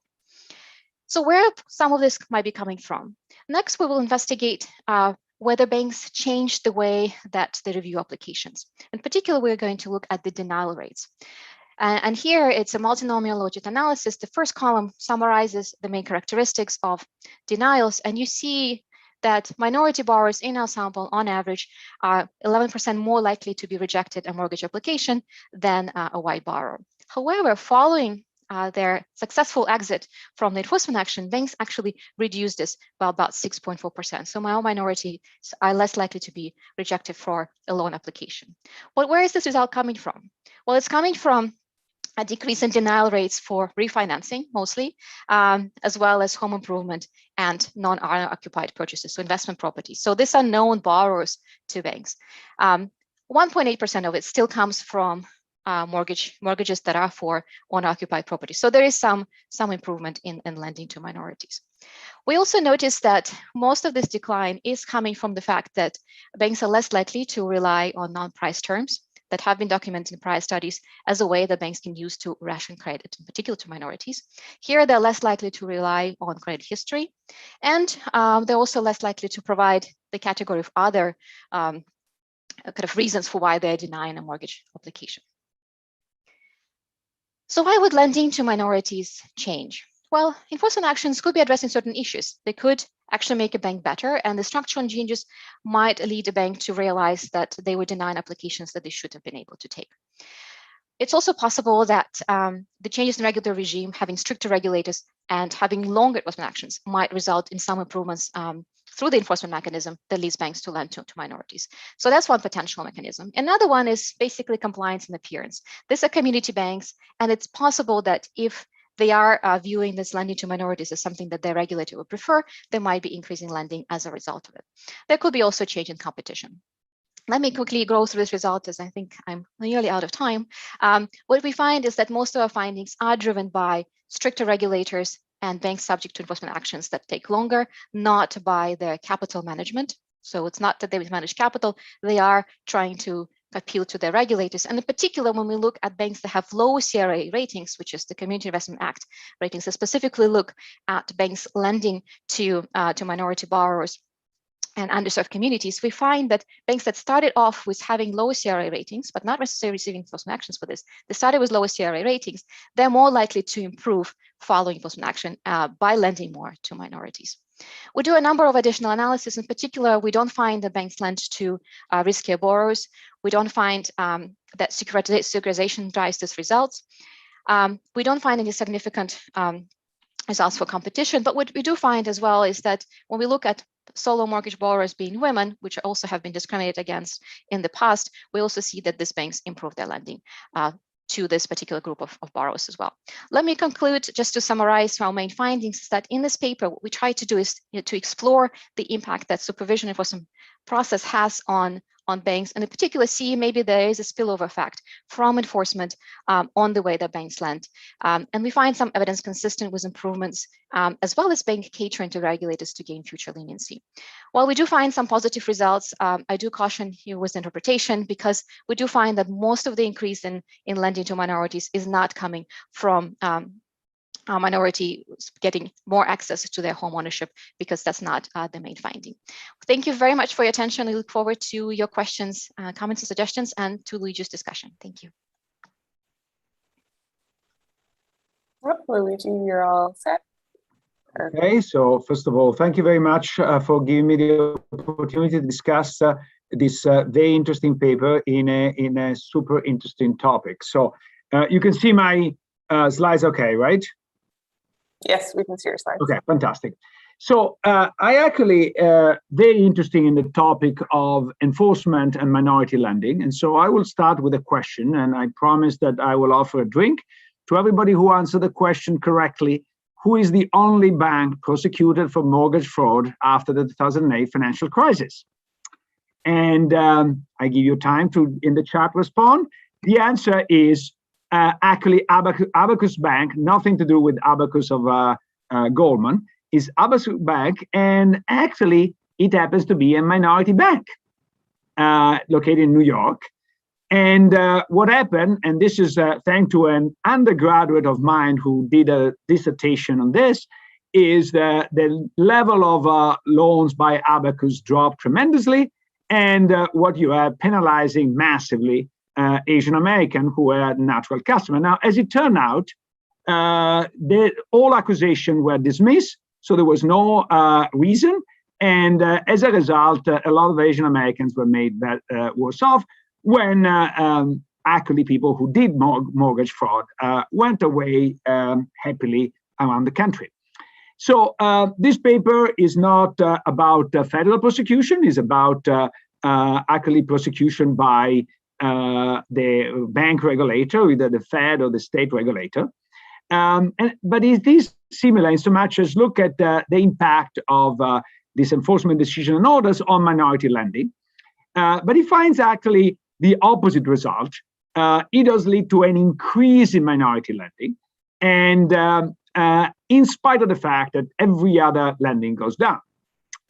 So I think that this paper is a bit misfocused, because if you look at the abstract, they say the paper studies the role banking supervision plays in improving access to credit for minorities by doing enforcement action. Now, actually, what they look is a bit of the collateral damage or collateral benefits, because one of the tasks of enforcement is to ensure compliance with the FHA, the ECO, and the Community Investment Act.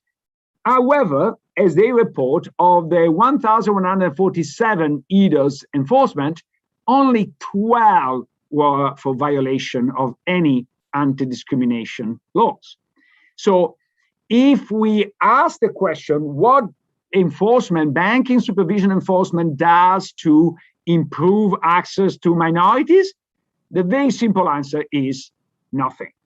Okay, so de facto, directly, they don't do anything. And I think the paper should emphasize that, because that's a pretty actually damning piece of evidence that I've never seen before. So in that sense, is a very useful contribution of the paper. Now, the paper does not do that. It looks more at what I consider unintended effect, is a bit like if I get criminally indicted, probably I behave very well in every dimension, including moving my lawn. That's a collateral effect. And maybe it's because I'm catering to the bank regulator, as the author said. But I think that maybe is more a kissing of the ring. But I think that there is another hypothesis, is that maybe, given that there is no enforcement for CRA and other equal lending statutes, then every bank in the sample regularly discriminate. And banking regulators don't punish them for this reason. But once you are caught doing something else, you don't want to further deteriorate your position by being caught discriminating, and so you start to behave a little bit better. Now, you may say, okay, you're nitpicking, because what is the difference from their catering hypothesis to my regulator asleep hypothesis? And in fact, there is one big difference, is the efficiency and the implications of the results.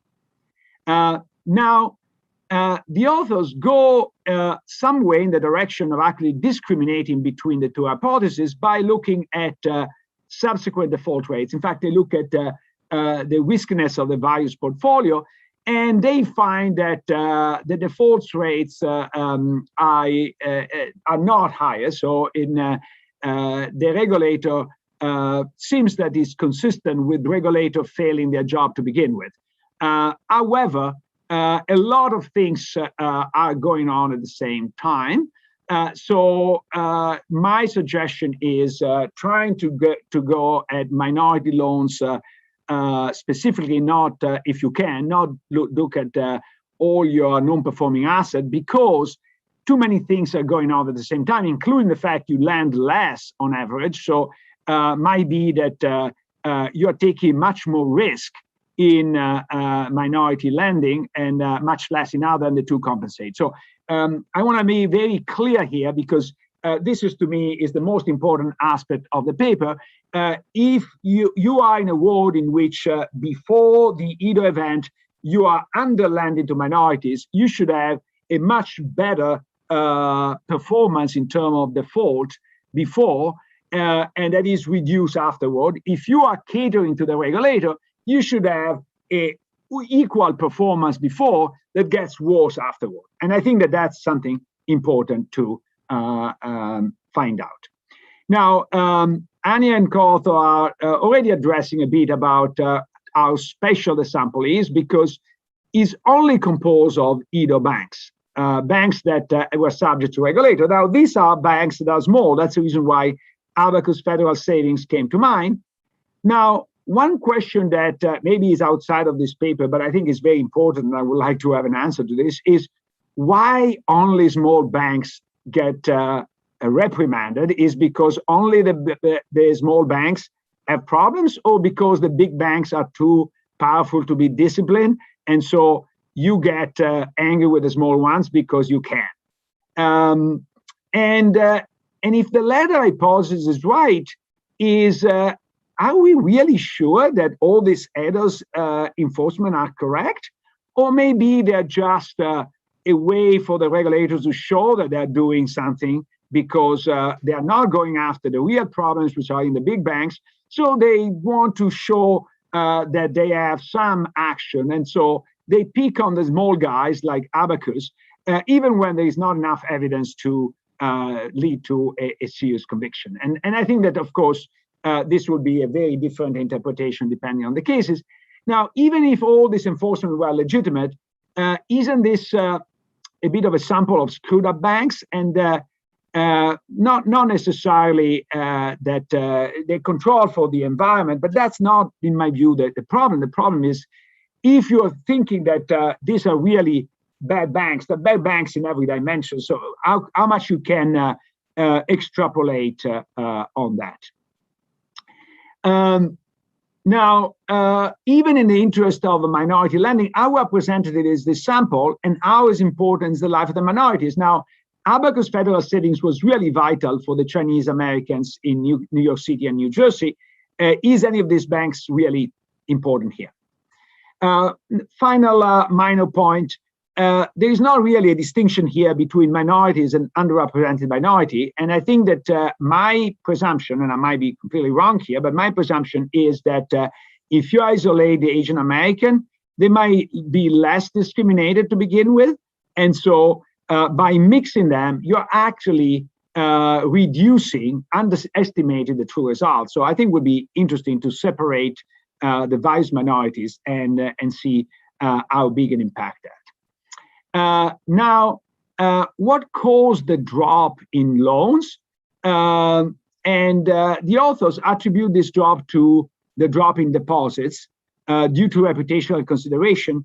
I've not read the other paper, but which deposit dropped? Because it's very hard to imagine that uninsured depositors should care. So if they care for morality reasons, not for economic reasons, because they're completely insured. So, and are uninsured deposits for this bank big enough? And if you look at the drop in loans, is much larger than the drop in deposits. So my guess is that there is some form of distraction effect, like in the Abacus case, mortgages were stopped, part because it's a small bank and the entire bank was fighting the accusation in court, and they didn't have time to do anything else but prepare the cases. So it would be interesting to know what is the real effect. Now, I think this is a super interesting topic, and the results of this paper are really intriguing. In my view, the authors should focus more the analysis on the welfare consequences. And if they do find that other banks inefficiently discriminate before the disciplinary action is going on, can be a very, very impactful paper, because we'll be saying that the regulator are asleep. And if that's the case, I would like you to retitle the paper, The Sleeping Regulators, and then distinguish who is more asleep, the Fed or the state regulators. Thank you. That was fantastic and definitely deserved a response from Anya. So please comment on Luigi. Thank you, Luigi. I expected nothing less. I'll just respond to a few comments, in particular, kind of why are these banks smaller?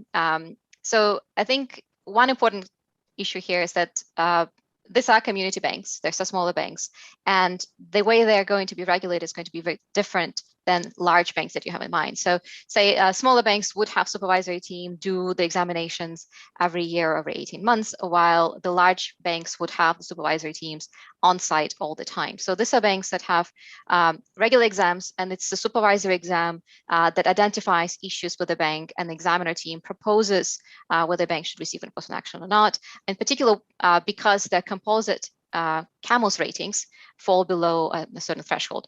So a bank with a CAMELS rating of 4 or 5 in any of its components is going to have a recommendation from the examination team to their supervisory team to then either the FDIC or the Fed or the OCC, depending who the supervisor is, to issue an enforcement action because there's certain violations. We can take it further. We can see using non-public data. We will try to investigate whether there's something there. But this is the reason why you see enforcement actions probably being issued to smaller banks more than to larger banks, because the supervisory mechanism for larger banks has other tools that are being actively used as well. In terms of, I think the point that you're making about whether the regulators are asleep, we can do more about kind of whether there are some other ways of identifying enforcement actions that might be dealing with violations of fair lending laws. We're focusing on severe enforcement actions, so that they require banks to stop doing something that happened at the end of the negotiation process between the supervisory team and the bank. So it is possible that there are less severe enforcement actions that cite violations of fair lending laws that we're just excluding from our sample because we wanted to look at banks that really have to do certain things. And our project started from the fact that we wanted to understand what banks do during the life cycle of enforcement action. And we actually were very surprised to see that we are documenting that they changed the way they lend. And part of it could be because they clean up their act, because they now have attention on how they lend from the regulator specifically. And so that could be part of the process, that by improving their lending processes, they might be lending more to borrowers that before couldn't access loans, because we don't show that these are borrowers that then default on loans.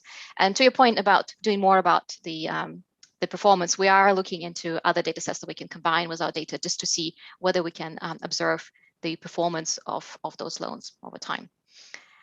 But yeah, we're happy to follow up with you afterwards on those comments. So thank you. No, but seriously, I understand the origin of the paper, but I think that you stumble on something very important, and I'm not so sure your current employer is delighted if you continue in that direction. But I think that society will be very thankful if you continue in that direction, because try to figure out that these laws are not enforced. That would be quite interesting. Well, these are all my views and not the views of my employer. But I will definitely want to explore this, but because I agree, it is puzzling that we don't see more enforcement actions that are due to violations of fair laws. And this is something that we're investigating to see whether there are other mechanisms that are enforcing fair lending, because the regulators are charged to enforce the fair lending laws. So we can look at that, as well as maybe look at the later period when we actually have a regulator specifically created for this purpose, which is CFPB with the Dodd-Frank Act. So that's maybe something also to look at that we can definitely consider. Thank you. There was a point in Luigi's discussion that also came up in the questions, which was, do you have the ability to look across different types of minorities? And have you looked at that at all? Do you have any insights to share with us? We do. We can look across different minorities, and we have done, and I should have mentioned it when I was presenting the results. It probably also needs to be clearly mentioned in the paper, that we did look at specifically African Americans as borrowers, and we find stronger results for that community. So maybe that goes to the point that Luigi was making. If we really want it to be about discrimination, we should look more into those borrowers, not just all minorities. Another thing that we are currently investigating is looking at the areas that were subject to redlining, because kind of one of the hypotheses that we have is that in areas where there was historical redlining, community banks might have more incentives to cater if they're lending to minorities in those areas that have been in the past disadvantaged significantly and were subject to those discriminatory policies. So that's another way of maybe thinking about it as well. You also had this result that it's not through new loans, it's through individuals who the banks are already familiar with. Could you talk about that result in the context of statistical discrimination? So these are already individuals the bank might have more information about. So why do you think that that's the lending that's being impacted? That's a good question.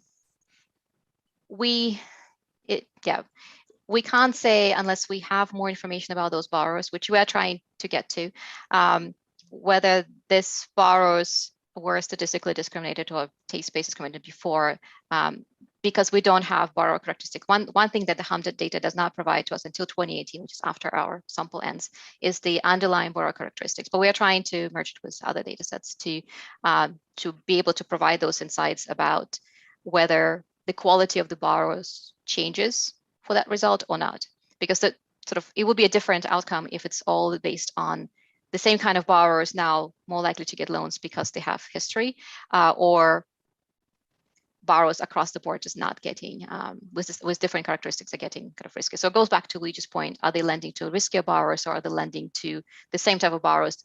They were good applicants, they just got discriminated because because of who they were. So maybe that will get us to taste-based versus statistical discrimination once we can merge those characteristics about the borrowers, as well as sort of an ex-post tests of the performance of those loans for a subsample of borrowers that could be matched. And I'm going to re-up one of the questions from the discussion, which was related to the actual impact on people's lives. So if you find that there's some statistically different change, before and after an enforcement, is that a drop in the bucket? Is this a big deal? This is just for community banks or small banks. What does that look like within the big picture? So for those banks, it's a significant change in terms of the market shares they now have in those markets and how much of their portfolio they allocate residential mortgages where they lend to minorities. We also see that because they expand to where they lend, it means that they are reaching a wider pool of borrowers. But you want the actual magnitude. So we don't have that in the paper, and we can definitely try to quantify it. And again, Luigi said sort of he would like to see more on welfare. So we can think about the welfare implications more directly rather than sort of interpreting the result as they are for their sample. But it will be still caveated by the fact these are community banks, they're smaller, so the impact is going to be in certain communities. But maybe by looking at the particular disadvantaged areas, we'll be able to say a little bit more about what is the magnitude of the benefit that we're now seeing as a result of banks lending more to minority borrowers. Okay, I think that's all of the questions that we have, unless you have any more comments that you'd like to share. Or if you have any more comments, Luigi, no? No, thank you. Okay, perfect. So I guess we can wrap it up here, and next we're going to hand it off to Neil Kashkari, the president of the Minneapolis Fed. Thank you, Amanda. Appreciate that. Thank you to the great discussion we just heard from. I want to thank everybody for joining. This was a terrific, wide-ranging event, just as Abby promised it would be. Let me just offer you a couple of key takeaways from me. One of the things I like about this conference is it was very focused on topics that are front and center, top of mind for us at the Fed that we're wrestling with on a day-to-day basis. And I'll just focus on one, which is this debate about, is monetary policy or easy monetary policy, does it disproportionately help the asset holders? What about low-income workers who may not have many assets, and that differentiation? You know, I hear this a lot. I usually hear from two groups. One group are kind of hysterics on Twitter who love to tell us how they're, you know, advocating for the poor, and then from millionaires and billionaires on Wall Street who also say, hey, the Fed should just tighten monetary policy to try to rein in financial markets. When I talk to my friends who work on Wall Street, what they're really saying, if they confess to me, is they want to get asset prices down so that they can go put some capital to work. But of course, they try to wrap it as though they're advocating on behalf of the poor. Well, the way I think about it is, you know, for a lot of low-income folks, they don't own stocks, they don't own a home. The most valuable asset they have is their job. And I appreciate that some of the papers today try to get at that perspective. And what do I mean by that? It's not just a soundbite. Think about a job that pays $30,000 a year in annual income, not a high-paying job. What's the equivalent asset? Well, in a 10% interest rate environment, that's a $300,000 asset. But we're not in a 10% interest rate environment. In a 1% interest rate environment, that's a $3 million asset. And so it turns out that jobs are enormously valuable, and that I, for one, and I think many of my colleagues at the Fed, are trying to use monetary policy to strengthen the job market, to help get wages going up, especially for the lowest income Americans. And we saw that in the last years before the COVID crisis hit. We saw the fastest wage growth for the lowest income Americans, and we saw people getting jobs when we thought we were out of workers, yet more and more workers magically appeared. And so that's a tremendous benefit. And I appreciate the fact that the research today was trying to get at that. And one other sanity check for me, you know, people kind of know what's in their own interest. And when I go out and I meet with low-income communities, I've never once heard somebody say to me, boy, would you please raise interest rates so that we can keep these other people over here down? No. And some people will say, well, these folks are not that sophisticated. They don't really understand how monetary policy works. I don't necessarily agree with that, but I hear that from market commentators.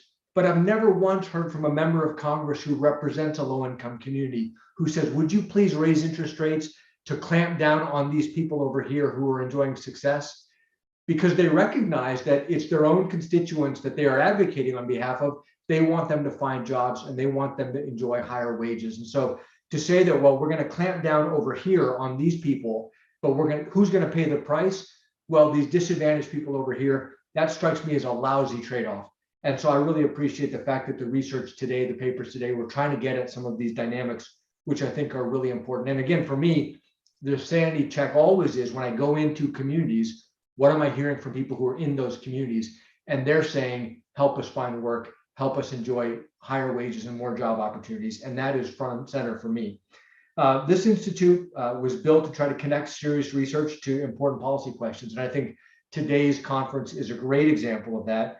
That means sometimes letting research take the lead, as it did today, sometimes taking time to hear from policymakers or from the community that we are actually working on behalf of. And so we are going to have conferences that have a research lead, some that have policymaker lead, some that have more of a community focus, and we hope that you will join us for all of those. Last thing I just want to say is thank you.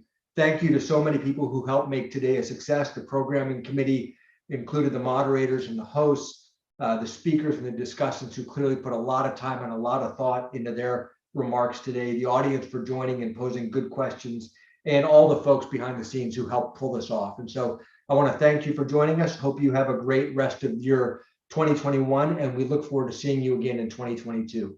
Good night.